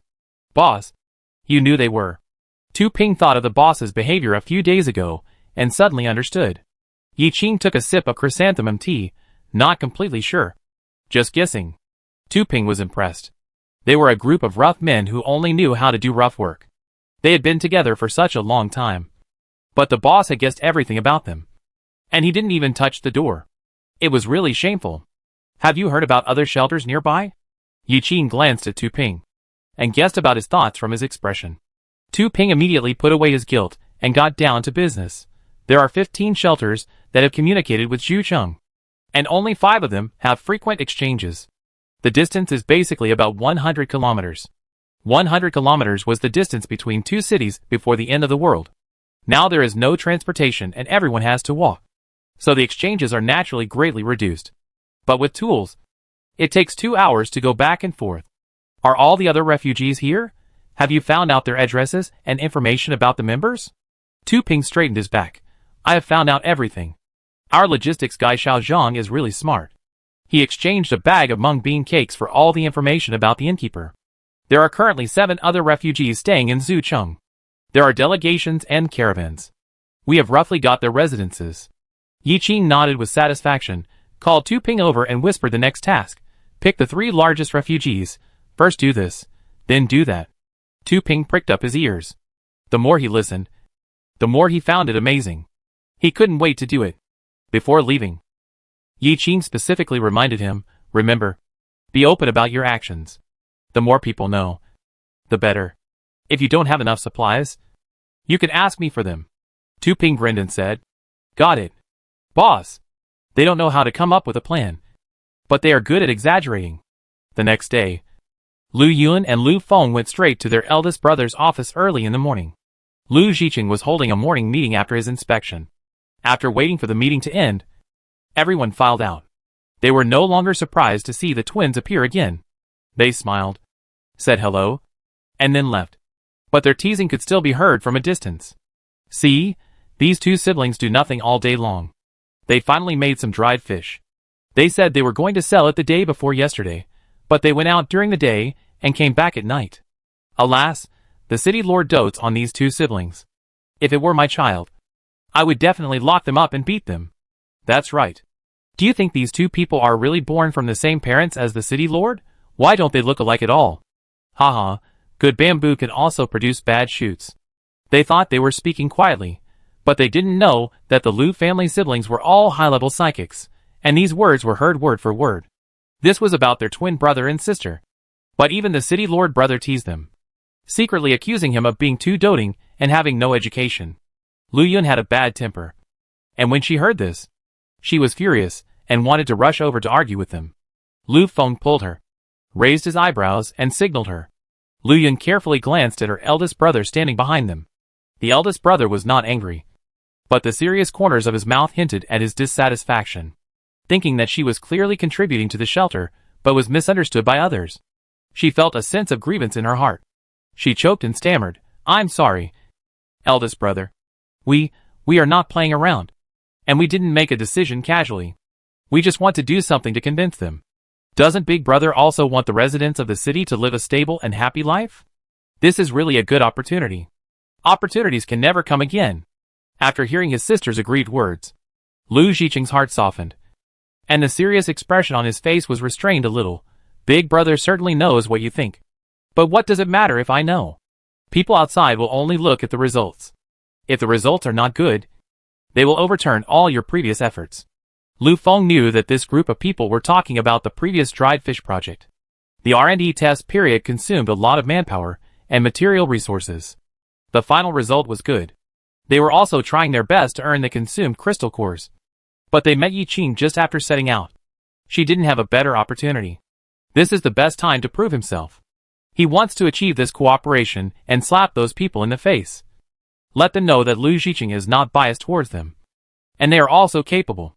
Lu Feng took a deep breath and said, Brother, Boss Ye's project is really good. This cooperation will benefit us without any harm. Lu Zhiqing certainly knew it was good. But those few samples were not enough to fully trust her. And he was reluctant to give up the final decision-making power. This was the only wealth left to them by their parents.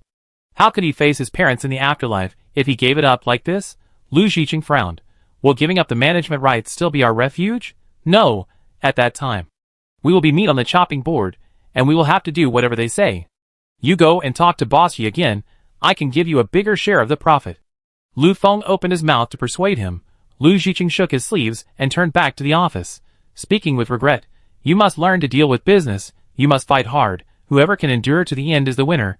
You can't just believe what others say. Go quickly. Come back in the afternoon and tell me the result. The office door slammed shut from the inside. Lu Feng, Lu Yun were disappointed, stood in a daze for a while, and turned to walk towards the cave where they lived. Brother, what does it mean when Big Brother says we should fight hard? Lu Feng thought carefully about Yi Qing's words, finally figured out something from it, and immediately felt relaxed, and kept saying, Big Brother is really smart. Lu Yun was still puzzled, pushing Lu Feng. What does it mean? Tell me quickly. Lu Feng looked at his sister proudly. Do you still remember what Boss Yi said about only choosing one company to cooperate with? Lu Yun tilted his head. I remember, but what's the matter? Lu Feng said, This is such a good opportunity to make money. If it were you, would you only choose one company? If it were me, I would sell as many as I could, the more the better. I wouldn't just choose one company, and do it. So many rules. Lu Yun suddenly realized. So you mean? Lu Feng nodded vigorously. Yes, Boss Yi must have a hidden reason for doing this. Either there are not enough supplies, or he wants to take this opportunity to seize other people's shelters. Alas, there are restrictions anyway. Lu Yun thought for a while, and asked a question that hit the heart again.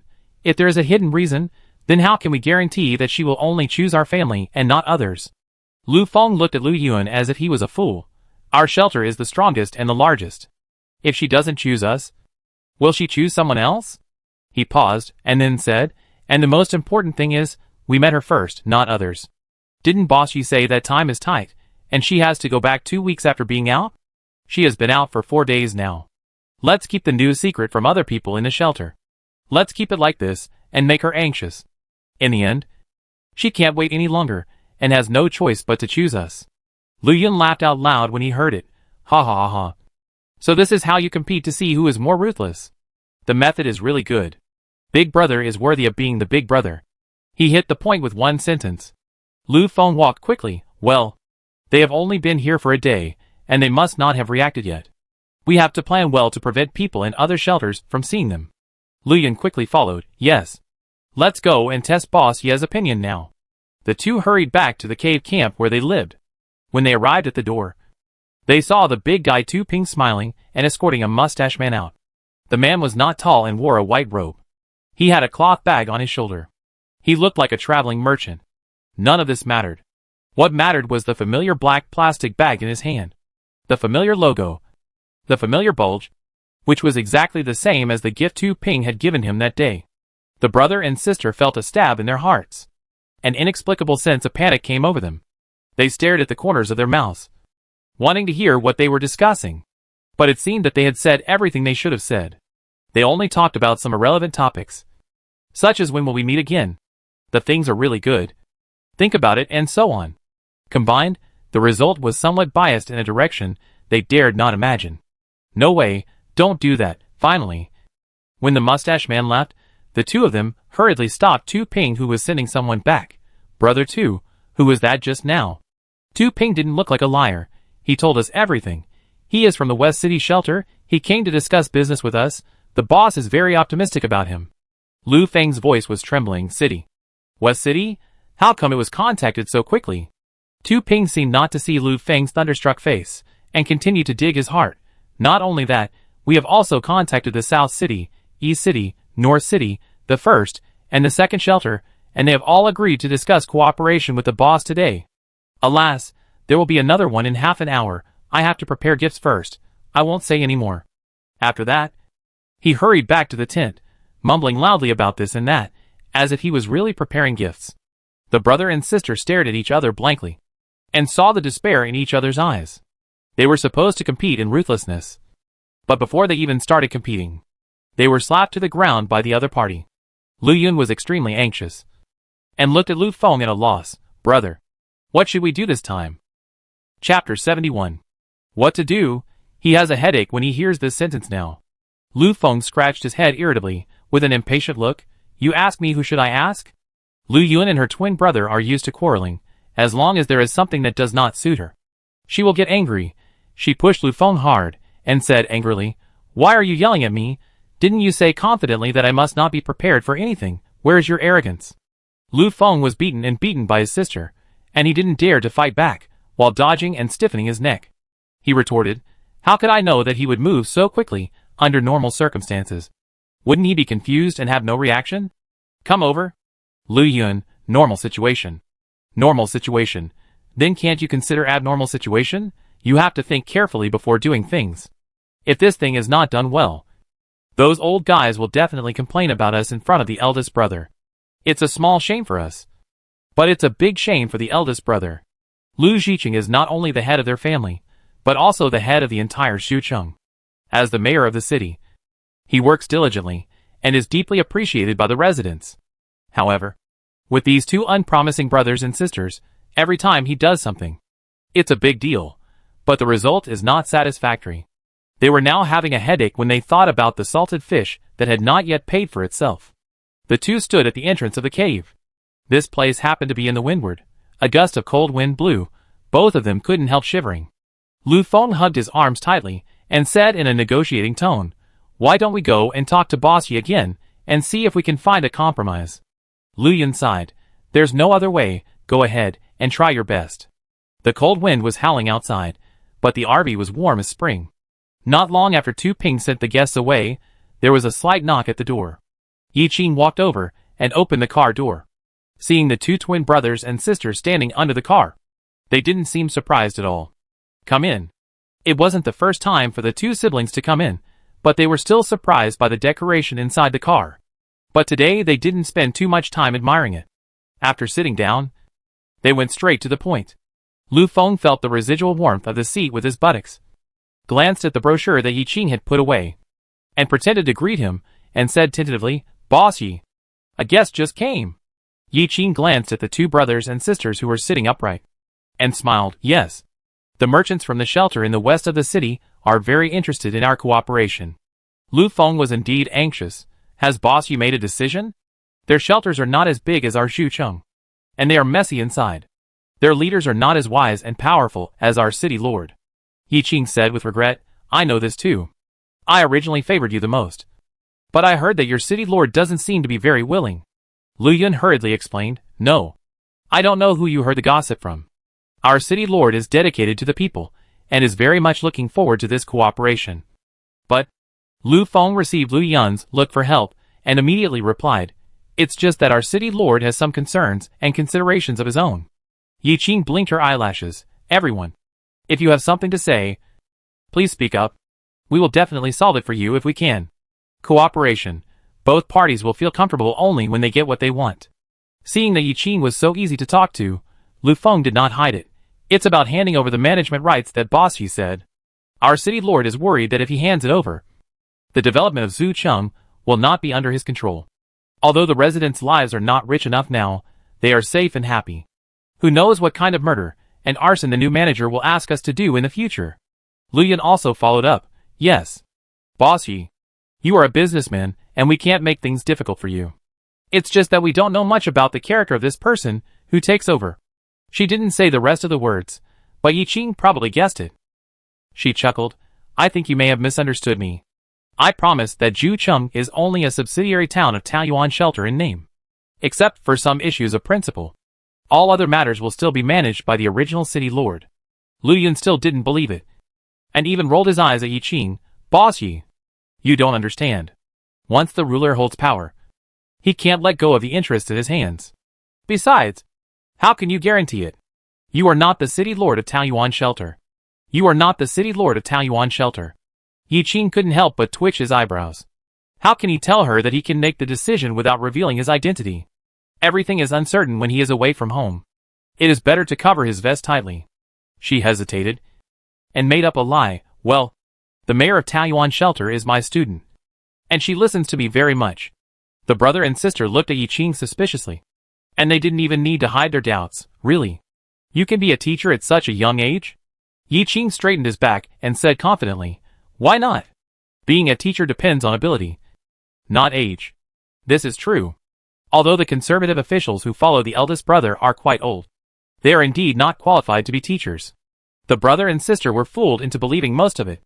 Nono said, "Okay, we will believe you for now. Well, then go and report to your city lord. I will not deprive him of his management rights. His status will remain the same." Yi Qing stood up and patted the non-existent dust on his body. "I also have to meet with people from other shelters." The brother and sister immediately became anxious when they heard it. They stood up and said goodbye in a hurry. "Then we will report right away. Boss Yi, remember to wait for us." Yi Qing waved hand, did not agree. Go ahead. Go ahead." After the two left, Tu Ping came out from some corner, looking at the dust slowly settling at the entrance of the cave. Asked, "Boss, you actually chose the city lord here? Will you meet the people from other shelters?" Yi Qing, "Yes, why not? You have to do the whole show, and it's also a good way of publicity. Isn't it?" Lu Feng and Lu Yun hurried to the cave camp of the city lord's mansion. When they arrived at his office, they heard that the city lord had gone to the cafeteria for dinner. The stomach growled, and the two realized that they hadn't eaten anything since morning, and they were already starving. How about eating first? And talking while eating? Well, okay. Eating is important. The brother and sister hurried to the cafeteria again.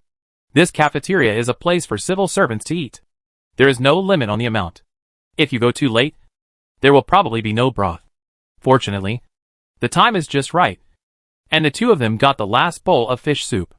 The staple food is a mutant tree root, which tastes a bit like kudzu root and has a high starch content.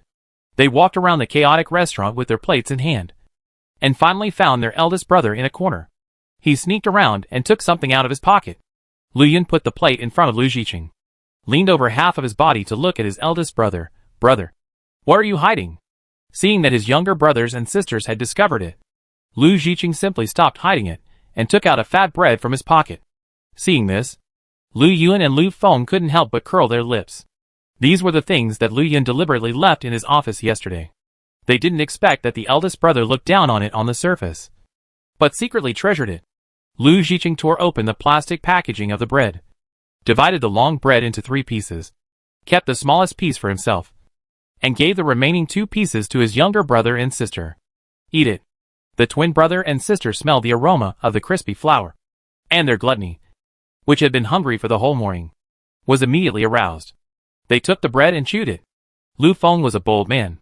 He bit a corner of the bread with his big mouth, and pulled it hard with his right hand, and immediately tore off a large piece. His cheeks bulged, and he ate the exposed bread into his mouth in a few seconds. The bread was crispy and soft. Lu Feng couldn't stop praising, "Delicious. Delicious." Lu Yun rolled his eyes at his twin brother, but his mouth movements were obviously much faster. Lu Jiqing was a little restrained. He slowly tore off a piece with his hands, and put it into his mouth to chew slowly. The surface of the bread was golden and crispy, and the texture was soft and crunchy. The butter was mixed with wheat and baked, and it tasted very sweet. Lu Jiqing chewed slowly and tasted it, and the tip of his tongue was full of the flavor of the bread. He chewed to the end and drank a mouthful of fresh fish soup. His pupils suddenly dilated. It was absolutely amazing. I didn't expect these 2 items to taste so good together. The bread was soft but still a little dry, and it was just right with the fish soup. At this moment, he had the urge to give up everything just for this bite of bread. But no, he had his own persistence, but the balance in his heart was gradually swaying. The 3 brothers and sisters ate silently. They were all immersed in the food, and no one mentioned cooperation again. What is coming will come. Lu Feng finished the last mouthful of fish soup, burped, and said cautiously, "Brother, we may not be as ruthless as that boss Yi." Lu Jiqing wiped his mouth with a napkin and said lightly, "Yeah, I know." Lu Feng shouted sharply, "You know?" as if he realized that he was too eye-catching. He looked around at the people eating next to him, glared at them and whispered, "Brother, what do you know?" Lu Jiqing said calmly, "I know that Boss Yi is looking for other shelters to cooperate. In fact, since his 2 younger brothers and sisters came to talk to him about this yesterday, he has always kept it in mind." He immediately asked someone to investigate. While finding out about Yi Qing, he also learned in advance that she was negotiating cooperation with other shelters. Lu Feng felt a sense of admiration in his heart, and asked, "What do you mean, big brother?" Lu Jiqing snorted coldly, and said with determination, "Such a good cooperation must not be given to others." Lu Feng and Lu Yun were immediately excited, and felt that a problem that had not been solved for a long time suddenly disappeared one day. Yes, if you want to cooperate, our family must be the first choice. Moreover, Boss Yi said that we only handed over the management rights in name, and the actual controller is still you, big brother. Lu Zhiqing heard the corner of his mouth twitched, revealing a proud expression. Of course, it has to be me. If her development policy is contrary to ours, we will violate the contract and resist at any time. What can I do when we are so far away? Lu Feng and Lu Yun understood instantly. It turned out that this was the idea of the big brother. They would cooperate for a period of time and wait for the other party's food, clothing, housing, transportation and other items to be transported here. They have many ways to imitate and copy, and then violate the contract with a disagreement. At that time, they will get both power and things. It's really a good plan. However, they did not expect that the cooperation between the two shelters was restricted by the attachment binding card produced by the system. Once signed, it cannot be violated. Moreover, the items and facilities in the shelter all appeared out of thin air from Yi Qing's system. Without the raw materials, they could not imitate them no matter how hard they studied. Chapter 72. With his brother's consent, Lu Feng and Lu Yun set up a game that afternoon at the cave camp where the twins lived. At the large wooden table in the center of the camp, the two teams sat on each side. Yi Qing sat at one end, Tu Ping and Xiao Zhang, a logistics worker, sat on the left and right. Lu Zhiqing sat at the other end. Lu Feng and Lu Yun sat on both sides. Hello, City Lord Yi. Lu Zhiqing extended his hand politely. His fingers were slender and long, very beautiful. Yi Qing was not surprised to hear this address. She chuckled and shook his hand back. Hello, City Lord Lu. City Lord Yi? The twins' brains almost crashed. They had spent much more time together than the eldest brother, but they had never discovered Yi Qing's true identity. The two looked at the two parties in a daze. The parties did not change their expressions, and they were talking and laughing. It seemed that they had known each other's identities for a long time. It seemed that he was the only one who was kept in the dark. What is this? Lu Zhiqing took the exquisite card and flipped it up and down. The card is the size of a palm. On the front, it says attached binding card, in 5 big characters. There are 2 signature spaces on the left and right, which are now blank. On the back of the card is a magical building, tall and majestic. Lu Zhiqing has seen it in the brochure. Yi Qing pointed at the card and explained, you can think of it as a contract. As long as we sign this contract, our cooperation will take effect. Lu Zhiqing frowned handsomely. Is it that simple? Yi Qing smiled. Yes. It's that simple. You have to think about it.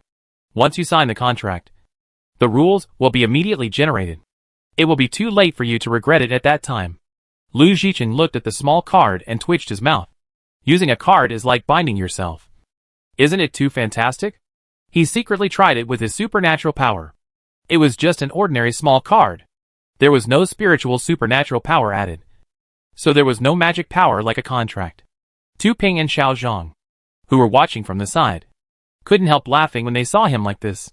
If you underestimate the boss now, you will know how powerful the boss is when the time comes. Lu Feng and Lu Yun also took the card and looked at it. Except for the words attached binding card, which were a bit strange. They didn't find anything else strange. Lu Zhiqing took the card from his sister and said without hesitation, okay, I'll sign it. After that, he took out the signature pen he carried with him and waved his hand. Lu Zhiqing's name was written on the signature column. Yi Qing took the card and wrote her own name on the other side. As the last stroke fell, invisible rules were instantly generated. Not only between Lu Zhiqing and Yi Qing, but every item in Jucheng seemed to be engraved with a seal, and had to abide by the rules set by the cardholder. Lu Zhiqing's face suddenly turned cold. He felt vaguely that he seemed to have signed a contract with Yi Qing. She was the master, and he was the servant. He had to obey her instructions.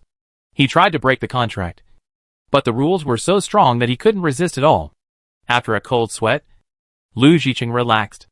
The power of the man in front of him was so strange and powerful that he couldn't see through it at all. Seeing his elder brother sweating, Lu Yun quickly handed him a handkerchief and asked worriedly, Brother, what's wrong with you? Lu Zhiqing took a deep look at Yi Qing and said in a low voice, Nothing. Just a little cold. Lu Yun stared at him half believing and half doubting. His elder brother was as strong as an ox. He hadn't been sick for more than 10 years, and he had taken an ice bath in the cold weather. So why would he suddenly feel cold today? Yi Qing knew his reason, but she didn't point it out. Instead, she happily put away the attachment binding card and began to arrange the next cooperation. She handed over a notebook and a pen. In the future, all new residents in the shelter will be registered here. Lu Yun, who was standing by, took it first. There were 3 big words written on the cover of the notebook: roster. The notebook was not thick, but it seemed that it could never be turned through. Moreover, if you turned forward, you could see the names of all the residents. Several of them looked familiar. He opened his eyes wide and turned to the first page. Lu Xiqing's name was at the top, followed by the twins. Isn't this what boss he just took out? She obviously didn't do anything. How did their names magically appear on the roster? The 3 siblings looked at each other for a few seconds, with strange looks in their eyes. Yi Qing didn't explain these, but continued with the next process. Have you read the contents of the brochure? If there is anything you want to buy, let Xiao Zhang write it down and place an order. I will provide the goods. You will be responsible for management and manpower. I will give you the cost price, and the profit will be 30% and 70%. You take 30% and I take 70%. How do you think? This profit margin is already very high. They have seen Yi Qing's goods, each of which can be popular in the city, and there is no worry about selling. They only need to be responsible for a little management. Giving them 30% of the profit is almost giving money away. Lu Feng and Lu Yun were almost grinning from ear to ear. Although Lu Xiqing didn't say anything, his resistance to Yi Qing was instantly reduced by half. Such a generous partner was not as cunning and overbearing as he was at the beginning. Seeing that his elder brother had no objection, Lu Yun quickly responded, I agree. I agree. Yi Qing nodded, okay. I don't care about the rest. But I have one request, that the goods cannot be sold too expensive, to ensure that everyone can afford it. Lu Xiqing instantly raised his head and stared at Yi Qing, his pupils trembling, and the coldness in his heart slowly turned into heat. She actually cooperated not for making money, but for ordinary people. She could do this without squandering the lives of ordinary people like some shelters. It didn't seem so bad to cooperate with her. He looked at Yi Qing and said solemnly, don't worry. It won't be sold too expensively. With the restriction of the supplementary card, Yi Qing didn't need to worry about them violating the rules. It was just that he made such a straightforward guarantee that people had a very good impression of him. Yi Qing decided to send them the goods and help build a house at the same time. Anyway, the assets were bound to the system and were his own. Xiao Zhang took out a list of goods from her bag, the kind with 2 copies in one. She handed it over. This covers almost all the goods in our shelter. Please take a look to see if there are any goods you want to buy. Selecting goods is the favorite part of Lu Feng and Lu Yun. The 2 of them were having a lot of fun reading the list. Even Lu Xiqing couldn't help but lean over to take a few glances. 100 boxes of instant noodles. No, 200 boxes. Yi Qing was about to stop him when he heard this, but Lu Xiqing on the opposite side had already discovered the clue. It is marked here that the upper limit is only 100 boxes. You can only write 100. Lu Xiqing looked at Yi Qing for advice after he finished speaking. Why is there a limit? What should I do if I want to increase the limit? Yi Qing looked at him with appreciation. The quota of goods is linked to the population of the shelter residents. The more people there are, the higher the quota will be. If there are new residents in the future, please register them on the roster I just gave you. After registration, the information will be synchronized with me. When the population of residents rises to a certain level, I will reward some rare facilities and buildings accordingly. The population of the affiliated towns is also part of the Taoyuan shelter. Relying on only one city to absorb the population, the upgrade speed is a bit slow. Now their needs are linked to the population. If they want to get more and better services, they will think of ways to increase the population of residents. When Lu Xiqing heard the rare facility, the building suddenly became shiny. He nodded quietly, and was already thinking about how to absorb the population of the dozen shelters around him. Lu Yun pouted, and had no choice but to write 100 boxes. She looked down the list of goods one by one, and did not miss any of the goods. Butter bread, baguette, meat floss bread. It's the one we had at noon. I didn't expect there are so many varieties. The maximum amount is 500. Add them all. Chocolate, Snickers, wafers too. Oh my god. There are also sanitary products. Lu Yun wiped her eyes, and was so moved that she almost wanted to cry. Sanitary products are very necessary for girls. Toilet paper is a must. Sanitary napkins, shampoo, toothbrush and toothpaste are even more urgent.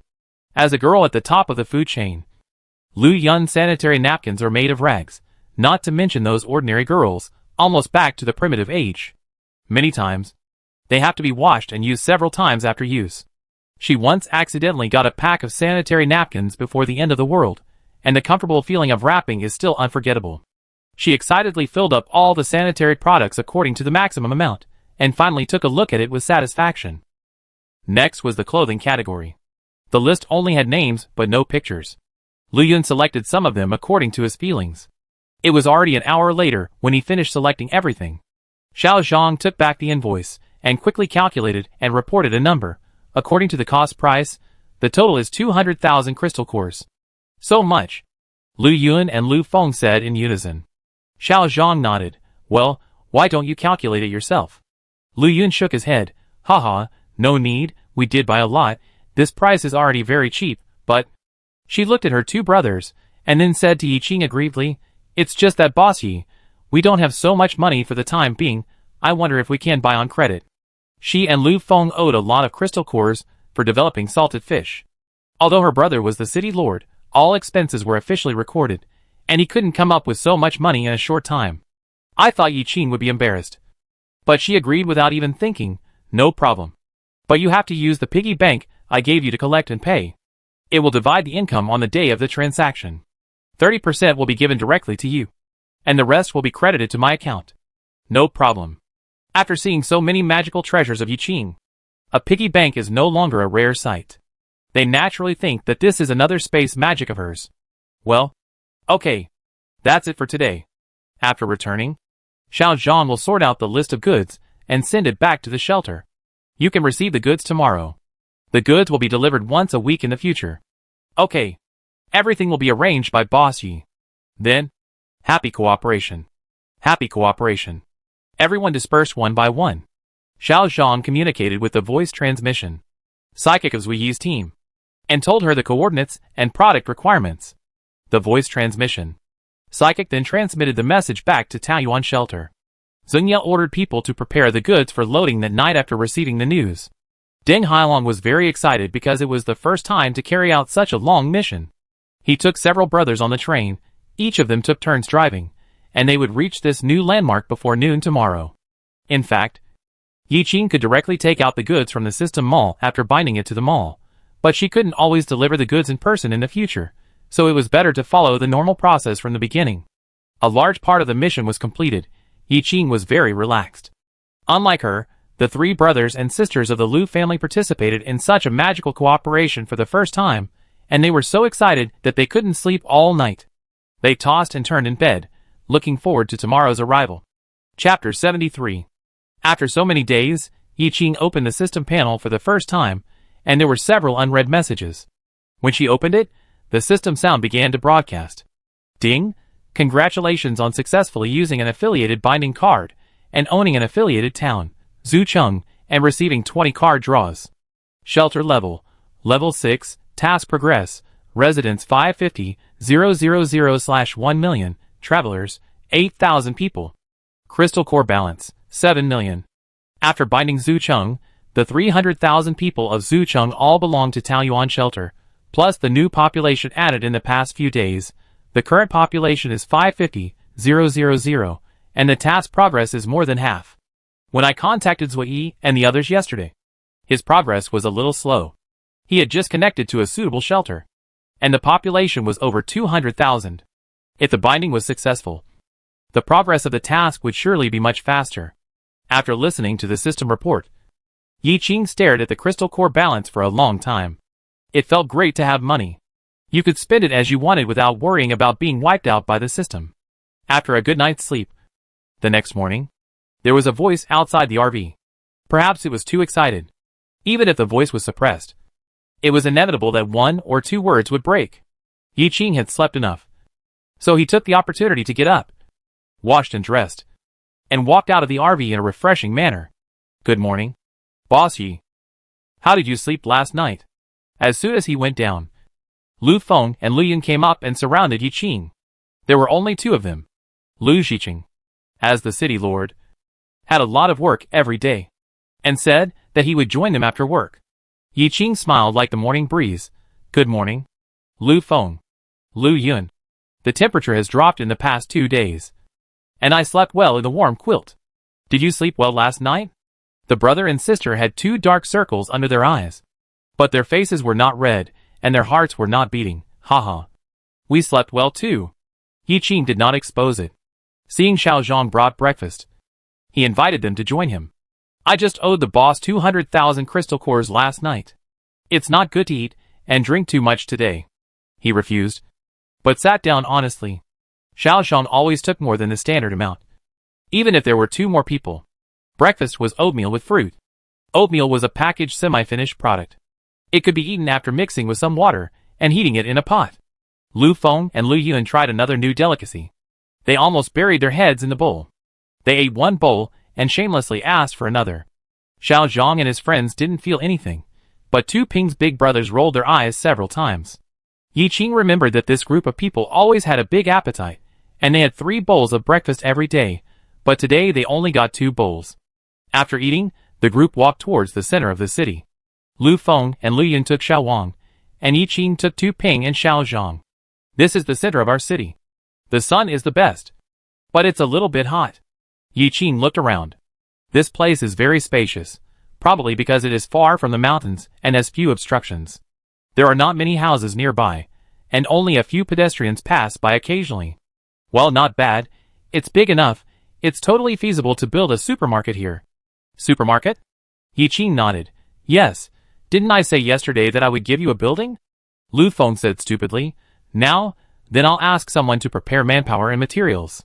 Tu Ping was angry about his food being stolen in the morning, and now he finally found a way to retaliate. He looked at Lu Feng and the others with contempt, and pouted. Oh, who is our boss? Do you really think that you scum can build it 1 brick and 1 stone at a time? Yi Qing glanced at Tu Ping, and he immediately put away his arrogance, and honestly retreated behind him. Lu Feng, Lu Yun didn't care about Tu Ping's deliberate ridicule. Now they have more important things to do. Who cares about that stupid big guy's insignificant trouble? Yi Qing chose a flat open space, and after standing still, a building was thrown out from the system. This building was designed by Zhang Xiaoye from the Urban Design and Planning Department. It was originally planned to be used to open a supermarket in Taoyuan Shelter, but it was unexpectedly used here in advance. This kind of building facility that was drawn and built by oneself, Yi Qing would not use it unless there was a special situation, because the price was too high. This supermarket body and the facilities inside directly consumed Yi Qing's full 1 million crystal cores. Fortunately, the supermarket is large enough, a full 2,000 square meters, which can be regarded as the scale of a medium-sized supermarket. In addition to the warehouse, there are several other areas: clothing, fresh fruits, food, books, entertainment, etc. Lu Feng, Lu Yun, and Yi Qing waved their hands, and a huge building appeared out of thin air in front of them. The 2 rubbed their eyes and opened their mouths, so exaggerated that an egg could be stuffed in. This must be several super high-level superpowers. Transform objects out of thin air. Spatial superpowers, walls and floors. Earth, with superpowers, reinforced glass. Metal superpowers. Yi Qing smiled mysteriously and did not intend to explain. Go in and take a look. Lu Feng, Lu Yun nodded fiercely. For glass doors open to the entrance. And a rest area. On one side of the rest area is an antique cabinet, which can be used to sell some simple trauma medicines in the future. Next is the cashier counter, which has a total of 4 cashier counters. And each counter has a standard piggy bank. Further in are various containers. And each row of containers has a large sign hanging at the top, which is convenient for finding. The twins are very curious about everything they see, and they touch and look left and right. And they are very excited. After a round of shopping, Lu Xiqing hurried over, bringing a group of women and a group of soldiers. The women are about 30 years old, and they should be the family members of the soldiers. He was very receptive to this building that suddenly appeared. He just handed a group of women to his brother and sister and said, "These are the families of the soldiers. You arrange positions for them." Lu Feng and Lu Yun happened to be short of manpower, so they gladly accepted. "Thank you, brother." Lu Xiqing looked around like a leader inspecting, and nodded when he saw that everything was arranged properly. "Well, you are in charge, and you must do it well this time." Lu Feng straightened his back and said very seriously, "We will do it well this time, and let those old guys look at us with new eyes." Lu Yun agreed. "That's right. slapped them in the face. Next, Yi Qing sat aside with Lu Jiqing, watching the twins arrange positions and pre-job training for the new group of women. It was the first time for them to do it, and they were not familiar with many things.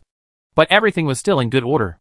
A few hours later, a soldier hurriedly reported, "City Lord. City Lord. Someone is driving a very long car outside the gate, saying that they are from Taoyuan shelter. Here they come." The eyes of the three Lu brothers and sisters suddenly lit up, and they walked and said, "Let's go. Bring them in." Xucheng is a shelter built between the peaks. Next to the entrance of the city gate is a narrow canyon. It took a lot of effort for the small train to drive in. Lu Jiqing, who was leading the way in front, decided to widen and repair this road. Such a grand move attracted a lot of onlookers. The soldiers on guard could not move, but their necks were almost as long as giraffes. The residents nearby ran after the train. It was the first time for the children to see such a big toy. They giggled and played with each other. The driver was Ding Hailong. Since entering the city, he had been driving slowly at the lowest speed. Even people walked faster than the car. He bared his big teeth, smiling brightly, and greeting the pedestrians on both sides from time to time. It seemed that he enjoyed the feeling of being in the spotlight. The most interesting thing was the officials around Lu Jiqing, that is, Lu Feng, the old guy in Lu Yun's mouth. They looked serious on the surface, but their hearts were already boiling. A group of people followed Lu Jiqing and asked him questions. "City Lord, where did this come from? Such a long thing, it must be full of things." "I see the car is full, what are they?" "I don't know either. This project is led by Lu Feng and Lu Yun, you can ask them." Lu Jiqing took a glance, and pushed them away to continue to lead the way. The air suddenly became dead silent. They looked at each other. No one took the initiative to ask the twins. Everyone here had said bad things about the twins. The people who once looked down on them suddenly became rich. No one could swallow this breath. A skinny old man still said stubbornly, "What are these twins doing? It's so fancy. Don't let it be a loss-making business again." Another person said softly, "But Mr. Zhu, it seems to be for real this time. Who has seen such a high-level guy?" Others also followed up, "Yes, it's real this time." Mr. Zhu glared at the others, still not giving up. "Impossible, the twins never do real work. If you don't believe it, just follow them, and see what they are going to do."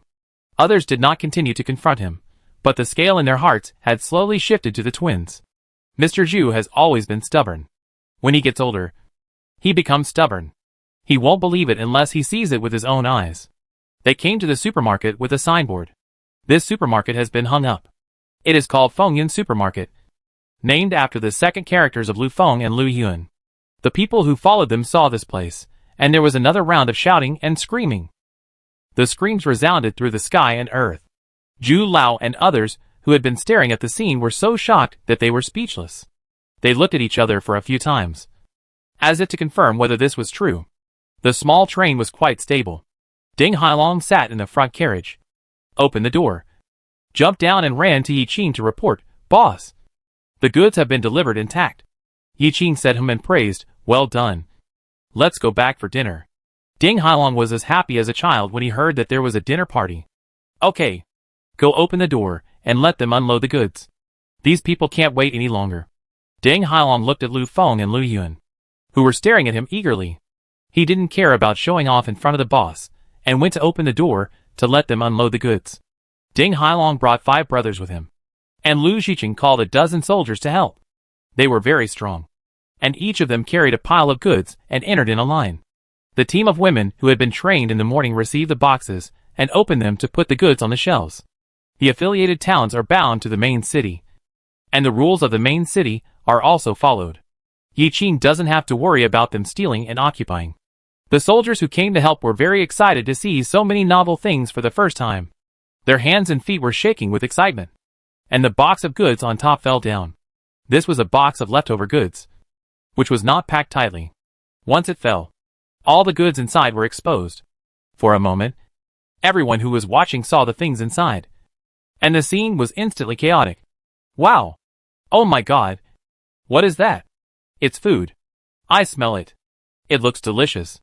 Fortunately, there were soldiers maintaining order all the time, and the situation was quickly calmed down. This sudden incident certainly did not escape the sharp eyes of Zhu Lao and his group. They unconsciously took steps and walked towards the supermarket entrance.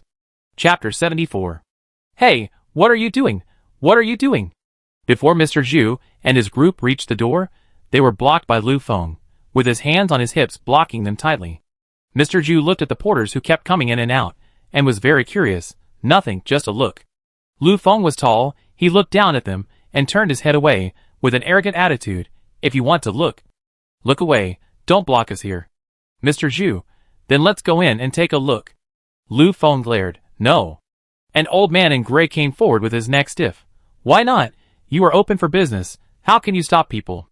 Others saw that the onlookers were looking over and followed suit. That's right, bullying the elderly. Lu Feng said contemptuously, You all? Do you have to ask me such a stupid question as my age? Didn't you see that the supermarket is still being organized? I will let everyone in when the time comes. What? Are you taking advantage of your age and not following the rules? Mr. Zhu was not convinced. He pointed at Lu Zicheng and Yi Qing who were resting inside. Then why can they enter? Lu Feng looked at the old man in front of him, who was only as tall as his chest. At this moment, he just wanted to laugh. You still want to compete with them? One of them is my brother, and the other is my boss. May I ask who you are? Are you worthy? As soon as these words came out, the soldiers and civilians on duty burst into laughter. Seeing this group of old officials, who always laughed at them being humiliated, Lu Yan also laughed non-stop. The common people didn't know much about Zhu Lao and his group, but the soldiers often went to the city lord's mansion, and knew a lot about the officials around the city lord. Although they were doing their duty seriously, their eyes were slanted to somewhere else, watching this interesting scene like gossip. Amid the laughter of the crowd, Zhu Lao and his group were so angry that their faces turned red. They were also a noble family in Zhu City, and they were old and cared about their reputation. Now that Lu Feng had made them humiliated in public, how could they bear it? The leader, Mr. Zhu, trembled, pointed at Lu Feng and said, You. Lu Yun stepped forward and stood in front of his brother. What do you mean? You want to complain to my eldest brother again? I tell you that this is entirely under the control of my second brother and me. And we didn't spend a penny from the city. It is true that we didn't spend a penny from the city. But this cooperation was signed by the eldest brother, as the city lord and Yi Qing. The eldest brother is the chairman, and they are the executive presidents. But this is impossible to say to these old men. Old Zhu wanted to argue, but the others suddenly realized what Li Yan said, and they all took old Zhu to the side. Why did you pull me in? That brat is so arrogant. It's so annoying. Old Zhu was furious when he saw Lu Feng and Lu Yun's smiling faces not far away. Old Zhu, I say let it go this time. The old man in gray sighed. How can it be let go like this? Old Zhu was puzzled. In the past, when the twins did something wrong, they, the old men, would go to the city lord to complain. But why did they let it go now? Haven't you heard? This supermarket is run by the twins themselves. What if they hold a grudge against us and refuse to sell to us? Another old man looked eagerly at the dazzling array of goods inside through the glass of the supermarket. After the goods were unpacked and placed on the shelves one by one, they became more attractive. Do you really believe that this pair of idle twins can do it well? They always fish for 3 days, and dry the net for 2 days. The gray-clothed old man looked up at the tall building, and his envy was beyond words. It seems that they can really succeed this time. Others also echoed, Yes, let's trust them this time. After being furious, old Zhu calmed down and figured out the trick inside. He began to worry a little. But we usually offended them a lot. Wouldn't they retaliate against us and not sell to us? I don't think so. The twins are not that kind of people. Besides, there is still the city lord. The gray-clothed old man analyzed calmly. Yes, we will go in and try it later. If it doesn't work, we will ask our family to buy it. If it still doesn't work, we will ask the city lord. Humph. I don't believe they won't allow it for the sake of the city lord, the group of people said firmly, and tacitly forgot the ridicule they had made to the twin brothers and sisters in the past. The dozens of helpers who came worked together. After 2 hours, all the goods were put on display. The goods were classified and neatly arranged. They even made recommended hang tags. Lu Feng and Lu Yun walked through every corner of the supermarket, confirmed all the details, and then gave instructions to the employees. Then, they came to the door and looked at the 2 city lords who had been waiting at the door. Report, everything is ready. Yi Qing, Lu Zicheng nodded. Keep going. The train entered the city with great fanfare. The news of the supermarket opening spread to half of the city in just half a day. The residents in the city called their friends and told each other, and came to the center of the city. The gate was surrounded by 3 layers of people. If there were no soldiers to maintain order, a stampede would have occurred long ago. They were eagerly waiting, and they stretched their necks to look into the supermarket. This kind of waiting made them feel unprecedented tension. When a group of people saw Lu Feng and Lu Yun coming out, they all screamed, "Boss! When will we open?" "Yes, we have been waiting for a long time. Open the door quickly." At this time, the twin brother and sister looked at the enthusiastic smiles of the crowd, and their hearts were moved. The meaning of life that they had pursued for so long was interpreted at this moment. They felt their hearts beating strongly, and they shouted loudly in the expectation of everyone, "Feng Yun Supermarket, officially open for business." As soon as the voice fell, the soldiers blocking the door withdrew to the side, and the crowd rushed in. "Don't be anxious, don't be anxious. We are open until 12 o'clock in the evening today, don't be anxious." Everyone was in a hurry, and walked hurriedly. To prevent accidents, Lu Feng and Lu Yun on the side also joined the team to maintain order. Lu Zicheng was quite pleased. His younger brother and sister could finally do something. He secretly glanced at Yi Qing beside him, and his mouth curled up slightly. Cooperating with her was the best thing he did in his life. It took a long time for the people queuing outside to enter the supermarket. The supermarket was 2,000 square meters, and the pressure dispersed to various entrances was instantly reduced. But some containers were still very crowded because of the popularity. Lu Feng and Lu Yun just breathed a sigh of relief and said goodbye to Yi Qing and their eldest brother, and went inside the supermarket. The borrowed soldiers acted as waiters. There were many people today, so the 2 managers were still worried and wanted to go in to take a look. The pastry and staple food area was the most popular. Everyone was an ordinary family, and the most important thing was to fill their stomachs. A group of old ladies had gray hair, but they were full of fighting spirit. They seemed to have returned to the posture of grabbing discounted vegetables before the end of the world, with their teeth and claws bared, full of energy, and they wanted to eat other people who grabbed vegetables. Among this group of old ladies, an old lady with a big black mole stood out. "Hey, how can you be so selfish? Old woman, if one person takes all the bread, how can others buy it?" An old lady looked at the empty container and shouted with horror, and then she was about to grab the bulging sack dragged behind the mole-faced old woman. Yes, the mole-faced old woman was carrying bread in a sack. She was a little blurry-eyed, but she saw the bread that could fill her stomach at a glance, so she pushed aside many opponents and ran to the front. Shwa shwa shwa, and rolled the bread on the container into the sack in 2 strokes. "That's right. What will you do if you rob others? It's such a big sack." Others looked at the big sack that could hold an adult with envy. This fat bread smelled delicious, and it only cost 2 crystal cores per piece, which was perfect as a staple food. Finally, they had a delicious food that could fill their stomachs, but they didn't even see the shadow of the bread, and it was all taken away by this person. How could they not be angry? The mole-faced old woman protected the big sack with both hands, like a mother wolf protecting her cubs. Although she was old, she was very strong. She tightly covered the sack to seal it, and the group of people didn't get a single piece of bread. "I got this by my own ability. Who can you blame for being late?" she said, as she pushed the fat auntie, who was in front of her. The mole-bearing grandmother was strong, and the fat auntie had a strong impact. This push also pushed a group of people behind her to the ground. The fat auntie fell to the ground, her eyes widened. You dare to push me?" The mole-bearing grandmother paused and said, "I just pushed you lightly. Who knew you were so fragile?" The fat auntie was not a pushover. She rolled up her sleeves and shouted as she was about to fight. "What are you doing? Making so much noise?" At this moment, a serious young voice sounded. Everyone looked at the 2 people coming towards them, and stopped what they were doing, and stood aside obediently. Lu Feng and Lu Yun walked to the center of the crowd, and saw the big sack on the ground, and roughly understood the cause of the incident. The fat aunt on the side saw the boss coming, and immediately found someone to rely on. She rushed to the 2 and cried, "Boss Lu, you have to give me some justice. This mole-bearing woman is not letting me live. Not only did she steal all the bread, she also pushed me. Look at my old bones. I don't want to be pushed out.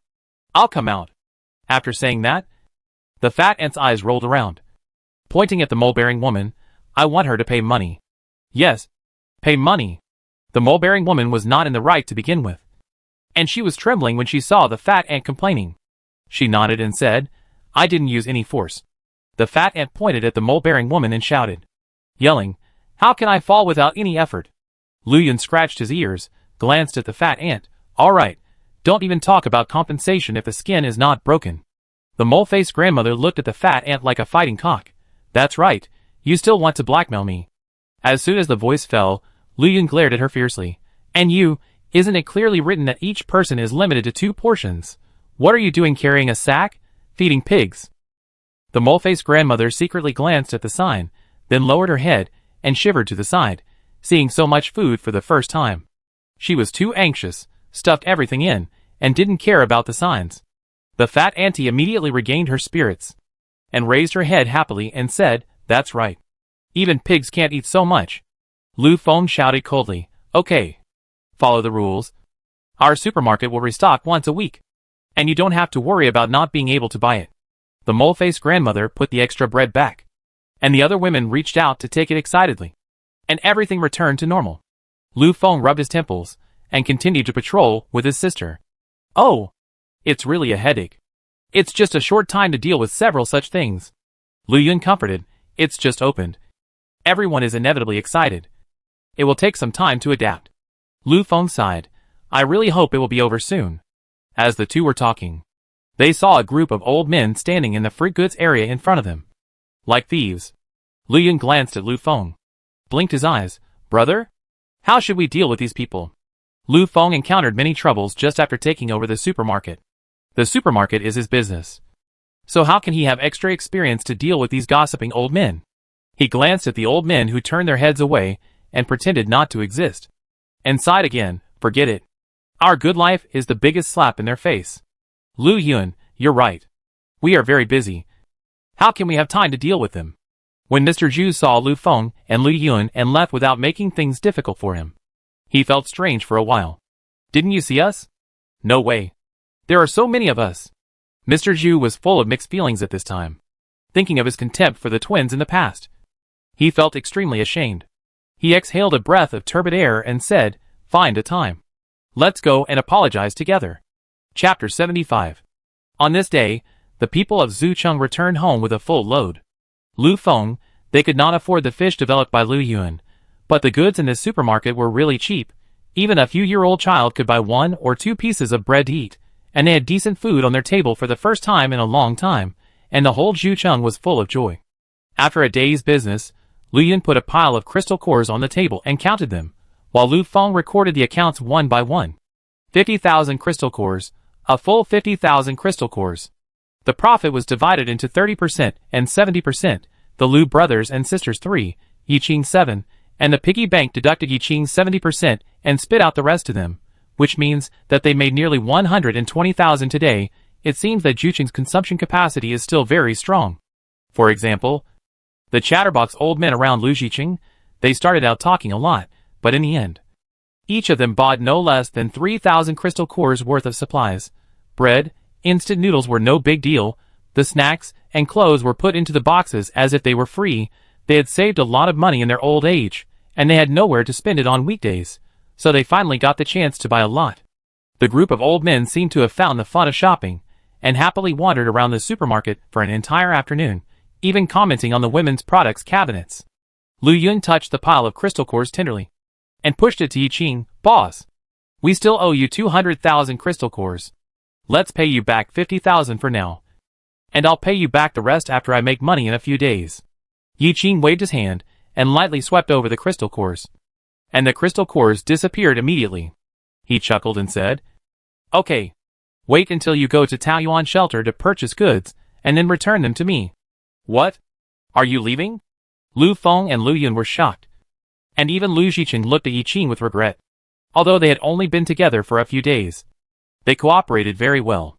It was Yiqing who brought a turning point in their lives and brought new hope to the shelter.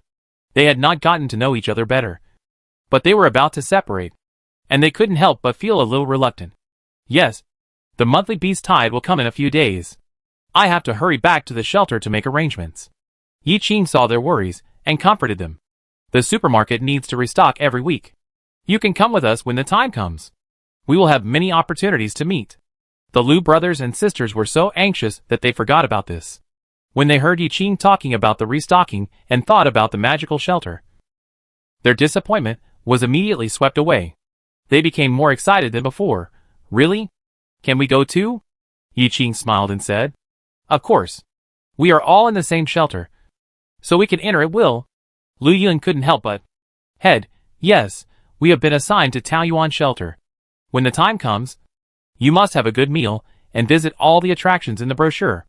Lu Shiqing, then. I want to go too. Lu Yun, brother, aren't you going to manage the town? Lu Shiqing, it's okay to take a break for a day or two occasionally. Yiqing put his hands together. Okay, come together. I will welcome you when the time comes. After a night's rest, Yiqing, Tu Ping, Deng Hailong and others drove back to Taoyuan shelter. When they returned, Tu Ping's team left their small bus to the Lu family twins, and lent it to them as a means of transportation for the next trip to Taoyuan. It took them a lot of time to explore the surroundings when they came here, and it only took them 10 hours to reach their destination without stopping. As soon as they got off the bus, Zheng Yai and others were staring at them on the platform, and they ran to the RV to wait before Yiqing got off the bus. After not seeing each other for a few days, Yiqing missed this handsome face. She pinched Zheng Yai's chin and looked around, and raised her eyebrows. You lost weight?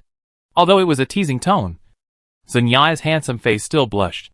He took Yiqing's slender and smooth palm and hummed, nonsense. Others watched the two people's communication without interrupting them, and just laughed at the side. The feelings of the two people slowly changed in the details of getting along, which was very natural.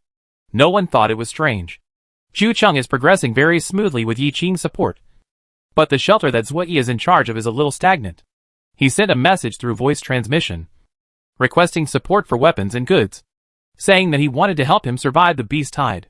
The other party would consider cooperation only after seeing his sincerity. After all, Zui is not like Yiqing, the city lord, and he has a lot of say. It is understandable that people don't believe him. Yiqing ordered Deng Hailong to carry a truck of goods to the city the same night he received the request. The affiliated towns and the main city are integrated. The opening of Fengyan supermarket yesterday received a lot of good reviews. In addition to the good reviews points accumulated in these days, the seed claw machine redeemed a lot of grabbing times. Yiqing exchanged all of them. Since she had a lot of experience in catching dolls, the harvest this time was extremely rich. After sorting, she harvested 100 fruit seeds, 200 bottles of jiangjianji, 150 pieces of northeast black soil, 100 bags of classic organic fertilizer. The glass cabinet in the lobby of the complex building was full of dolls. She planned to put some of them in the school's kindergarten and give them to the children as toys.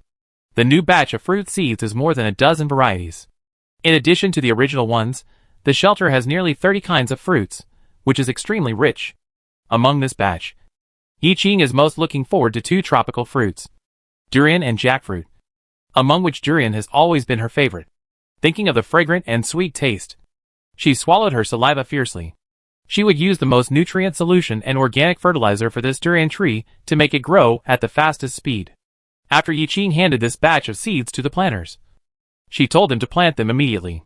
The planters were very happy and quickly spread the good news. In recent days, a large number of fruits have matured one after another. During the time when she was not at home, Zheng Yi ordered people to pick the ripe fruits, some of which were sold in the fruit store. Some were stored in the warehouse, and he prepared a portion of each kind and stuffed it into Yiqing's top-floor villa.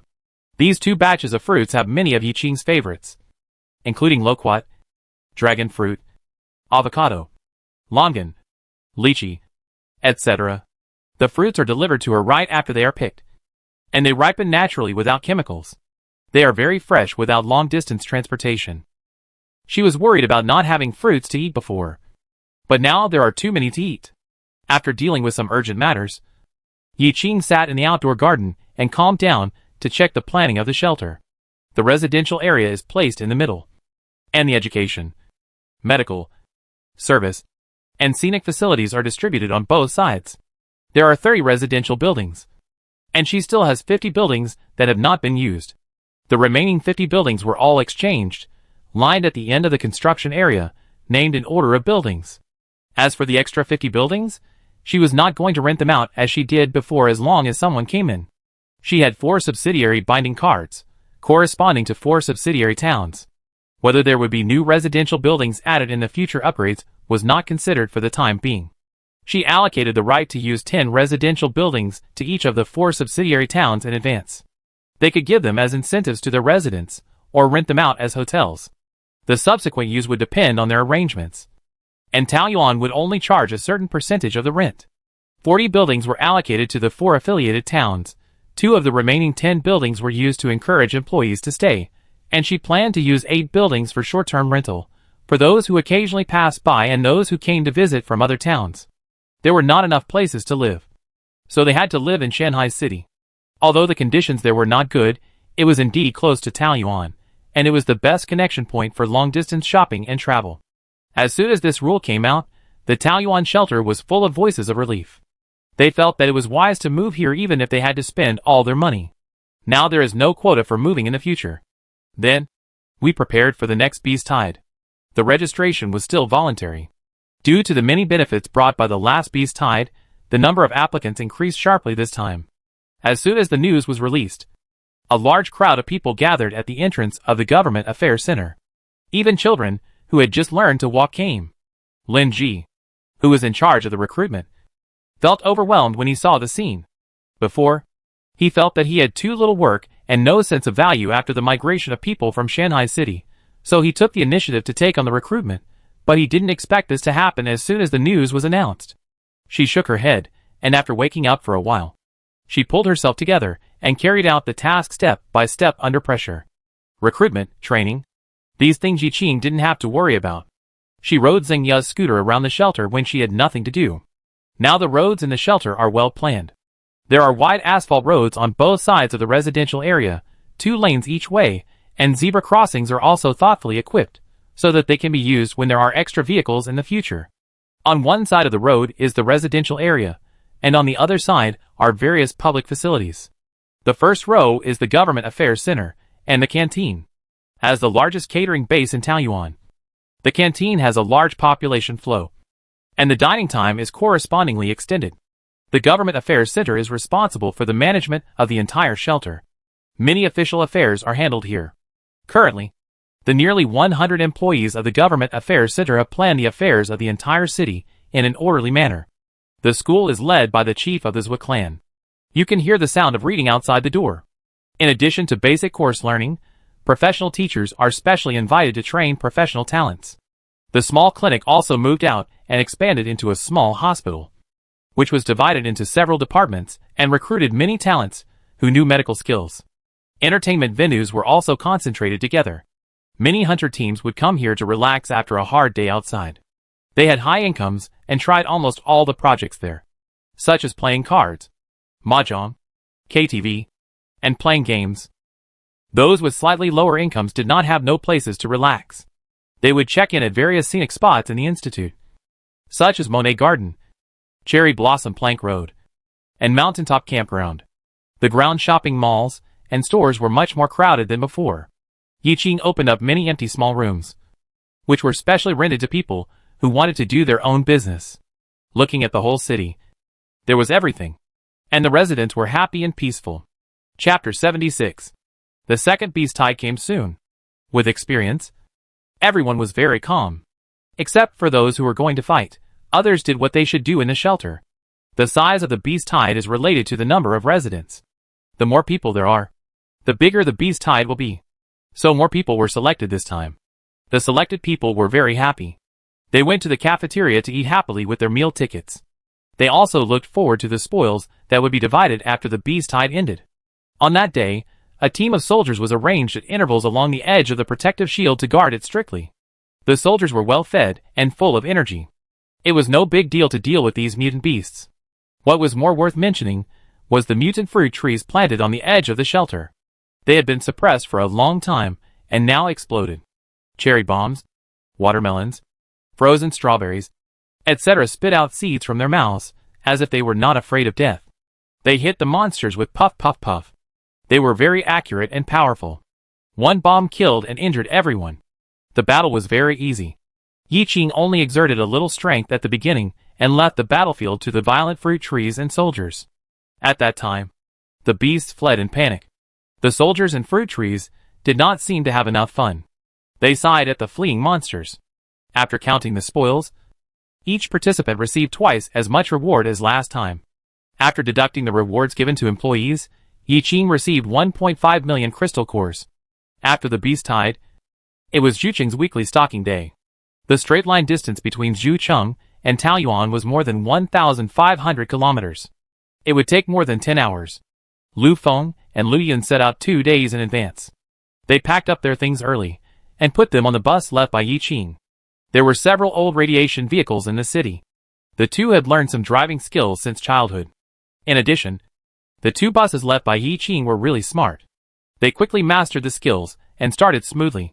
When passing by the city gate, Lu Yiqing and a group of officials were waiting nearby.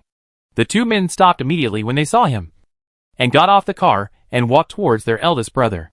Brother, didn't you say you didn't need to see me off? It's a pity to disturb your rest so early. Lu Feng looked at the group of old men behind his eldest brother and habitually showed a teasing smile on his lips. Everyone, are you here to see me off like my eldest brother?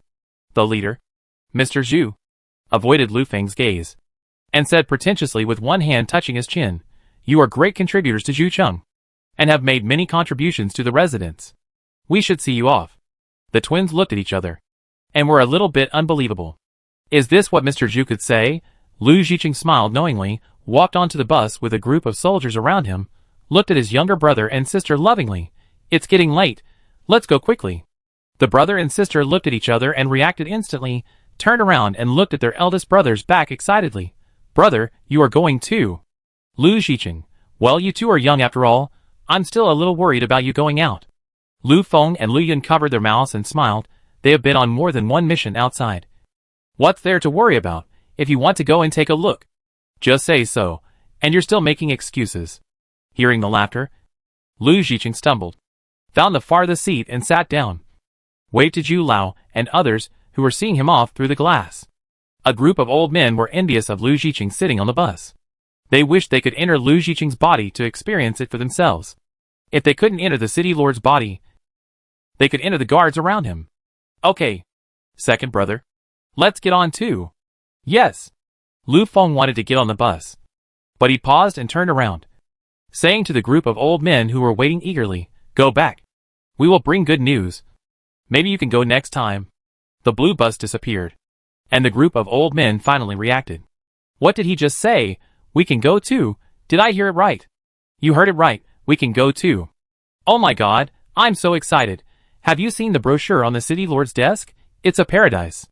I've seen it secretly. Those attractions are really beautiful, and it's so refreshing to take a breath or two in the morning when the weather is good.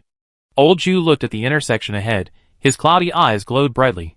Be patient and wait a few more days. It will be our turn. On the day when the Lu brothers and sisters drove the blue bus to Taoyuan shelter, Zui Yi's team successfully signed the second affiliated town and took the other party's people on a green pickup truck to the south.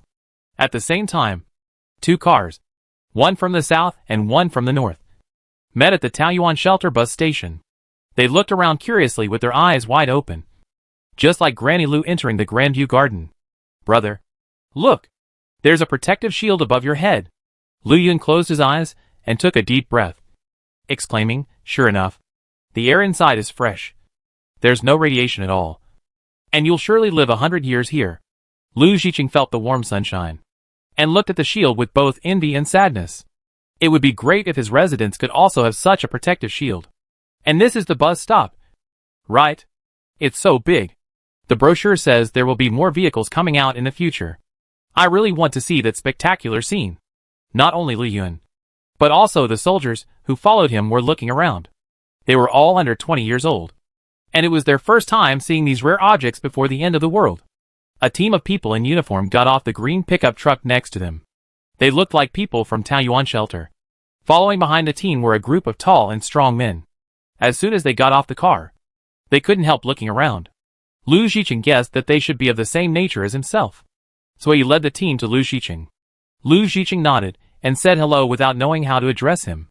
Zui looked at the familiar blue bus and roughly guessed their identities. He asked them to go to the residential area together. Everyone follow me. Let's go meet our boss first. The Lu brothers and sisters looked at each other and followed the young man. The bus stop was a distance away from the music fountain.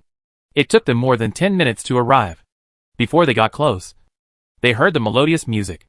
Lu Feng and Lu Yun were young, shaking their heads and humming excitedly to the music. Lu Xiqing, standing next to them, walked slowly with his hands behind his back, looking unusually relaxed. More and more residents came here. They were relaxed and comfortable, enthusiastic and flamboyant, and their expressions were completely different from those of the people in their own shelter. Across the music square was a row of tall buildings, towering into the sky. Zui pointed and introduced them. This one is a comprehensive building, with TVs and containers inside. And that one is a canteen, open all day. Then Zui turned left and walked towards the 4-story Western-style building not far away. Lu Yun didn't listen to Zui's introduction, but was attracted by the flowers on the left. I heard it was called Monet Garden. There is probably no girl who doesn't like beautiful flowers. She had never seen them before, but now she suddenly saw the flame in her heart burning instantly. She stared at them intently and slowed down her pace. Lu Feng walked and found that his sister beside him had suddenly disappeared. He turned around and looked at her in surprise. She was squatting down and enjoying the smell of those beautiful flowers. He had no choice but to hold his forehead. Ran over and pulled Lu Yun up. Don't fall behind. Go meet Boss Yi first, and then you can look as long as you want. Lu Yun was pulled up, her eyes still lingering. Thanks to her wit to leave 2 days earlier. Otherwise she really wouldn't have time to appreciate it. So he stopped in front of the last building. Okay, this is our government affairs center. The official affairs of the shelter will basically be handled here. There were already 2 young ladies in black formal clothes welcoming them at the door. They led everyone into the hall and sat down. At this time, Yi Qing brought Zhen Yi and others down from the 2nd floor. After the 2 sides introduced each other, Yi Qing began to arrange accommodation for this group of people. Here are your room cards. You can have a good rest for the next 2 days. This is a consumption voucher for the food city in the underground mall. You can eat for free. This is our uniform work clothes. And, finally, each of them carried a lot of things and returned to the accommodation arranged by Yi Qing. There were travelers who rented short-term in the first few buildings. A few days ago, they just returned and left it to them.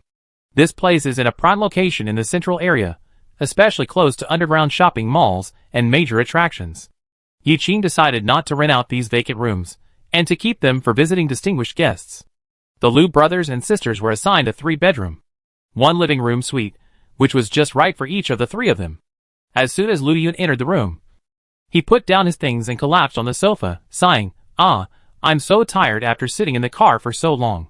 Lu Feng excitedly looked around the room. Oh my god, this room can see the music square. I want to live here. So this is the shower room. There is warm water at any time. I can take a good bath today.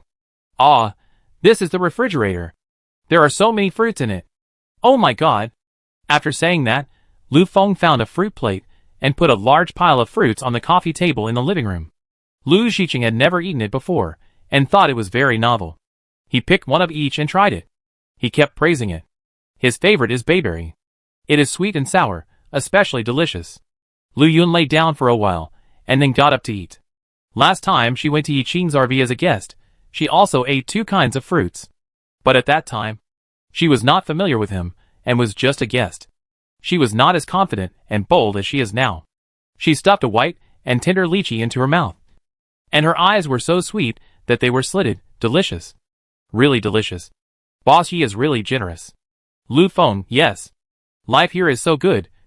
I really want to stay here and not go back. Hearing this, Lu Xiqing glared at them fiercely, and the brother and sister immediately said, No. Brother, the residents are waiting for us at home and will not ignore us. And we have the opportunity to come and play every week.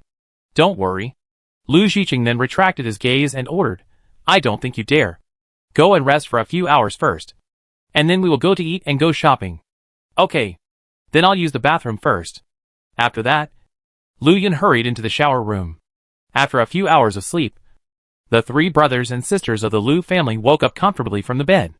They wanted to stay in bed, but when they thought of the delicious food and novel shops, they quickly cleaned up.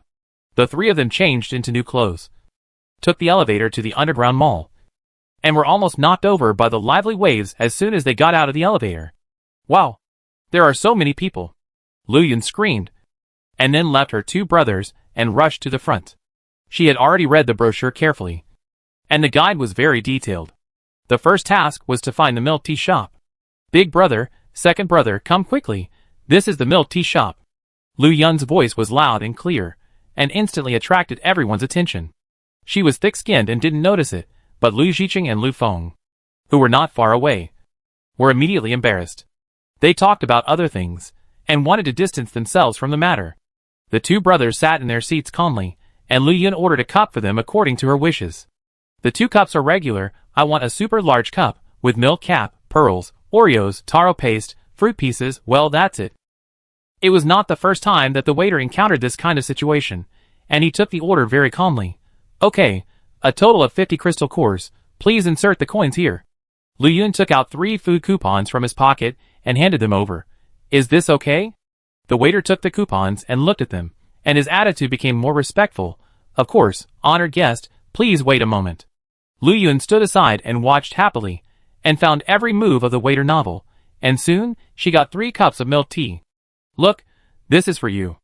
Lu Feng glanced at the 1,000 milliliter super large cup of milk tea in his sister's hand, and then compared it to the small cup in his own hand, and said in shock, how heartless, you bought such a big cup for yourself, and gave us such a small one. Lu Yun sneered at him, and said confidently, how do I know if you like it or not? In order to avoid waste, I can only order the smallest amount. Knowing her revenge, Lu Feng immediately lost his temper, glared at Lu Yun, and took a sip of the milk tea in his hand. Oh my god, it tastes so good. Lu Feng's pupils trembled violently, and a bright light shone in his eyes, and his dissatisfaction disappeared instantly. The 3 of them went to the clothing city again. After several new products were released, there were many styles, all kinds of small skirts, and small clothes, which were dazzling. Lu Yun had never seen such a big scene before, and she couldn't walk on the spot. She carried a basket, and put the clothes she liked into it, and bought underwear directly, and tried on other things, and she carried a lot of clothes to the fitting room. This skirt is cute, buy. This coat is handsome, buy. This pair of pants has pockets, buy. That dress has a hat, buy. And shoes. In her previous life, she only knew that shoes were for protecting feet. This is the first time she knows that there are so many styles of shoes: slippers, sandals, sneakers, dad shoes, high heels, crocodiles. She couldn't bear to take off every pair she tried. It was really suitable for her. She wanted to buy them all. Most of the people in this clothing store were women. Lu Jiqing and Lu Feng guessed that if their sister liked it, she would probably shop for a long time. They went to the library to read for 2 hours. When she came back, she was still going back and forth between the fitting room and the hanger area. The 2 were so shocked that their eyes almost popped out of their heads. They had to stop her. Sister, it's late. We have to go to dinner. Lu Yun seemed to be awakened from sleepwalking. She was at a loss and said, "Ah." Then she realized that she had been in the clothing store for a long time. She quickly cleared her mind, stuffed the clothes she had just tried on into the basket, and took them to the front desk to check out. Lu Jiqing and Lu Feng looked at each other and were speechless. They chose a hot pot restaurant for dinner. The novel dishes inside shocked the 3 siblings again.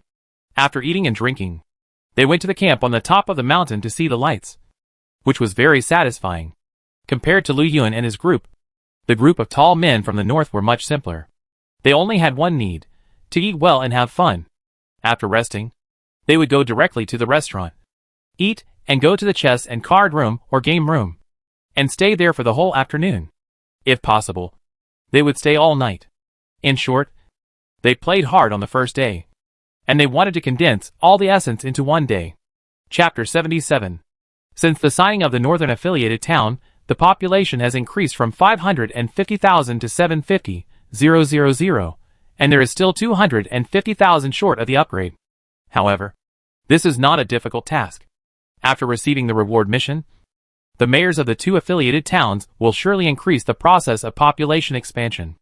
At present, Yiqing has only provided a medium-sized supermarket to the 2 affiliated towns, but if they want to have more facilities, they can only rely on themselves. Xucheng in the south wants a restaurant, and Beicheng in the north wants a game hall. Yiqing promised them that every 100,000 residents recruited can get a prize. The more they recruit, the more rewards they will get. After hearing the news, the 2 teams were like chicken blood, and they all vowed to complete the task as soon as possible. After enjoying 2 days of comfort in Taoyuan, they returned to their own shelter with a train of supplies. The small train first delivered goods to Beicheng, and then sent Lu Xiqing and his team back to Zhucheng. The round trip was 2 days late in arriving home. Before they approached, they saw Zhu Lao and his group of conspicuous old men waiting anxiously at the door. They seemed to have heard the noise and turned their heads to look over. When they saw the familiar train, they showed a relieved expression. Since the last time this group of old men expressed their reconciliation in a tactful way, Lu Feng and Lu Yun have changed their views on Zhu Lao and his people. When they arrived at the city gate, they stopped, opened the window and asked in confusion, "Zhu Lao, what are you doing at the city gate?" A soldier said quickly, "They are worried that the city lord will not come back because of his happiness, and they are very anxious." Zhu Lao glared at the soldier fiercely, and his beard trembled with laughter. "He is talking nonsense. How could the city lord abandon us to enjoy himself? We guessed that you would come back today, so we came to greet you." Lu Feng twitched his mouth, and did not expose the little thoughts of these old men. He just let them get in the car and go into the city together. Zhu Lao and others had only looked at this long vehicle from the outside last time, and had not experienced it from the inside. After this group of people came up, they touched and commented on it, and were very curious. Zhu Lao said, "Before the end of the world, I took the train, but it was not so convenient. There was no need for rails." Others also sighed, "Yes, everything has changed now." Lu Xiqing, who was sitting in the front row, didn't know what it looked like before the end of the world. He thought it was strange and listened to it for a while. When he heard something interesting, he raised his eyebrows. Life before the end of the world? If they tried hard, they would have lived such a good life. After arriving at Fengyun supermarket, Lu Feng and Lu Yun led people to move the goods. The last batch of supplies purchased was sold out in less than 2 days. Everyone was afraid of being hungry and worried that they would never be able to buy them again. So they frantically stocked up. Even if they bought in limited quantities, they still moved them back and forth. Now that everyone saw that the supermarket had started to restock, the initial worries were dispelled, and they thought they could last a few more days.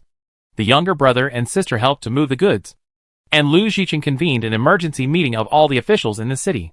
He got straight to the point. There are 2 topics today, both about Taoyuan shelter. Taoyuan shelter has become a hot topic in the city this week. Everyone stopped and was shocked, and straightened their backs to look at the city lord Lu, who was in the lead. Lu Xiqing continued, "The first thing is to recruit residents. Boss, he gave us a target. We will get a corresponding reward for every 100,000 residents we recruit." Someone below was excited. "Is it a reward like Fengyun supermarket?" The supermarket appeared out of nowhere. Everyone guessed that it was the work of the godlike boss He. Lu Xiqing nodded. "Yes, I need a leader to take full responsibility for this matter." After he finished speaking, the air was silent. They looked at each other and discussed in a low voice. Most of the people present had worked with Lu Xiqing's parents, and they were older. It would be very difficult for them to take charge of such a huge and laborious task. Just when Lu Xiqing was having a headache, Mr. Zhu raised his hand. Can I recommend someone?" Lu Xiqing, "Yes. Mr. Zhu, I recommend my grandson Zhu Yuanzi." Everyone looked at him, and Mr. Zhu hurriedly explained, "My grandson has been following me to do things. He is sensible and capable, and he will definitely be able to do it well."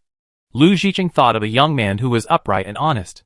Mr. Zhu's only son and daughter-in-law both died heroically in a beast hide.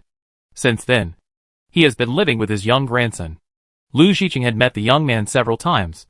He was the same age as Lu Feng, but much more mature than Lu Feng and Lu Yun. He was a good material. Lu Xiqing nodded. "Okay. If he does a good job, he will be awarded a first-level military merit." As soon as he said this, the scene was boiling. A first-level military merit that can be exchanged for the right to use the radiation vehicle for 1 year. Many people were upset and regretted that they did not raise their hands earlier like Zhu Lao. In the weird atmosphere, one person said, "City Lord, Zhu Yuanzi cannot handle such a big thing alone. It is better to add a few more people to assist." The eyes of others suddenly lit up, and they all echoed, "Yes, City Lord. Zhu Lao's grandson is too young. I am afraid he can't take on the big responsibility. I recommend my grandson Li Xiaoxiao. My nephew Zhang Fangfang is also very good." Zhu Lao's face immediately darkened. These people were afraid of trouble and didn't stand up before, but now they want to share the benefits with his grandson. The credit of Zhu Yuanzi. No way. Just when he wanted to argue with these people, Lu Jiqing spoke up. Well, there must be assistance. But there is only one person in charge. Those who want to participate can sign up with Zhu Yuanzi and obey his command. If you do well, you will also get military merit. The city lord's move actually confirmed Zhu Yuanzi's leadership. Although others felt sorry, they could only make the best of it. Although they could not get the first level military merit like the leaders, it was better to have military merit than nothing. Old Zhu enjoyed the envious eyes of the crowd. With a smug smile on his face, his grandson was an outstanding person, and he was sure to get the first-class military merit. Lu Jiqing was very satisfied. He might be able to promote some young people through this mission. Zhu Cheng was in need of manpower at a good time. Okay, this is the first thing. The second thing is that Boss Yi gave us the right to control 10 residential buildings in Taoyuan. I want to ask what everyone thinks. The right to control? Then you can live anywhere. Comfortable bed, warm shower, delicious food, novel entertainment facilities, beautiful attractions. Every item there is the material for everyone's dreams. But now they are told that they can experience it for real. Everyone is excited and tears welled up in their eyes. How many rooms are there in Building 10? Should we distribute them directly to individuals or rent them out? If we distribute them to individuals, we officials should be given priority. We have contributed to Zhu Cheng all our lives. Now that there are benefits, we should enjoy them first. You are wrong. If all are distributed, what will happen to the ordinary people in the city? They also have the right to enjoy them. Everyone had different opinions, arguing from different angles, just like a debate. An hour later, the final plan was finally determined. Lu Jiqing looked at the notes he had sorted out and said, "Our purpose is that all residents have rights. And we have also taken into account the principle of more work, more pay. So we decided that all rooms belong to Zhu Cheng. Those with military merit can rent them first. Each room consumes 0.5 military works. First-level military merit owners are not restricted by regulations. They can choose any time, and the room fee is borne by the city. The remaining rooms are open to residents for selection. First come, first served. The house rental period starts on a weekly basis, starting from the train's delivery this time, and ending at the next delivery." After Lu Jiqing finished speaking, many people still had some big questions. I used my military merit to exchange for a room. Can I bring my family with me? Lu Jiqing, of course. As long as there is enough room. You can bring as many as you want. Are we going by train? How much does it cost? Lu Jiqing, yes. 30 crystal cores are enough for a round trip. And children are free. After asking about the details, this compromise plan was recognized by almost everyone present, and they discussed it happily. Oh, I only have 2 military merits left. I shouldn't have spent them last time. Oh, I can earn more if I don't have any. Do you think military merits are so easy to earn? Then you can buy them like everyone else. First come, first served. Equal opportunity. Yes, that's right. In the front row of the conference room, several old men gathered together and discussed excitedly. Mr. Zhu, how many military merits do you have left? Mr. Zhu stroked his beard. His eyes narrowed into a slit. I have 10 left. Oh my god. You can still use them for a long time. Zhu Lao couldn't help but raise his mouth. It's okay. What's that? If Zhu Lao's grandson does a good job in this mission, he can get a first-level military merit. That first-level military merit can be free and free to live anywhere. I really envy Zhu Lao. Zhu Lao waved his hand. Oh, what's there to envy? Look. Didn't Niu Lao De from the soldier camp also get a first-level military merit? You can learn from him. Others shook their heads and sighed. Niu Lao De was at the peak of his combat power. He contributed the most in every beast tide. His military merits cannot be easily imitated by others. Okay, this meeting is over. This train will leave at 12 o'clock tonight. It's too late to open it up. So let's give priority to those with military merits. Everyone spread the news among the departments. If you have any ideas, please find my assistant to redeem them as soon as possible. Lu Jiqing saw that everyone had almost finished discussing and was ready to end the meeting. Hurry up. Tell everyone this good news. Assistant Lu, wait for me. I want to redeem a military merit. Lu Jiqing looked at the messy meeting room behind him, smiled, and shook his head and walked out. As the mayor of Zhu Cheng, he didn't have to compete with them for a room, and the room he was assigned was in the front row, with a very advantageous location. The news of priority purchase soon spread everywhere in the official team of Zhu Cheng, and even the soldiers guarding the city gate heard the news. A 20-year-old soldier took advantage of the fact that no one was passing by to discuss excitedly with his partner. Have you heard about it? I heard about it. Do you want to go? Yes. The leader said, we can take turns to go. It's our turn this week. My wife has been looking forward to it for a long time. She saw a coat in Fengyun supermarket last time. But there were very few of them. It was sold out as soon as it was put on display. Now she can buy it at will.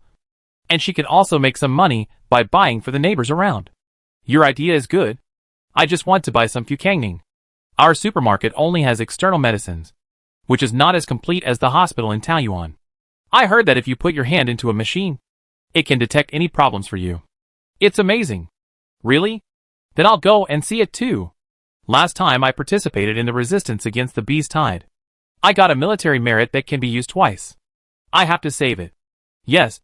We can only exchange military merits for participating in the Beast Tide. You don't know that the kid next door was afraid of death and didn't participate. Now he regrets not having military merits. It must be very difficult to compete with hundreds of thousands of people for those rooms. Yes. The city lord is fair to everyone. Of course. You can't enjoy priority if you don't pay.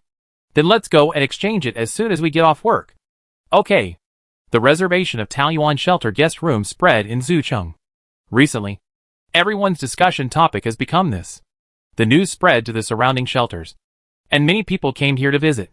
Assistant Liu Jiqing is in charge of exchanging military merits, while ordinary reservations are made at Fengyun Supermarket, operated by Zhu Yuanza and Lu Feng. There are restrictions on reserving rooms.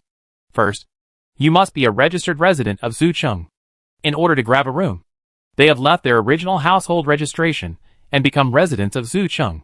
The population has increased rapidly during the publicity. Chapter 78. With the incentive of the prize, the two shelters recruited people very quickly, and Yiqing was upgraded again a week later. Congratulations on successfully recruiting 1 million residents, upgrading to level 7, reward card draw times *20. Shelter level 7, 1.01 million residents, including affiliated towns, passengers, 15,000. Required conditions for the next level, 2 million residents, progress 101 to 200, for affiliated towns, progress 2/4, 100 special buildings, progress 40 to 100. Crystal core balance, 30 million. Shelter area, 100 million square meters. Residential buildings, 80, limited to 100. Shelter facilities, government affairs center, school, clinic, library, underground shopping mall, several buildings. Landscape, Monet Garden, music fountain, green lawn, mountaintop camp, cherry blossom plank road. Public transportation system, 1 small train, 1 bus, 1 white RV, 1 green pickup, 1 yellow electric donkey. Warm reminder, the next level is the maximum level. You will get the ultimate prize when you reach the maximum level. Please keep working hard. Maximum level.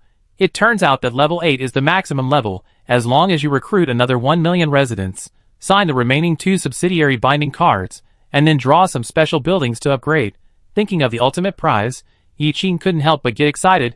What kind of prize would that be? 100 million square meters is equal to 100 square kilometers.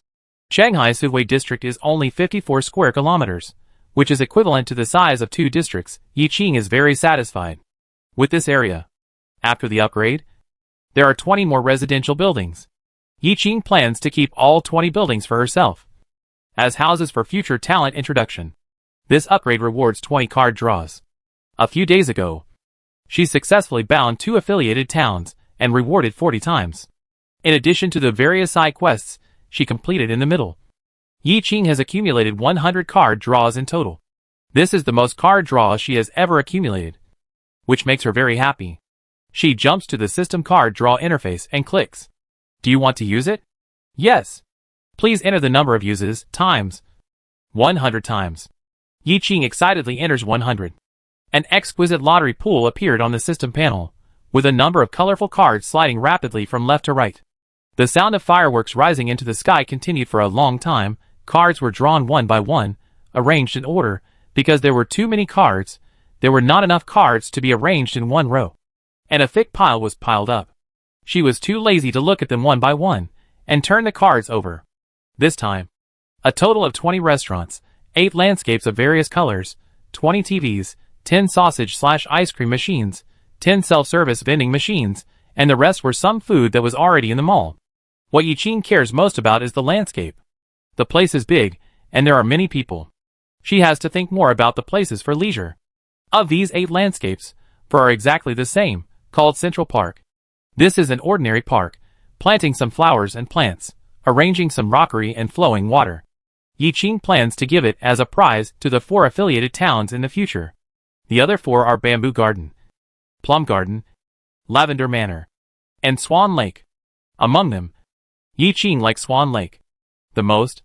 On the second day after its establishment, she and Zhengyi rode their electric donkeys to take a walk early in the morning. The sun rises. The morning light is brilliant.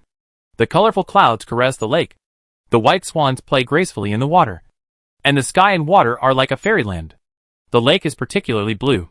And many residents, who have seen the geographical atlas before the end of the world, say that it is very similar to Salem Lake. The residential buildings in Taoyuan are very high. And the residential area only occupies a small area.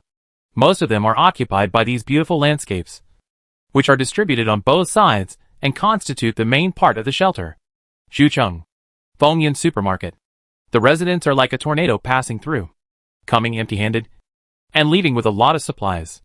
Lu Yun looked at the empty supermarket at a loss. There was a purchase limit, and they had bought according to the maximum limit. But it was still far from enough. A couple ran over from outside the door. They ignored the advice of Fengyun and his sister and hurried into the supermarket, and came out with disappointment on their faces. "Boss, how come today's supplies are sold out so quickly? We went out late yesterday, and it was understandable that they were sold out. But why are there still no supplies when we came early this morning?" Lu Yun sighed. "Alas, someone came earlier than you. I can't do anything about it." What can she do if the sales of goods are too good? The couple looked around, leaned in and whispered, "Boss, are there no stocks? What about the warehouse?" Lu Yun shook his head. There are no stocks in the warehouse either. The couple's faces were wrinkled like bitter gourds, and they looked worried. We haven't bought supplies for several days. We thought that everyone was no longer so crazy after the novelty period. But we didn't expect that a large number of new people came into the city. They compete with us for supplies every day. They are like starving ghosts reincarnated. Who can rob them?" Lu Yun glanced at the culprit Zhu Yuanzi, who was sitting next to him, and comforted the couple. "Oh, the population surge is only during this period of time. It will be fine after a while. We will go to purchase goods tomorrow. You can wait for a while." The couple had no choice but to thank him and leave. Then Lu Yun came to sit in front of Zhu Yuanzi. Lu Zhiqing said that the room reservation point was set up in Fengyun Supermarket. They opened a window on the wall next to the supermarket door. There was a desk in the window. Zhu Yuanzi was also responsible for this work, so he would come to see from time to time. At this time, Zhu Yuanzi was discussing something with his second brother Lu Feng with a serious face. His eyes focused. Lu Yun casually glanced at the various papers on the table and interrupted their communication. "Brother Zhu, can you control the progress of population recruitment? Our logistics support can't keep up." Zhu Yuanzi looked up at her lightly, then lowered his head and continued to stare at the book in his hand. His tone without any fluctuation. "That's your problem. I just need to complete the task assigned to me by the city lord." Lu Yun stared at his stubborn attitude and glared at him with disdain. "Stubborn? Just like your grandfather. I knew you were unreliable and didn't expect you to do anything. But we are going to purchase the goods soon. My brother said that you will go with him tomorrow?" Zhu Yuanzi raised his head and said, "Yes. City Lord Lu intends to train me and wants me to go to Taoyuan to learn more." Lu Yun waved his hand nonchalantly. "Oh, I don't care who goes. But don't forget to remind my brother to get the reward when you go. It's a restaurant." Lu Feng, who was standing by, laughed out loud. "I have said this to Brother Zhu several times today. I guess his ears are about to get calluses." Lu Yun glanced at Lu Feng. "You must be familiar with it. This way you won't forget it." Zhu Yuanzi's throat slid, and he swallowed his saliva, which was rare. "Yes, I will remind him. But the city lord should not forget such an important thing." Lu Yun pouted with dissatisfaction. "If the supermarket is not in chaos now, my second brother and I will definitely go with you." "Humph. My eldest brother can be lazy for another week. You guys should not have too much fun and forget about home," Zhu Yuanzi repeatedly assured Lu Yun. And then he was relieved. "Okay. I'm going home. I'm so tired after working all day." "Don't you go back and rest early?" Zhu Yuanzi shook his head and said, "Tomorrow is the first time for the residents to go to Taoyuan. I have to see if there is anything missing." Lu Yun walked a few steps and turned back to ask, "Where is my second brother?" Lu Feng didn't even raise his head. "I have something to do. You go back first." Lu Yun yawned and waved as he walked. "Okay. You study it carefully. And remember to lock the door of the supermarket." The next day, before dawn, some residents appeared in front of Fengyun supermarket one after another. They were carrying packages and bags, and they looked like they were going on a long journey.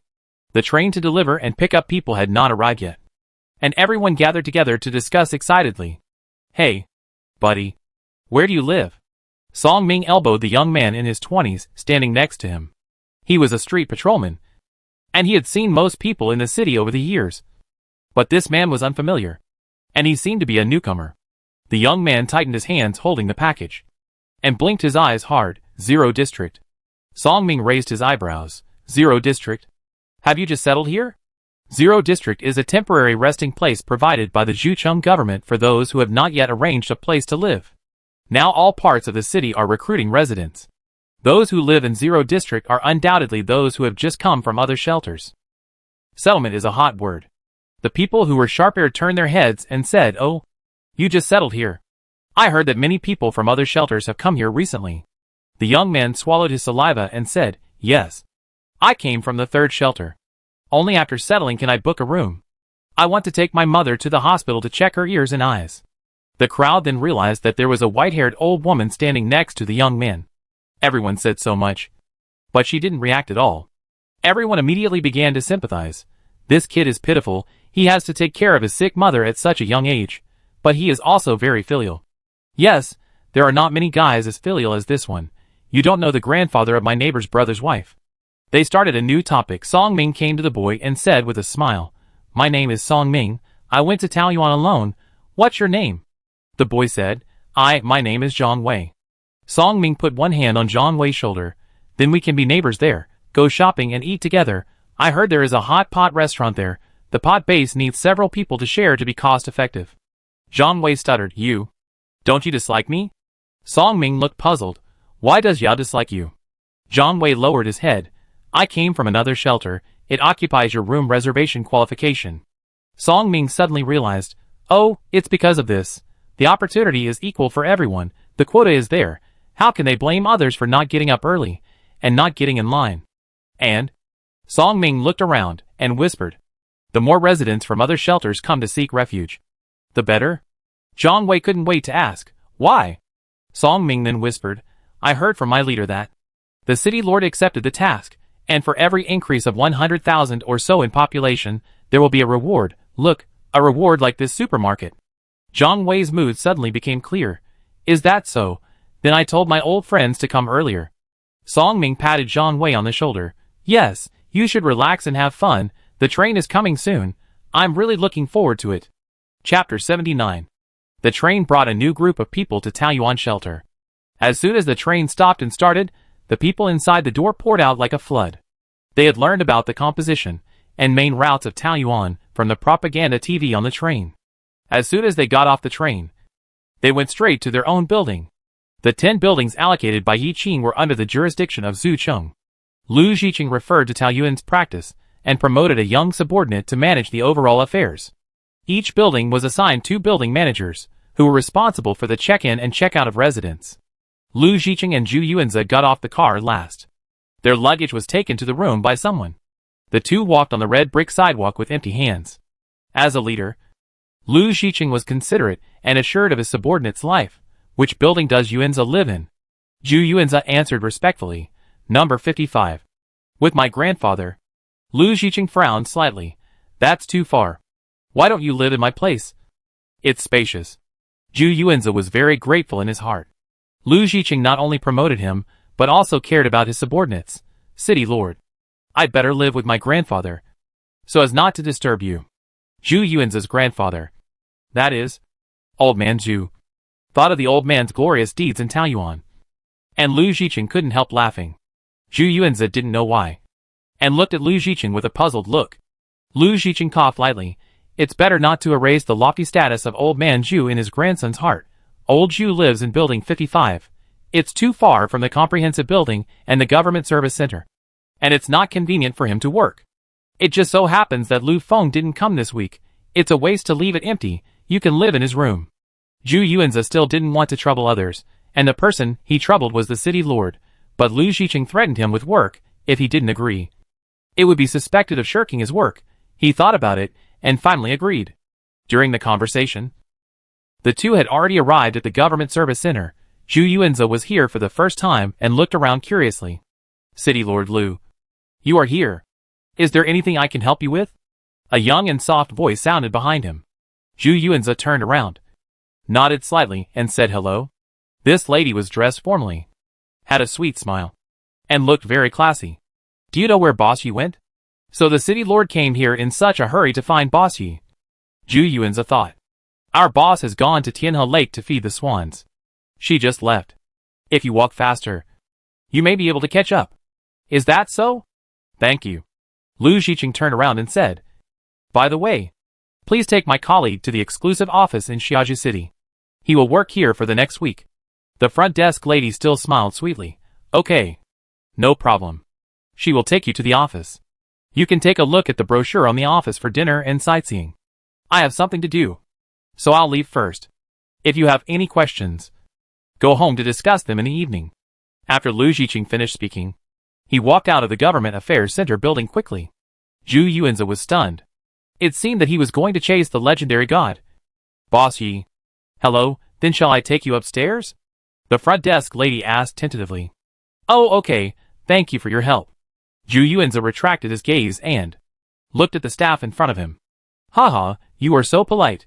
It's no trouble, this is our job.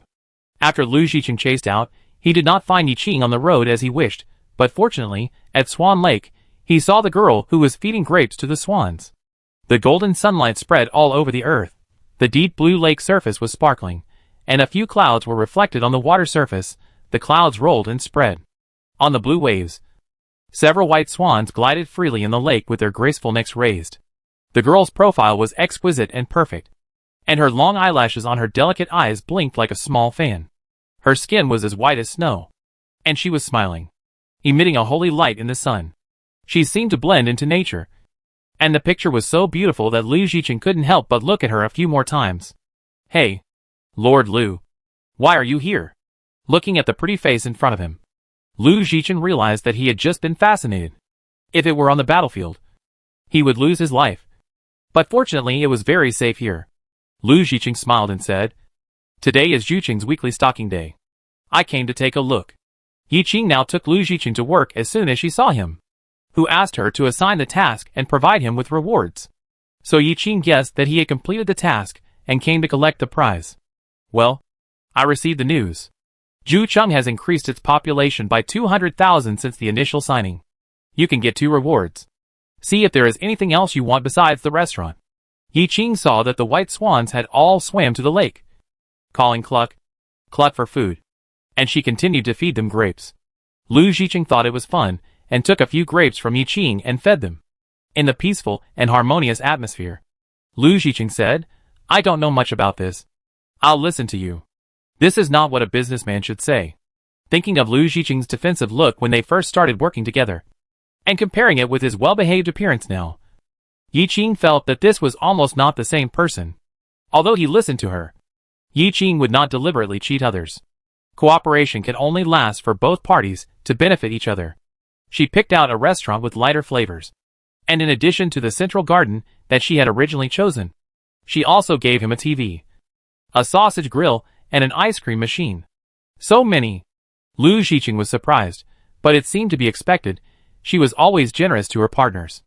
Yiqing nodded. Yes, you did a great job this time. This is the reward you deserve. He had learned about these prizes, each of which was excellent. Thinking of the happy faces of his brothers and sisters, and the residents of the city when they saw these new things, Lu Xiqing felt very satisfied. He couldn't help but want to do more for Yiqing. I heard that you are going to sign 2 more affiliated towns? Yiqing picked a grape and fed it to one of the swans. The other one also rushed to feed it. She quickly picked another one and fed it to the swan's mouth. Yes, at present. We need to sign 2 more. Lu Xiqing, do you have any idea?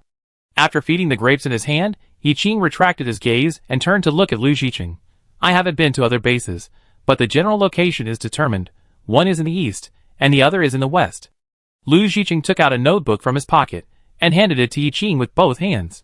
My parents were away from home for many years when they were alive, and visited many survivors' bases. The coordinates and detailed records are all in this book. See if you can use it. Yi Qing's eyes suddenly lit up, and he took it excitedly. Of course, it can be used. Knowing the coordinates can save a lot of time, not to mention the detailed records. City Lord Lu, you really helped me a lot this time. Do you have any other prizes you want? I'll give them to you. Lu Zhiqing waved his hands. No. No. No, I'm not giving this to you for the prize, but because I really want to help you. Besides, this is of no use to me. Wouldn't it be better to give it to someone in need? Yi Qing kept nodding, and he praised Lu Zhiqing more and more. Okay, I'll save the best for you when new facilities come out next time. Lu Zhiqing, then, thank you in advance. Boss Yi. Zui Yi's team took a 2-week break after returning for 2 weeks. They felt uneasy about not having anything to do, but still getting paid, and asked Yi Qing several times when to arrange tasks. Lin Ji was jealous of Zui Yi for being able to go out on an adventure. Besides, the order in Shanghai City had been established. She had little to do, and she hinted to Yi Qing several times to send her out on a mission. It just so happened that this time, with the notes from Lu Zhiqing, Yi Qing immediately arranged for the team to go out on an exploration. Zui Yi led the team eastward. Lin Ji led Tu Ping and others westward. After sending out the 2 confidants, Yi Qing did not have to worry about the progress of the mission, and lived a leisurely life happily. In the morning, under the bright sunshine, she stretched and got up, washed up hastily, put on a pink sportswear, and went to the bamboo garden for a run. The bamboo garden is a landscape that appears later. The front position is occupied by the mountaintop camp and cherry blossom plank road. It, and the plum garden, can only be arranged on the left and right behind these 2 attractions. The Swan Lake is deeply loved by Yi Qing, and is arranged at the top position next to Monet Garden. It is about in the middle. Many residents of the buildings behind like to run here in the morning because they are close. When Yi Qing arrived, there were already a large number of old men and old ladies gathered together, spontaneously practicing Tai Chi in the woods. The leaders looked very familiar. They stood at the front of the team, hooking their fists and hugging their legs, and they looked very good, and they were still talking. When he walked to the front, Yi Qing recognized the old man in the lead. He seemed to be the grandfather of Zhu Yuanzi, the colleague brought by Lu Zhiqing. He had a deep memory of him because yesterday, a group of old men went to sing KTV. The entertainment project that had been vacant for many years suddenly appeared, and they wanted to play as much as they wanted. All the songs they learned when they were young were played out. They couldn't stop singing one by one. It was a good thing that customers liked it. But he refused to leave when the store closed at night, saying that he wanted to sing all night. He also said that KTV and internet cafes were open at night before the end of the world. But why did they close before 12 o'clock? The waiter tried to persuade him, but he couldn't. It happened that someone in the crowd knew him. He found Zhu Yuanzi, who was about to leave after the dinner. The colleagues who were at the dinner all went to take a look. They had a different impression of this stubborn old man. Before the end of the world, it was indeed open all night, but now the situation is different. Everyone's first consideration is survival and then life. Perhaps it won't be too late to slowly adjust when conditions improve in the future. She looked at the energetic old man with a smile, and went to run her own pace. After running, I went to the canteen to pack some breakfast. When I took a shortcut through the comprehensive building, I was stopped by Sanao and Zaikir. A few people squatted by the coffee table in the hall, discussing something in a flurry. Yi Qing heard the call and walked over. Sanao immediately stood up, holding a paper in her hand. Boss, look, I got full marks in this exam. Yi Qing looked at the bright red 100, touched her head and praised, not bad. Keep it up. Have the results come out for the brothers? Ermao also took out his paper excitedly. It's out. I got 90 points. Big brother 98 points. 2 points away from full marks. Just little beggar. Hee little beggar hurriedly explained. Boss, don't listen to their nonsense. Principals was said I'm the smartest. And the content of this exam just happened to be what I haven't learned. Ermao whispered. How come you haven't learned it? You were reading comic books during class. Little beggar was speechless. Yi Qing guessed the reason at a glance. They had no parents. They followed her when the shelter was just built. She felt that she had an obligation to teach the children who had gone astray. Learning is a very important thing in a person's life, especially in your stage of intellectual development. Principals was knowledgeable. You can't be absent from his class. This is a disrespectful behavior to teachers. Mao is a brother. The little beggar will not take his brother's advice to heart, but Yi Qing gave him a chance to be reborn. He is his benefactor. You can ignore anyone's words, but not Yi Qing's. The little beggar lowered his head and said softly, "Boss, I know I was wrong. I will never be absent in class again." Looking at such a sensible child, Yi Qing was proud. Have fun when you play, and study hard when you study.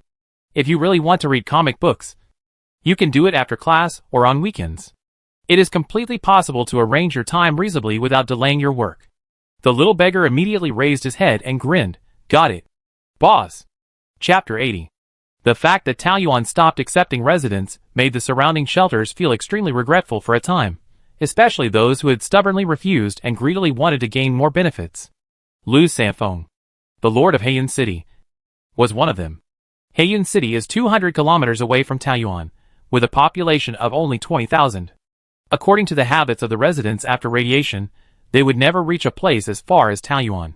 But one day, a green pickup truck came to their shelter with great fanfare, and a team of superpowers came down. The leader liked to wear a hat, and heard the people around him call him Captain Zhua. Captain Zhua expressed his idea of recruiting.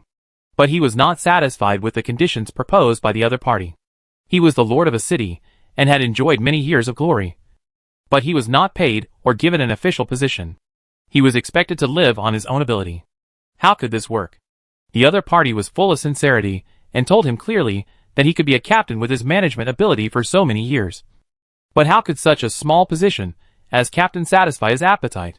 He set his sights on the position of the second in command of Taoyuan, and thought that he could continue to be the king of the mountain. But Captain Zhua clearly stated that someone was in charge of the second in command, and their city lord did not intend to change him. What does that mean? He is only qualified to be a small captain. A team of 10 people were dressed cleanly and brightly, and their faces showed the confidence that can only be cultivated under good living conditions. Lu Sanfeng became more and more angry. Isn't this just a brainless, reckless man who works for others? He dared to put himself above him. Jealousy and greed made him harden his heart and reject Zhua Yi. He thought, the other party actually came to recruit them with a mission, and he must be anxious if he failed to accomplish it. Just think of it as suppressing his prestige. Maybe he will give him more benefits later. He heard that other shelters agreed to the offer only after receiving bribes from the other party. Those soft-hearted guys agreed to the offer so easily for a small profit. Isn't this disrupting the market? The other party is the one who is asking for help. He has to be ready and wait for him to ask. But Captain Zhua never showed up again after visiting him twice. 1 day. 2 days. At first, he thought the other party was retreating to advance.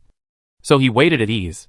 As a result, a week, 2 weeks, and now a month has passed, and the other party has not shown up at all. This shouldn't be the case. He left without completing his mission? Will their city lord let him go? The food sent by Captain Zhua has been eaten. Now there are 3 people at home waiting to be fed. They are used to eating normal food and never touch the bran again. Thinking of those delicious foods, he couldn't help smacking his lips, and then stepped into the house with a heavy heart. Before he entered the door, he saw a black object coming in the wind. He caught it quickly, but was still pushed back a few steps by the strong force. It turned out to be a piece of iron. How dare you come back? You loser, where's the food? Didn't you say there was endless food? It's been a few days, where is the food? It was the fierce woman at home. She stood in the main room, pointing at him and cursing. Before he got married, he was an insignificant soldier.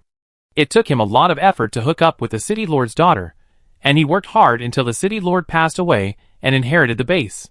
He had been a humble man for many years, so he developed a habit, and felt timid when he saw the tigress at home.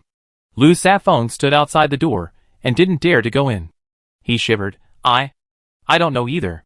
Captain Zhua hasn't been here for a long time. A large bowl was thrown out from the main room again. This was one of the few intact porcelains left in the house. He hurriedly caught it, held it in his arms, and stroked it carefully. Fortunately, it didn't break. The shrew was still scolding. If he didn't come, wouldn't you go find him? He dies in the base every day. You are such a coward. Why was I so blind to fall in love with a guy like you? Lu Sanfeng didn't even dare to raise his head. He just hoped that she would let him in after scolding him enough. She had a loud voice. Several families around came out to see the joke. He was the mayor of Black Cloud City after all. How could he save face when his wife pointed at him and scolded him in broad daylight? But what made him collapse was yet to come. The three children heard the noise and ran out of the room. They threw themselves at his feet and rolled around, howling like ghosts and wolves. "Daddy, I'm starving, I'm starving. I want bread, I want instant noodles." The boy howled. And the girl howled, howling like a pig being slaughtered. The children's voices were sharp, and their cries were as harsh as fingertips scraping a blackboard. He was so depressed that he wanted to explode, but there was a tigress standing in the main room, so Lu Sanfeng had to be patient and pull the two little ancestors. "Don't cry, baby. Daddy brought you steamed buns made from mutant kazoo root.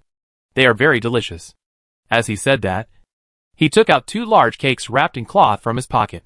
The boy didn't even look at them. He threw the cakes a few meters away with his backhand.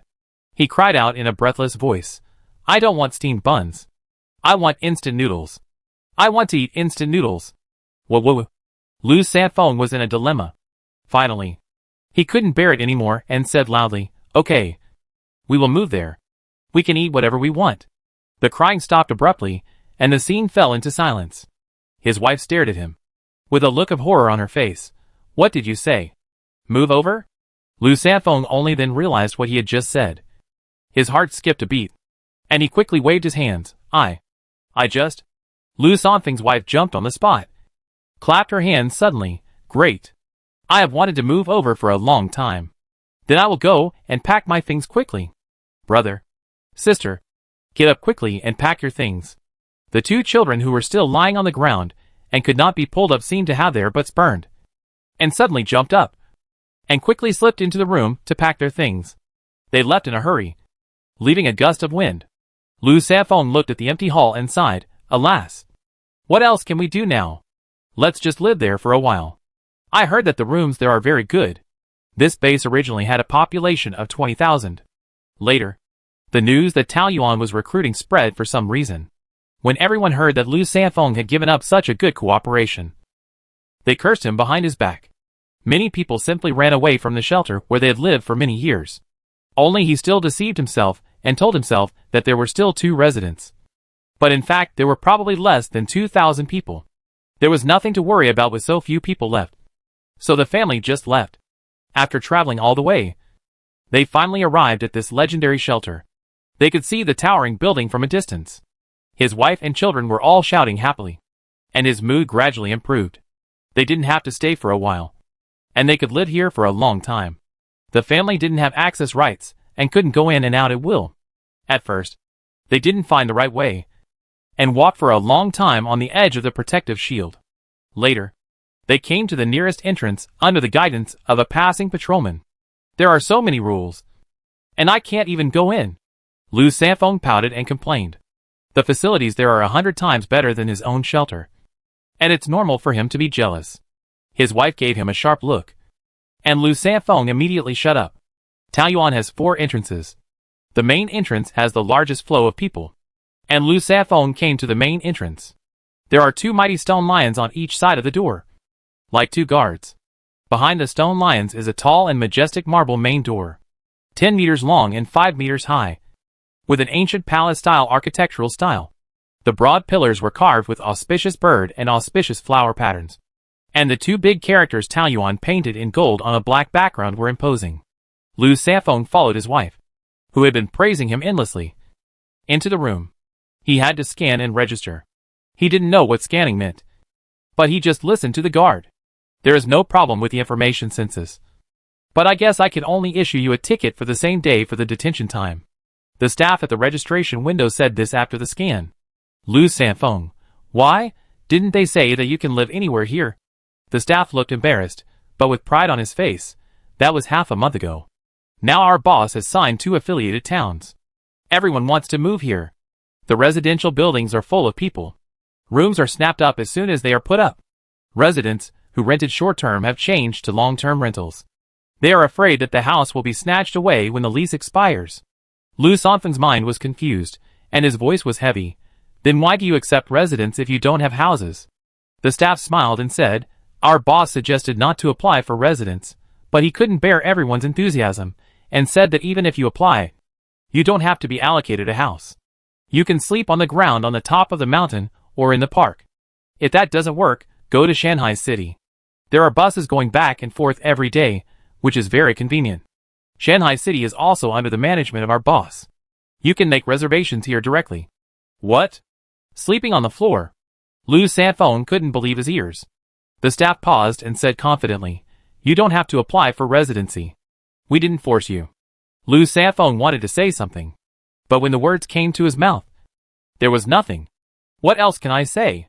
When there were plenty of rooms, they came to seek cooperation. It was my greed that wanted more. But I didn't expect that it was all in vain. Now I can't even solve the most basic accommodation problem. He turned his head stiffly and smiled foolishly at his wife. Wife. You heard it just now, didn't you?" The wife's face was black at this time.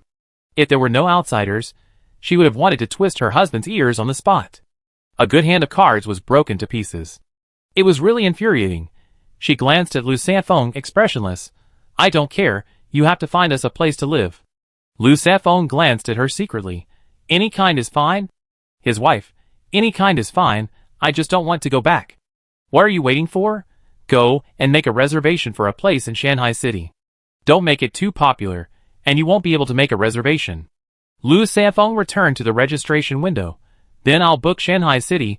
I want 4 bedrooms and 2 living rooms. I want sunlight and a bathroom." Wait. The staff interrupted him. Lu Sanfeng frowned. "What's wrong?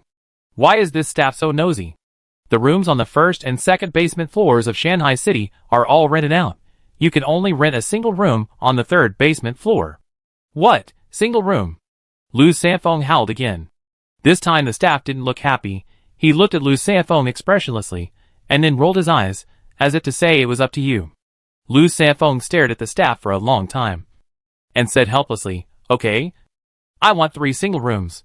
The staff recorded it in the notebook, and comforted coldly, "Don't worry. The third underground floor has been renovated, and the conditions are much better than before. No matter how good it is, it's still underground. And it's also a single room. But there is no other way." Lu Sanfeng can only agree helplessly. Chapter 81. Yao Qiong is an orphan. She was raised by her mentor Yang Wenlong. There are 2 other junior brothers and sisters who have the same miserable life story as him. Teacher Yang Wenlong is now 60 years old. Before the end of the world, he was a researcher at the Institute of Environmental Sciences. His main research direction is biodiversity and climate change.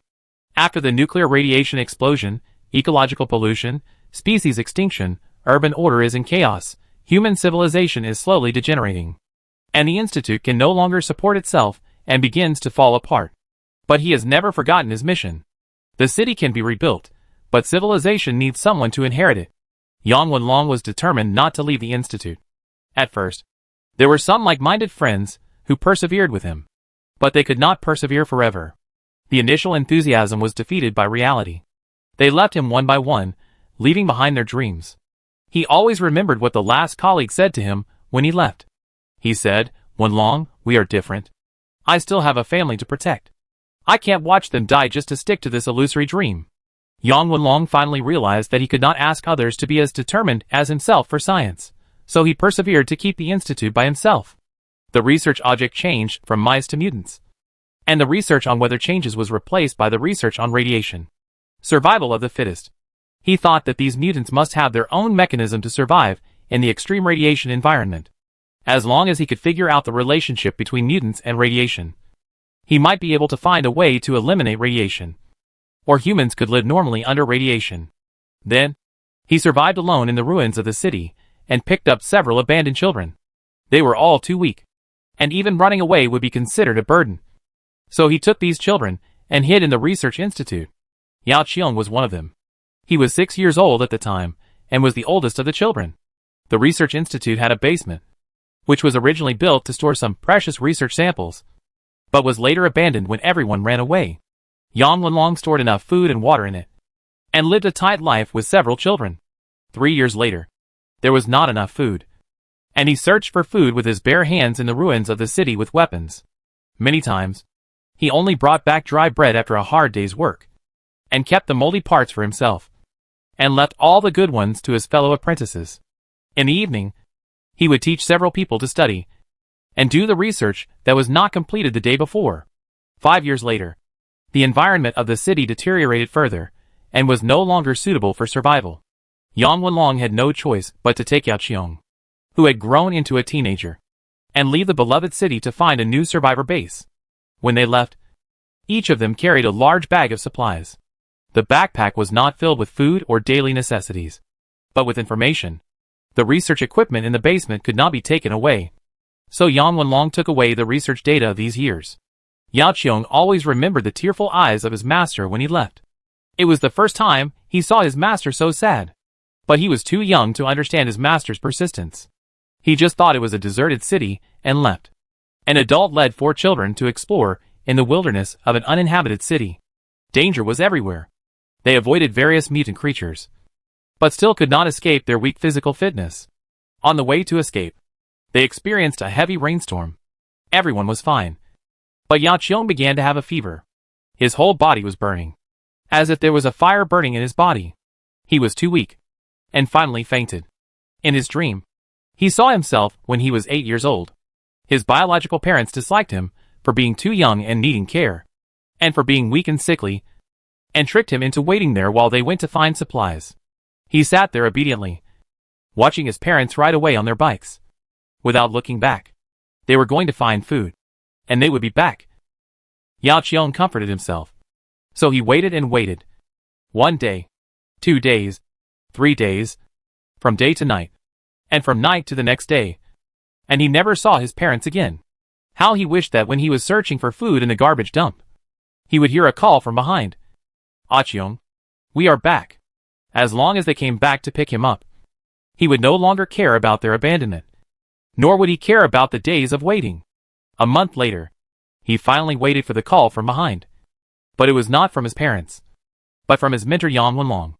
The teacher took a hoe and killed the zombies that attacked from behind, and called him caringly, "Kid, are you okay?" That was the first living person he saw after being abandoned by his parents for a month, and he burst into tears on the spot. Now he was sick again, and he was going to be a burden again. Would his teacher and junior students abandon him and leave, just like his parents did at that time? In a dream, he chased after them desperately, breathing like a dehydrated fish. He couldn't help but shouting, "Teacher, don't abandon me." Finally, Yao Qiong opened his eyes. As far as he could see, the teacher was clumsily pounding medicine with a bowl, and his junior students were wiping his sweat. At that moment, he almost couldn't hold back the bitterness in his heart and burst into tears. He swore that in this life, apart from his teacher and junior students, he would have no other relatives. Fortunately, this high fever did not bring disaster to this group of poor people, but hope. Yao Qiong had superpowers, although they were ordinary combat superpowers, although they were only at the elementary level, but they greatly improved their lives. A year later, they found a new shelter. The leader here was once an officer, and he agreed with the research proposed by the teacher and supported the teacher to continue the previous research.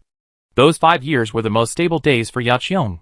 But later the officer passed away, and the shelter was breached by the beast tide.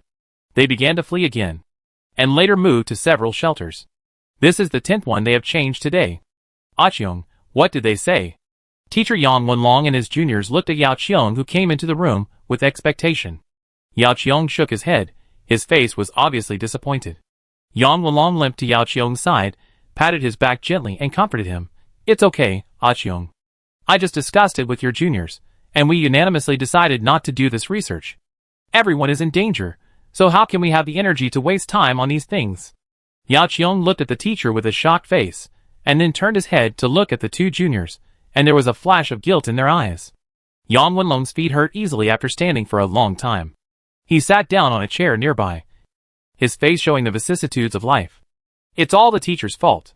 He insisted on asking you to do this research. Not only have we not found anything in so many years, but we have also wasted everyone's precious time. If it weren't for me, you would have already started a family and a career. 30 years have passed, and the strong teacher has become a hunched old man with a limp, and the once weak and protected child has grown into a young man who can take on great responsibilities. Continuing the research is not only the teacher's obsession, but also the obsession of several of them. If you study the diversity of organisms and understand the mysteries of the universe, how can you give up?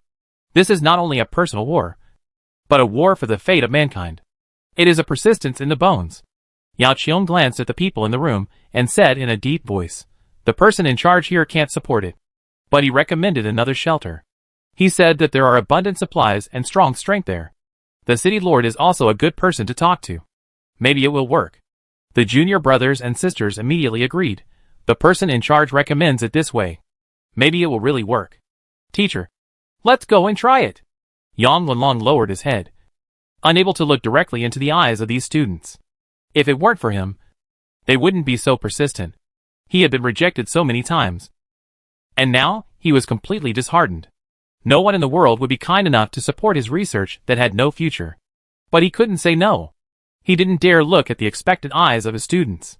He was old, but his students were still young.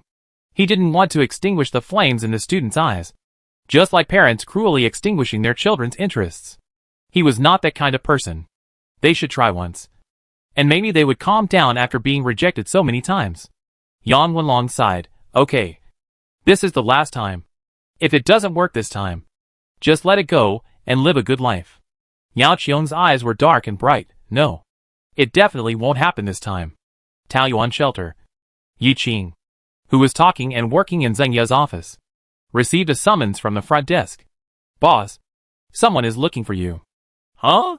The person is not from our shelter. He said he is from some scientific research institute, and he mainly studies the interaction and adaptability between species and the environment. The front desk lady spoke this paragraph in a discontinuous manner. She was born 10 years after the end of the world and knew nothing about these professional terms. Yi Qing raised her eyebrows, said "Oh" briskly, and hurried downstairs. The receptionist looked at Zheng Yi, who was sitting at the desk, with a puzzled look on her face. Butler Zheng, do you know what this is for? Zheng Yi shook his head, nodded again. I haven't come across it, but I read it in a book recently. The receptionist asked with a studious attitude, What book? Zheng Yi, science. The receptionist opened her mouth and said exaggeratedly. She usually only read The Domineering CEO Falls in Love with Me. Woman, don't run away. Or Fashion and Peak. Pretend to be a man. And had never heard of the magazine Zheng Yi mentioned. She nodded pretentiously, closed the door considerately, and left. Forget it.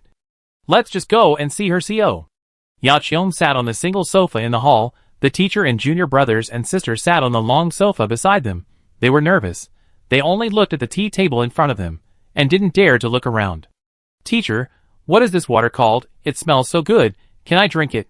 The junior sister stared at the crystal clear tea on the tea table, and swallowed her saliva. Yang Wenlong was still in shock and didn't react. Yao Qiong answered for him. This is called tea. You need to ask the person who makes the tea what kind of tea it is. It's drinkable. It smells so good.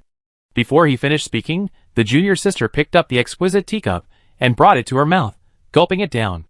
Wow! It's delicious. Yao Qiong couldn't help but smile when he saw his junior sister's expression. His junior sister was young and didn't remember much at that time. But he had some impression of these things, and had drunk some of them. Yao Qiong leaned over and held up the teacup and handed it to Yang Wenlong. Teacher, you drink tea. Huh? Yang Wenlong finally reacted, smelling the fragrant tea in front of him. His mood suddenly became very good. Okay. You drink too. After they left the last shelter, they finally arrived here according to the direction. As soon as they arrived at the city gate, they asked to see the owner of this shelter. So the captain of the guards at the door took them to this building. This place seemed really different, with residential buildings built upwards, air without radiation, a variety of beautiful vegetation, and hospitable residents, which were not seen in other shelters. The captain of the guards handed them over to a lady in black and returned to his post. This beautiful lady seemed to be even kinder. They were sweating after a long journey, and their clothes were tattered. No one was as slovenly as them along the way, but she didn't mind at all. She welcomed them with a smile and sat them down. She also considerately made a pot of hot tea and asked them to stay for a while and invite the city owner of this shelter. After taking a sip of the fragrant tea, the anxiety of the few people was relieved. They sat comfortably and peacefully waiting for the owner of this place to come down. The beautiful lady said that she would sit for a while. And it was really a short while. Unlike other bases, they said that the city lord would come out soon. But they waited for a long time, but didn't see him. Excuse me. Are you looking for me? The four of them turned their heads to look at the person who came. They became nervous when they saw the person coming. It turned out that this was the city lord. He was really elegant. Yao Qiong said, "Yes. It's us." Yi Qing sat down on the sofa. Smiled softly. "Don't be nervous. I heard that you are from the Research Institute. Do you need any help from me?" This. Yang Wenlong and several students looked at each other, showing surprised expressions. In the shelters they had visited in the past, they would not take the initiative to ask for help even if they were drooling. But this city lord. "Yes. We want to continue the previous research. But we have no conditions. Don't worry. We can take care of our own food and accommodation." Yi Qing frowned. And the four people opposite saw it, and their hearts trembled suddenly. Could it be that they were asking too much? Several people were trembling with fear, and heard the city lord say, "In addition to doing experiments, you are also responsible for survival. How can you still have the energy to do research?" Several people looked at each other, and for a moment they didn't know how to start. "How about this? I will open a laboratory for you in the school. Just tell me what equipment you need, and I will provide as much as possible, just like our school teachers, and enjoy official treatment. How about it?" Official treatment. That means no worries about food and accommodation, and you can do research with peace of mind. How can there be such a good thing? Yang Wenlong spoke first, and asked carefully, "City Lord, doing scientific research takes time, and it is possible that you will not see results for a long time. And why do you trust us so much?" This is a question that analyzes people's hearts. It is very likely that the other party will not provide help after thinking about it, but he had to ask. This is what both parties of the cooperation must know. "I knew your strength clearly as soon as you entered the city." Yi Qing looked at them with a calm and reassuring look. As for research, scientific research is a long and difficult road. Huang Xuhua did not go home for 30 years to develop nuclear submarines. And Tu Yu devoted more than 60 years to the research of traditional Chinese medicine and finally discovered penicillin. No research can produce results in a year or two. But the road is difficult. Can we not do it? No. As long as we start, there will be hope. And as long as we persist, there will be results. There was silence at the scene. After a long time, Yang Wenlong trembled and said, "City Lord, do you still know Huang Xuhua and Tu Yu? That was 30 years ago." Yi Qing nodded. Yes. Recently the school is teaching science and geography. So, the science laboratory was officially established. It is next to the school. A separate building was opened. Many times, Principal Zhou would bring his students to visit. And Yao Qiong's junior brothers and sisters would serve as explanations. Yi Qing had sent people to look for the basement where they lived. Due to the long time, many machines were in tatters. They brought back some usable ones, and found some metal-type psychics to repair them. They can be used for a long time after patching them up. Yang Wenlong and Principal Zhou are of similar age and educational background. They became close friends as soon as they met.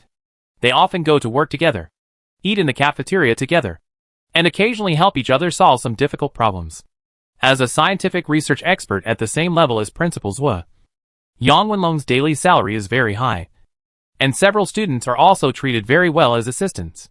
Originally, the shelter was not rented out to the public. Later, those who applied for residence moved to Shanghai City, 50 kilometers away. However, they are technical talents and enjoy the treatment of talent welfare housing. So we rented a 3-bedroom apartment as an exception. And we also get a 50% discount on employee benefits. 3 meals a day are provided on weekdays. And there are often snacks and afternoon tea. And occasionally a dinner party. And we can basically save most of our wages. The teacher went to the doctor several times for radiation sickness. And he gradually recovered.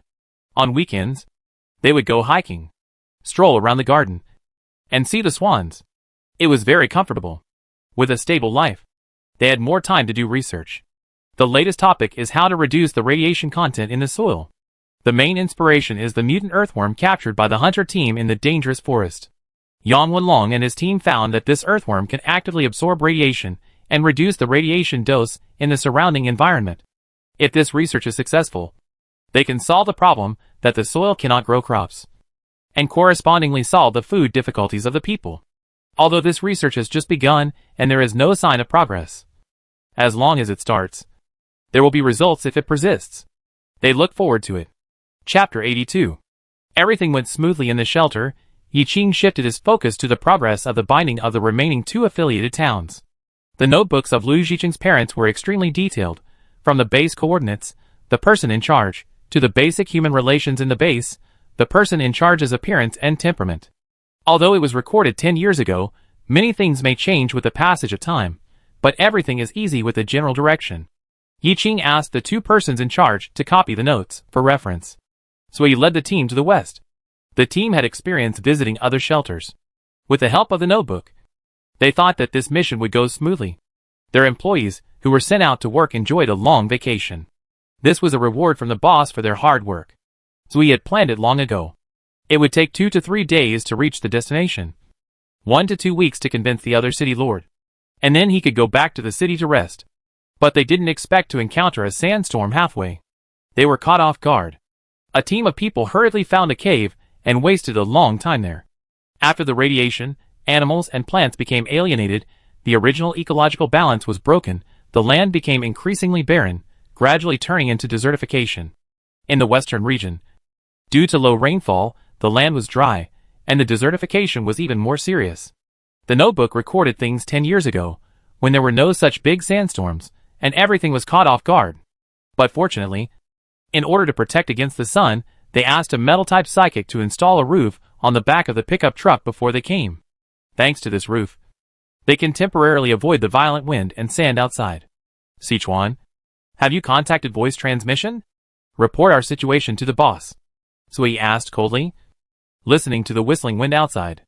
Their original plan was to complete the task in 1 month. But now they have been delayed for several days. In order not to worry the city, they still have to report in advance.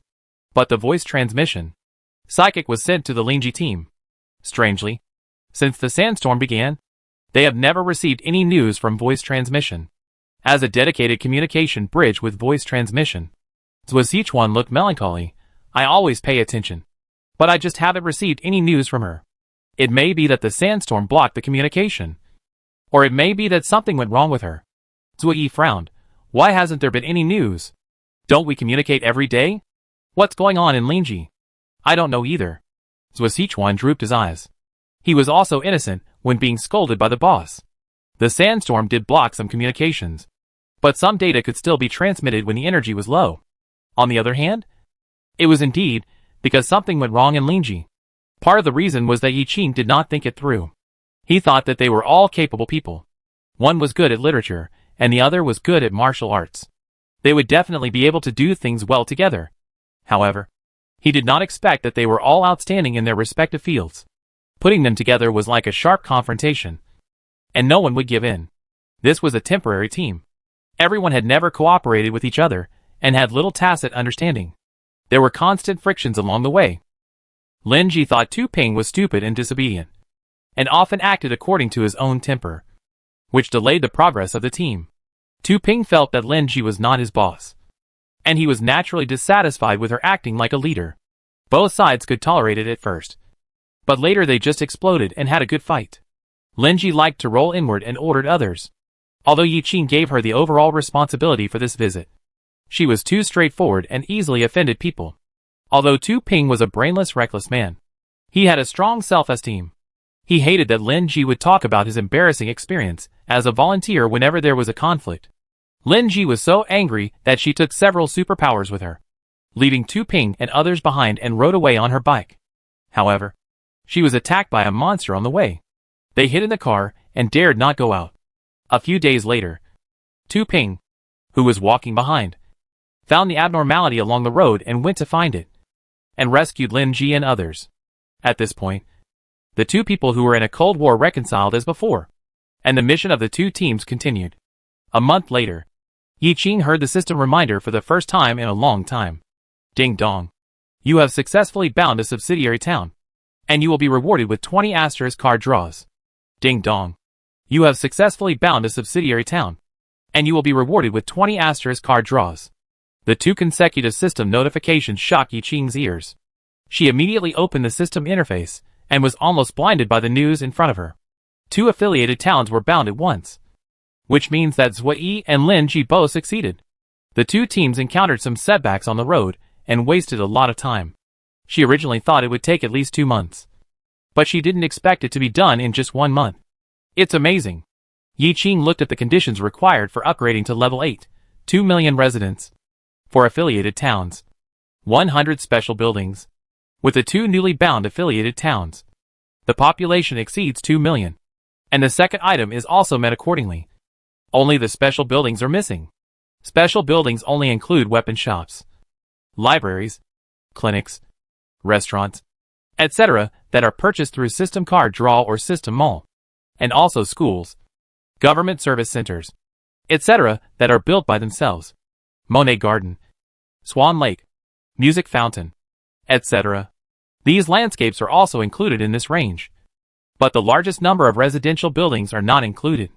In this way, there are 90 special buildings in total, and there are still 10 buildings missing.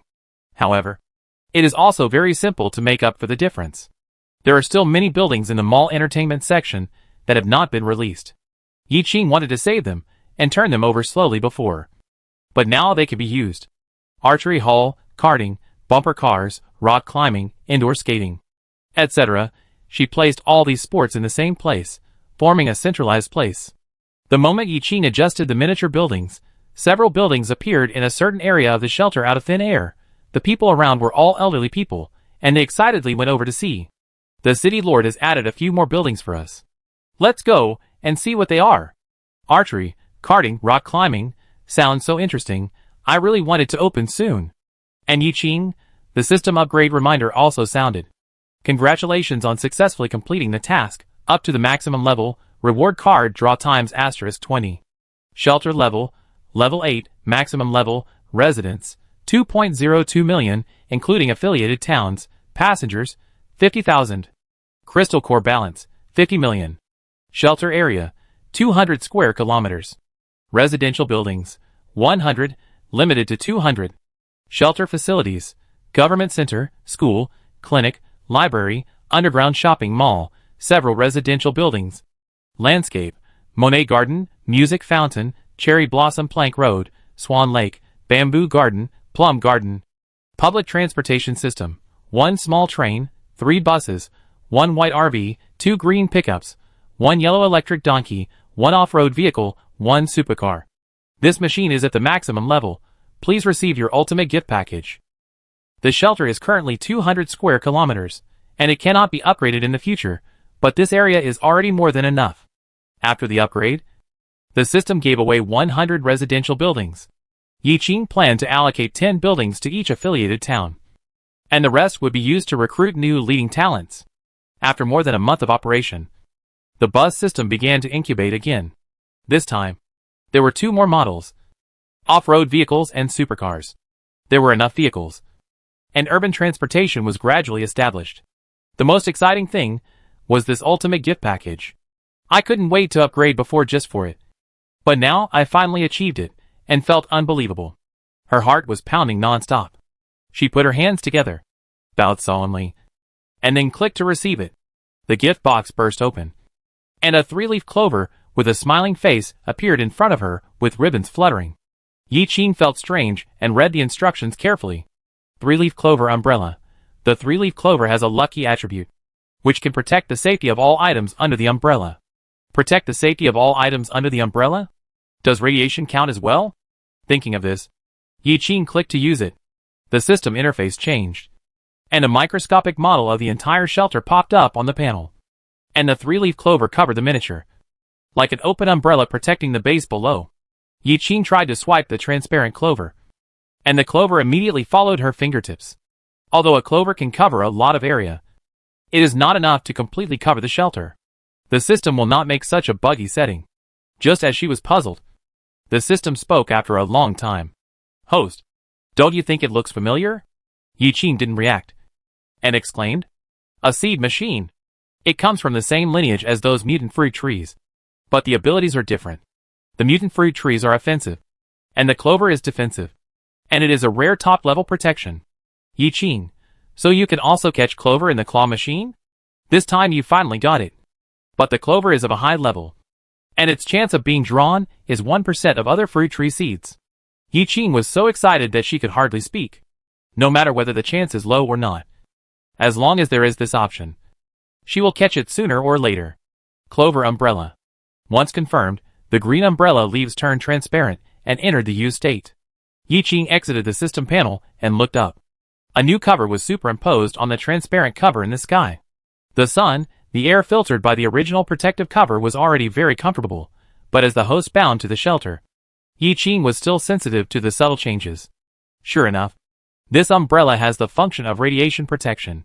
Before, she was worried that after the 12-month protection period of the protective cover, the buildings on the ground would be corroded by radiation, but now with the protection of the clover, this concern has completely disappeared. Next, she can develop the shelter with peace of mind. Chapter 83. 1 month later. The 4 newly signed affiliated towns, including the East and West, all received Yi Qing's message about celebrating the Spring Festival. In Zhucheng, in the city lord's office, a large group of people sat in front of the LCD TV, watching the latest promotional video with great interest. Spring Festival couplets with black characters on a red background, big red lanterns, crackling firecrackers, tempting candied haws, colorful fireworks. Everyone in the room stared intently. For them, every frame of the video was very attractive. The long absence of the New Year's Day did not make them feel strange, but deeply touched them, as if it was engraved into their bones. They only needed to gently lift a corner, and everything would be back to normal. The last frame of the video ends, everyone is immersed in the beautiful fantasy, and can't extricate themselves. After a long time, Lu Zhiqing interrupted the silence with a light cough. Everyone has seen it. What do you think? Zhu Yuanzi, as a rising star in Zhucheng, took the lead and said, I think, first of all, we should announce the news to the residents as soon as possible. The resources in Taoyuan are limited, and it's first come first served. Then start preparing the program. Art comes from life. My idea is to hold an open selection and select from the residents. Niu Laoda of the soldier camp slapped his thigh vigorously and laughed heroically. Haha. Minister Zhu's method is very good. At the beginning, I wanted each affiliated town to produce 8 programs, with a group of us who are good at swords and guns. How can we do it? Well, it's really good. Occasionally, there will be some jugglers in the city to perform some performances. It's more than enough to make up 8 programs. Oh, then don't worry. Minister Zhu is really admirable. Zhu Lao's beard trembled with laughter. Although he was not praising him, he felt inexplicably wonderful. Well, let me say this in advance. Lu Zhiqing looked at everyone, with a hint of teasing. This is the first Spring Festival Gala after the Fallout Apocalypse. We, the official, must be responsible for at least one of the programs to take the lead. As soon as he said this, everyone looked left and right, but not at Lu Zhiqing who was in the front. Then let Lu Feng and Lu Yun take the lead. There is only half a month left. You can think of the program ideas yourself. Lu Zhiqing said without hesitation. It's a good thing it's not me. Listening to the constant snickering around them, Lu Feng and Lu Yun looked at each other with incredible faces. As the heads of Fengyun Supermarket, they were invited to attend the weekly meeting today because of their outstanding performance. They didn't expect to be assigned a tricky job for the first time. And it was their own brother who tricked them. There is a lack of entertainment after the end of the world. They haven't watched any programs themselves. So where can they get some ideas to perform on stage?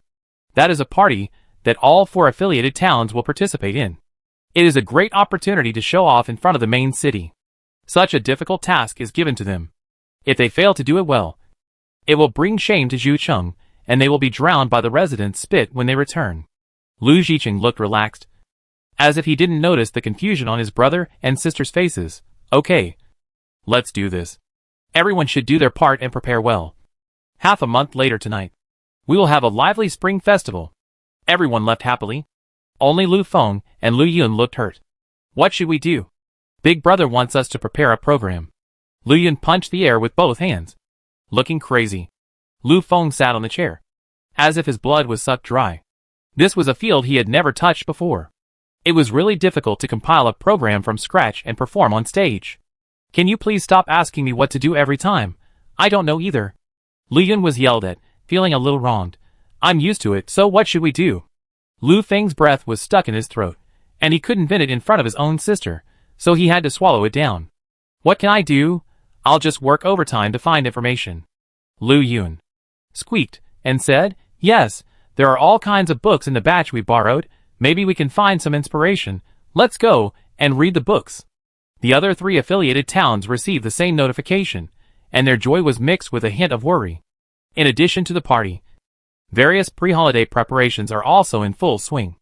Yiqing ordered people to post Spring Festival couplets and hang big red lanterns in the 4 city gates. Schools, government service centers, canteens, and other places with large traffic. The garden, plum forest, bamboo garden, and other landscapes are all decorated with colorful lights. When the lights are turned on at night, the colorful lights shine brilliantly, decorating the entire city like an oil painting. The melodious electronic music in the fountain square was also replaced with festive traditional songs, such as congratulations on your wealth, good luck, God of wealth, Happy New Year, etc. These familiar songs in the past shine brightly on this special festival. It is catchy, even a toddler can hum a few lines along. In addition to these preparations, the most popular items are the various New Year goods sold in the containers: firecrackers, fireworks, lanterns, Spring Festival couplets, yuan shao, etc. These New Year goods are limited in time. After the Spring Festival, they will be extinguished in the system mall and cannot be purchased until the next Spring Festival. Several administrative and logistic staff members of the Government Affairs Center and the little beggar were sent to the containers to help, but they were still busy and dizzy. Yiqing built a large supermarket with an area of 5,000 square meters, and the main business of the container was moved to the supermarket, and currently only some holiday gifts are sold. After several months of education, the quality of residence has improved significantly. Everyone knows to queue up when shopping. However, even if they queue up, the scene is still noisy. Brother, give me 2 candied haws. How much are the fireworks? Is it the fairy stick? You can write your own Spring Festival couplets. I like a couplet, and I like it very much. The little beggar went back and forth between the cash register and the cabinet. Even in the winter, he was busy sweating. He wiped the sweat from his forehead while taking the New Year's goods. He said to Ermao beside him, we have enough goods, and so many people are rushing to buy them. The several affiliated towns must be fighting for their heads. This is indeed the case. At present, there is only one small train responsible for delivering goods. The 4 affiliated towns purchase goods according to the cycle. They can only be queued up 1 day a week, and there is a certain limit for each purchase, so the popularity can be imagined. Shiru is a 15-year-old girl. She was sent by her parents, grandparents, to queue up at Fengyun supermarket early in the morning. They said she wanted to buy a Spring Festival gift package like her neighbor and have a good New Year. When the neighbor bought the Spring Festival gift package, the whole family went to watch, and her grandparents loved it. Mom and Dad, you can go out to work with peace of mind. Grandpa and Grandma, you wait for me at home. I will definitely buy it back. She waved goodbye to everyone and walked straight to Fengyun supermarket. Along the way, she met many pedestrians who were in a hurry. Probably like her, they were all rushing to buy the new batch of goods in the supermarket. Before dawn, there was a huge crowd of people. Shiru was anxious, and she quickened her pace and ran straight from behind. Her home was at the foot of the mountain, which was at the edge of the city, and some distance away from the Fengyun supermarket in the center. She was exhausted from running all the way, but she didn't dare to stop.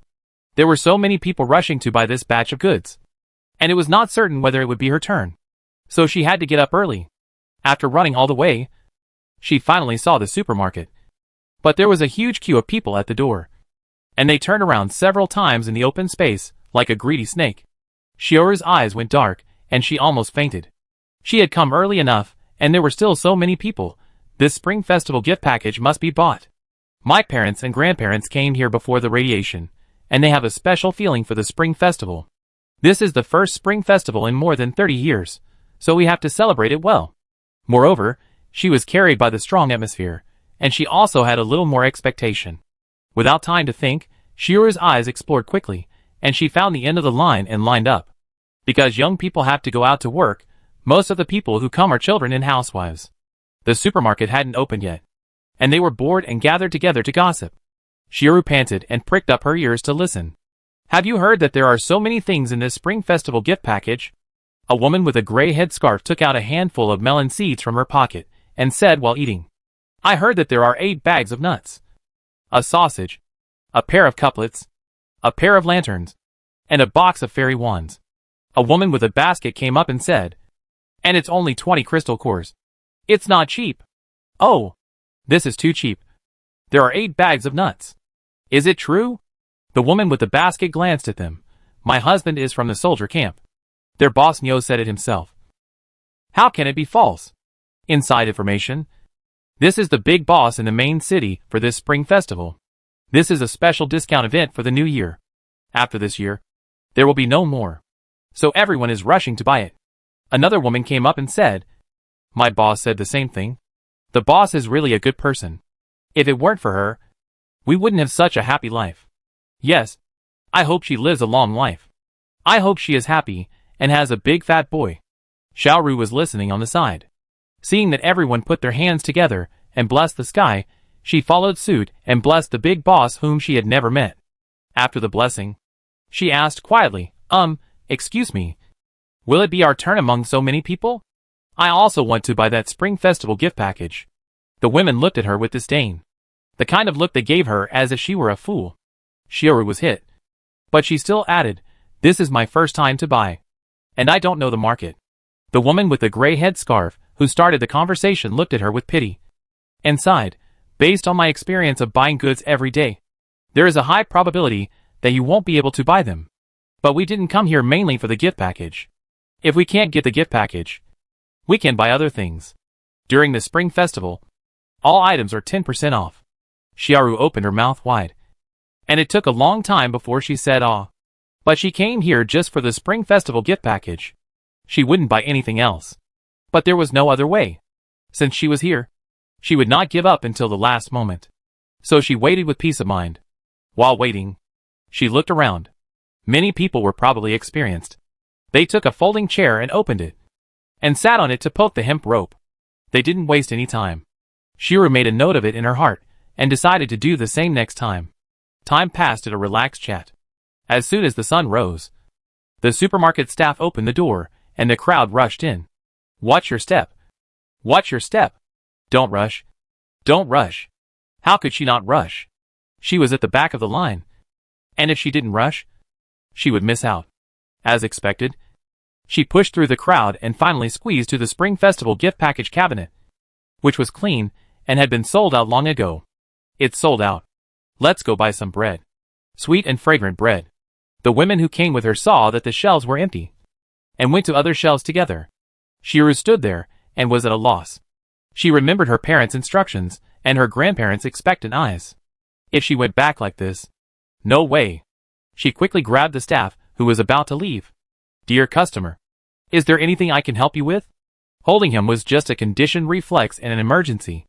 Now that the staff asked, Xiaoru didn't know how to answer for a while. She twisted her fingers and asked in a low voice with courage, "Do you have any Spring Festival gift packages?" "Sorry, there are no more." Xiaoru was anxious, "But I really need it. Can you help me?" I'm sorry, I can't help you with this." Xiaoru's eyes gradually dimmed. "But there is another way." She looked up suddenly. "What is it?" "The city lord is publicly recruiting candidates for the Spring Festival Gala program. If you are selected, you will not only receive a free Spring Festival gift package, but also a trip to Taoyuan at public expense." "Thank you." Xiaoru ran out loudly, and did not hear what the staff said next. "But you need talent? How can you be selected without talent?" Xiaoru only listened to the first half of the staff and ran out. When she reached the door, she suddenly realized that she forgot to ask where the selection location was. She slapped her head hard, cursing secretly. "Stupid, what can I do if I'm so careless?" Openly recruiting candidates for the Spring Festival Gala program. Openly recruiting candidates for the Spring Festival Gala program. A voice called from not far away. Xiaoru's eyes lit up. This is not news delivered to her door. She looked in the direction of the voice, and saw a small shed not far from the entrance of the supermarket. There was a long table under the shed. 3 young people sat at the long table. They all wore red armbands. From their attire, they were official people. "Boss, why do we have to select here? And we need to use a human loudspeaker to make announcements. There are too many people, and I am embarrassed to speak."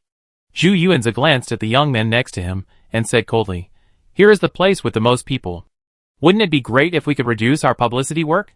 The young man pouted, "It's good. But it's a bit embarrassing. Zhu Yuanzi, can you find a place with more people than this?" The young man thought for a while, and found that there was really no more suitable place than this. It was open here. Besides the supermarket, there was only this shed. If they put it here, someone would come and ask a few questions. Okay. But will anyone come to participate? There were indeed many people asking, but when they heard that they needed special skills and had to perform a show, they were so scared that they dared not say a word. Zhu Yuanzi looked at the busy Fengyun supermarket. Yes, so many people choose 7 shows, it should be possible. Xiaoru didn't understand the rules at all, so she stood aside and watched with the crowd. The first person to come on stage was a short woman. She stood straight in front of the 3 judges with a basket of vegetables. The one in the middle should be the biggest leader. Xiaoru saw that the other 2 were respectful to him. He asked, "What talents do you have?" The woman was stunned for a moment, and whispered, "What talents are?" Xiaoru saw him sigh. "What can you do?" The woman immediately laughed, and raised her head with confidence. "I can cook, the dishes I cook are delicious, everyone in the neighborhood knows my cooking skills. Judges, I can perform eating, I can eat a cow." There was a thunderclap next to her. Xiaoru was almost scared. She looked at the fat woman next to her in doubt. Can eating is also considered a talent? Judges, I can mend clothes, I don't know if this counts. Judges, choose me, I can. Digging and weeding. You should choose me, I can. Stop. Stop. Stop. A red armband next to the big leader couldn't stand it anymore and stood up, making a gesture to silence. These are all your skills, but they are not talents. Talents are the kind that can be performed on stage, you know? In silence, a man in a plaid shirt opposite Xiaoru raised his hand. That, I can sing, does this count as a talent? Yes. The red armband immediately pointed at him, looking at everyone. Yes, this is called talent, come up and perform. In the spotlight, the short woman left the stage in disgrace, and the man in the plaid shirt stepped forward confidently. He pretended to cough lightly, raised his head and began to sing, I am Qin, Tibet, Gao, Gao, Ah, Ah. As soon as he opened his mouth, he had an unpleasant duck voice. The others covered their ears and looked at him in a speechless manner. The red armband waited for him to finish singing with respect, but couldn't stand his awe.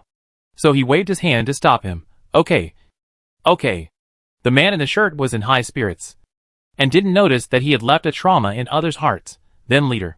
Did I pass? You definitely won't pass like this, Xiaoru thought to herself, looking at the judges. Sure enough, the red armband asked the leader in the middle for his opinion and flatly refused. Sorry. It didn't pass. The plaid shirt was still not convinced, and asked with his neck stiff, Why didn't you pass? Didn't they say that good talent is enough? The red armband said coldly, This is a performance on stage. Are you sure that your talent can make everyone happy? The people around him echoed, That's right. You have no self-awareness at all. The short woman who was the first to leave the stage mocked the most fiercely, with this voice. It's worse than slaughtering a pig. And you still have the nerve to go on stage, being ridiculed by everyone. The plaid shirt was still unmoved. I don't believe it. You can find someone more suitable than me. I can sing after all. Can you sing? This is true. The others were just children before the end of the world, and the few songs they knew by this age have long been forgotten. They can't sing, but they still have basic aesthetics. After this, everyone had a certain understanding of the selection criteria. Not only must you have talent, but you must also have talent that you can show off. For a moment, no one was willing to go on stage. Seeing this, the man in the plaid shirt was very proud. You see, I said that we couldn't recruit anyone. Why don't we all take a step back? Sorry. I also want to sing. What? The man in the plaid shirt looked in the direction of the voice. It was an underage timid girl. Seeing Xiaoru's appearance, the man in the plaid shirt pulled his mouth with contempt. It's you. Don't join in the fun. Yeah. Little girl. Don't go on stage and embarrass yourself. Didn't you see the scene just now? What kind of song can you sing at such a young age? You should just watch quietly. It was normal for everyone to react like this. They had experienced the normal world. They couldn't even sing, let alone a teenage girl like this. The red armband didn't think so. This little girl looked timid, but she took the initiative to stand up. She was either really strong or very courageous. He decided to give her this opportunity. Okay. You try it. He looked at Xiaoru expectantly. Xiaoru ignored the opposition of the people around her and stepped forward. This was her first time to perform in front of so many people, so she was inevitably a little scared. She lowered her head and didn't dare to look at the people around her. Nor did she dare to look at the 3 judges above. Hello, everyone. My name is Shiru. Today I'm going to sing There Is a Cloud Made of Rain in the Wind. Zhu Yuanzi still lowered his head, but the red armband became interested. This little girl has a good look. Maybe she can really make it. Xiaoru's heart was beating non-stop. She opened her lips and began to sing, wind, wind, wind. After 3 consecutive winds, she couldn't sing anymore. She was too nervous. People around her started to laugh, especially the man in the plaid shirt. He said to the person next to him with a gloating look, I'll tell you. Xiaoru closed her eyes tightly and took several deep breaths. The expectant eyes of her parents and grandparents appeared in her mind. She opened her eyes and started from the beginning. There is a cloud made of rain in the wind, a cloud made of rain. The heart of the cloud is full of rain, and every drop is you. Zhu Yuanzi raised his head instantly, his eyes radiating light, and everyone else stopped what they were doing and listened to the girl's beautiful singing in a daze. Xiaoru's voice is clear and beautiful, like leaves washed after spring rain, which makes people's ears feel refreshed. She doesn't have too many skills, but her tone changes are extremely smooth, and her talent alone is enough to attract everyone. Whenever I think of you again in my heart, there is a cloud made of rain in the wind. After the last sentence fell, everyone was silent, and they were all immersed in the beautiful singing and couldn't react. Xiaoru looked at everyone carefully, feeling a little uneasy. Everyone's expressions were different from what she had guessed. Was this going to work or not? Good. Very good. Zhu Yuanzi was the first to react and clapped his hands vigorously. Others woke up as if from a dream and clapped their hands in agreement. It's so beautiful. The sound lingers in the air. I didn't expect the girl to be so good. The man in the plaid shirt suddenly blushed and retreated in shame. Xiaoru asked hesitantly, Excuse me, leader. You've been hired. Come and register. Really? That's great. She put her hands together and was so happy that she almost jumped up. The person in charge of information registration was another red armband wearer. He registered Xiaoru's name, home address, and family members, and then handed over a red box. This is a gift for the candidates. Remember to come to rehearsal on time at 9 o'clock tomorrow. 3 meals a day are provided. And there is a bonus on the last day. Xiaoru held the Spring Festival gift package that was twice as wide as her body, and smiled from ear to ear. Well, okay. I will report on time. Not only did she get a free gift package, she also found a good part-time job. Her parents would definitely be happy for her if they knew about it. The red armband continued, By the way, if you have a suitable candidate, you can recommend him to us. Xiaoru tilted her head and thought for a while, then said excitedly, I have a friend who can do acrobatics. The kind that passes fire rings. Is that okay? The red armband's eyes lit up. Could this be the joy of buy one get 2 free? Sure. Let him come for an interview today. If he is suitable, we can consider it. Yeah. Okay. Boss. Xiaoru nodded vigorously. Okay. You can go back quickly. Okay. Thank you. Boss. I will tell my friend the news as soon as possible. After saying that, Xiaoru hurried out. The red armband looked at the conspicuous red gift box on the ground and shouted at the girl's back as she left, Xiaoru, you forgot to take your Spring Festival gift package. Xiaoru stopped immediately, hurried back to pick up the gift box on the ground, with a hint of embarrassment on her face. Sorry. I forgot. When the red armband asked if there were any other candidates to recommend, she put the big Spring Festival gift package on the ground because it was too heavy. But she still forgot it when she left. This was the main task today, and she could even forget it. I'm really impressed. The red armband waved his hand and didn't care. It's okay. It's easy to forget things when you are too excited. As long as you don't forget to arrive on time tomorrow. And don't forget to recommend that Fire Circle friend to us. Xiaoru nodded and promised. No. Chapter 84. The 4 affiliated towns were all preparing intensively, and the New Year's Eve finally arrived as scheduled. All the residential buildings were full of people, and even the rooms in Shanghai City, 50 kilometers away, were packed. Many people racked their brains to grab accommodation quotas for this event. The quota allocated by the affiliated towns was used up, and they took a small train to Taoyuan to make reservations. But train tickets were not so easy to buy. Everyone waited at the ticket window, and the tickets were often sold out as soon as they were released. Not only were all the seats packed, even standing tickets were hard to come by.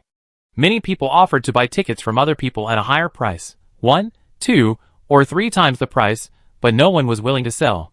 Everyone wanted to go there for the spring festival, so who would give up the tickets they had worked so hard to get? Several affiliated towns received feedback from the public, suggesting to run more trains. This was a rare spring festival. Yiqing didn't want to spoil everyone's fun, and he increased the number of trains to the maximum according to everyone's wishes. The train ran day and night, just to bring these people here. This can only solve the tip of the iceberg. Most people can only stay at home for the new year. But even if they stay at home, this year's new year is still different from the past. Siyuan's family is one of the many families who want to go to Taoyuan for the new year. They have been looking forward to it since the announcement of the news. Since the shelter and Taoyuan reached a cooperation, everyone's living standards have risen, and their mental outlook has changed dramatically. In the past, they had a problem filling their stomachs with the crystal cores they worked hard to earn, let alone having a happy trip. Taoyuan not only has abundant food, but also low prices. The ticket price has been reduced twice in a row. Even ordinary people like them can earn back the money they spend by working hard for a week. So this special opportunity, they all want to go and have fun, to see the legendary paradise on earth. They squatted at the ticket office every day, and finally grabbed 3 tickets on the last day, which were standing tickets for carriage number 8. The number of transportation times of the small train has increased sharply in the past month, from the original 5 levels to 8 levels, with 8 carriages. The family of 3 happily packed up their things and came to the square in front of Fengyun supermarket early, where the train docked. Girl, are you selling tickets? 2 times. I'll pay twice. A man in a stylish yellow cotton jacket came up to ask when he saw the newcomers. You only pay twice. I'll pay 3 times. Girl, will you sell it at 3 times? Another man in black came up when he heard the voice. Xiao Yuan held 3 tickets tightly in her hand, pulling her parents away in a hurry. No. No. Then I'll pay 4 times. 5 times? How about 5 times? The 2 men still didn't give up. Xiao Yuan, however, was not moved at all. Having lived in the apocalypse for so long, she had experienced all kinds of hardships. In the past, no matter how much money they had, it was not as important as a bowl of rice. Now that they had no worries about food and clothing, then enjoyment was put first. Residents who had bought tickets arrived one after another, and the shuttle train also arrived with a beep-beep sound. They were shocked, and squeezed onto the last train of the Spring Festival with their packages on their backs.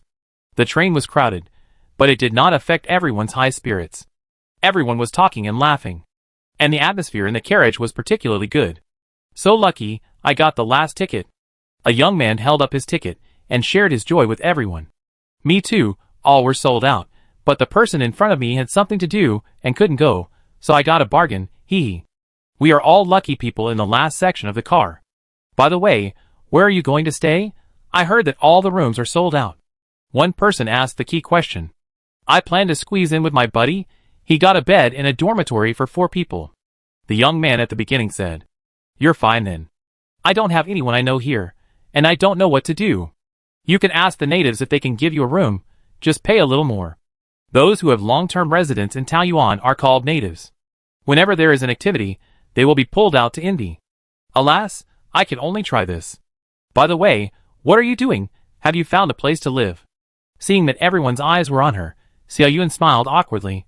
I have no place to live, but I brought 2 quilts, and I plan to find a place to sleep on the floor. I heard that the school is on vacation these days, so I thought I could move in. They had seen the school in Taoyuan in the brochure.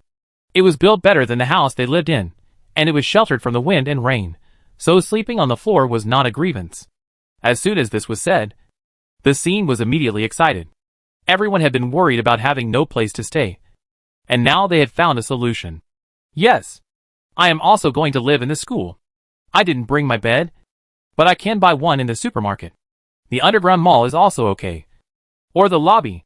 Hee hee. I think this method is feasible. The last group of guests came from afar, and Taoyuan had already made all preparations to welcome this group of enthusiastic residents. The next day was the Spring Festival. The beautiful day began with the continuous sound of firecrackers. Everyone got up early and started today's Spring Festival feast. This festival was particularly grand. All the official staff members were out, wearing their newly issued fleece work clothes, and waiting everywhere with red armbands on their wrists, just to ensure the success of today's event. In order to reward their hard work, Yi Qing thoughtfully prepared Spring Festival gifts for them, which were distributed yesterday: a new winter coat, a pair of winter boots, a Spring Festival gift package, plus a red envelope of 200 crystal cores, and a good meal after the event. 200 crystal cores is their 4-day salary, and everyone was beaming with joy, taking the generous holiday gifts home to show off. Lin Wenlong and Yao Qiong received a gift bag each. They put their clothes back in the room, and piled the other items on the table in the living room. One bag per person was quite a lot, and the 4 of them were so full that it almost overflowed. Lin Wenlong smiled so hard that he couldn't close his mouth. He opened a bag of nuts and started eating. This is a pistachio, that is a pecan, and there are melon seeds and peanuts. They were most common during the Chinese New Year before the radiation occurred. I didn't expect to see them again after so many years. Yao Qiong peeled a pistachio and put the flesh into her mouth. It was crispy and fragrant. It was really delicious. Yi Qing, as the main person in charge of this festival, walked around the shelter. Zhengyi accompanied him when he saw him. The two first came to the music square. After the expansion, the music square was several times larger than before. There was a tall red round stage in the center of the square. A wide curtain was erected on the round stage, on which various Spring Festival greetings were played in a loop. At 6 o'clock in the evening, there would be a performance on the round stage. The performers had rehearsed yesterday, and were now putting on makeup indoors. Lin Ji and Deng Hailong were in charge of this place. The two were in high spirits, and laughed more happily than others even when they were working. There were various stalls at the edge of the square. Yi Qing moved all the portable stalls to the square, such as candy figurines, candied haws, grilled sausages, rijiamo, guacue, malatang, etc. Every stall was crowded with people, and everyone had a happy face. Yi Qing saw San Mao and Zhou Xihua's daughter Xiuyao walking from the candied haws stall to the candy figurine stall. Dong Mao said that San Mao had saved a lot of pocket money. On the road beside the music square, several teams were ready to go, starting from the music square, and preparing to go around the city along the road for a tour. The first to set off was the honor guard, a total of 12 rows, 3 people in each row, all handsome men and beautiful women selected from the barracks. They carried flags, dressed in neat military uniforms, stood straight, and walked firmly. Then came the lion dance team. With the sound of gongs and drums, 2 lions cooperated tacitly, jumped up on the spot, like a mythical beast descended to the earth, dancing charmingly and gracefully. After the lion dance team set off for a while, the float tour began. The float was modified from a pickup truck. The original green pickup truck looked exceptionally exquisite after being matched with colorful flowers. In the back of the pickup truck, several fairies carrying flower baskets danced to the melodious music, occasionally dropping a handful of colorful candies, attracting a rush of grabs and cheers from passers-by. Behind the float was a team of dancers. The performers wore colorful costumes, with thick facial makeup on their faces, holding 2 sticks, and following the rhythm of the gongs and drums. They jumped, turned, and waved, as if telling an ancient story with their bodies. Yi Qing remembered that Xiao Qier and Ermao had joined this dance team, and they were dancing happily at the moment. Residential buildings are concentrated. At this time, everyone came down from the upper floors. With the people coming from other affiliated towns, the main road of the city was crowded with a cheerful crowd. Most of them wore red cotton jackets, and were cheerful in the festive atmosphere. As soon as the tour team set off, the roadside was filled with fierce cheers. Everyone cheered with the drums, and danced to the music. Su Zhihai and Tang Chao were with the guards on the side to maintain order. Yi Qing stood outside the crowd, looking at the lively atmosphere, and exclaimed enthusiastically, "Look, everyone is so happy." Zhengyi stood beside her, his eyes stayed on Yi Qing's face, and his eyes were full of tenderness. "Yes, they are all very grateful to you." The tour team lasted from noon to 5 p.m. After a break, it was the highlight of today, the Spring Festival Gala. The host was Lin Ji, wearing a red fishtail skirt. She went on stage and gave a passionate speech, enthusiastically praising Yi Qing, the founder of Taoyuan, and thanking the staff of the event. After the opening remarks, the performance began. They went on the round stage one after another, and performed the program they had carefully prepared for half a month. Although there were some flaws, it brought endless fun to the audience. At 12 o'clock in the evening, at this sacred moment, there was a bang in the dark night sky, and colorful fireworks bloomed in the air, shining brightly, as if the entire universe was lit up. In the dazzling fireworks, everyone's face was filled with a happy smile, which was the fire of hope. And every day after that, they will harvest happiness.